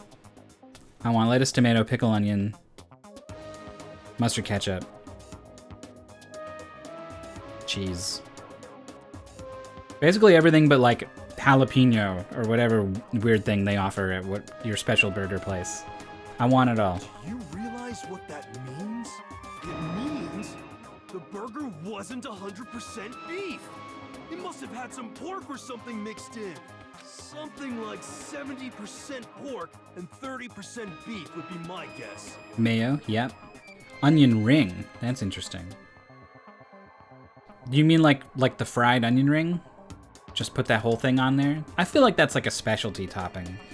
I kind of group that in the same category as like peanut butter, or like you can go get a peanut butter burger, but I wouldn't say it's a classic burger topping. Burger topped with bacon wrapped jalapenos. I don't really like spicy stuff. Stormed back into the burger place and got up in the manager's grill, and they totally admitted it. It wasn't 100% beef. They totally mixed in ground pork. How about that? Burger King had it for a while. That's cattle mutilation. I can't tell if you're for the occult or against it. You stink of stupidity. How dare you? Well, you do stink, though. That's fine. That's fine? Anyway, she just noped out of there. She was done. Absolutely done talking to this idiot. Well, at the very least, I won't murder anyone. Me either. I would never. Me either. Indeed. Nor I. That goes for me too, of course. I could never kill any of my friends. I feel like those words of encouragement were helping us come together as one. And then there's the guy who's admitted pretty obviously that if he gets the chance to get away with a murder, he will. And then there is the girl who has confessed to doing many, many murders. But Well, we're just not gonna... Alright, let's get into it. Let's talk about them. But They're so hard to deal with. Them and their murders and their plotting. They only think about themselves. We're better off without him, I say. That was enough to prove we were united for the time being, but within that bond hid weakness and fragility. Chapter 4.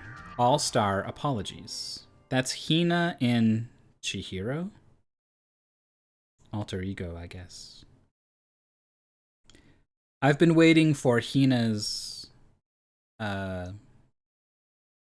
mask of optimism to slip. It's already started to slip a little bit, and she keeps managing to pull it back up. But like, she's been leaning on Sakura more and more. And now with this new information that maybe Sakura is the spy, if she loses that support pillar, I don't know if she's going to be okay. We had to find out what had opened up, what was waiting for us. I think I've got control.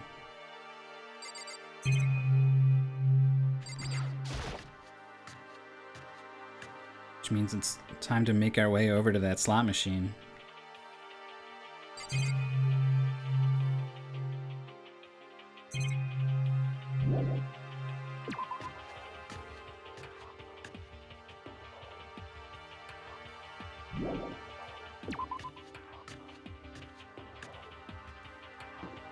No, it's this way.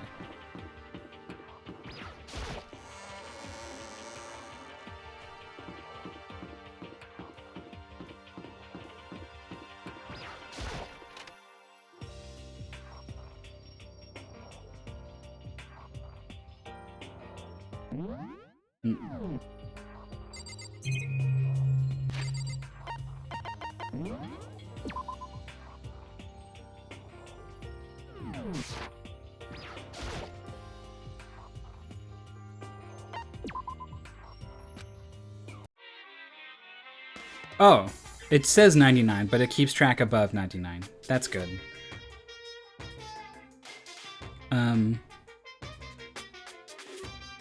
I don't want to do this right now.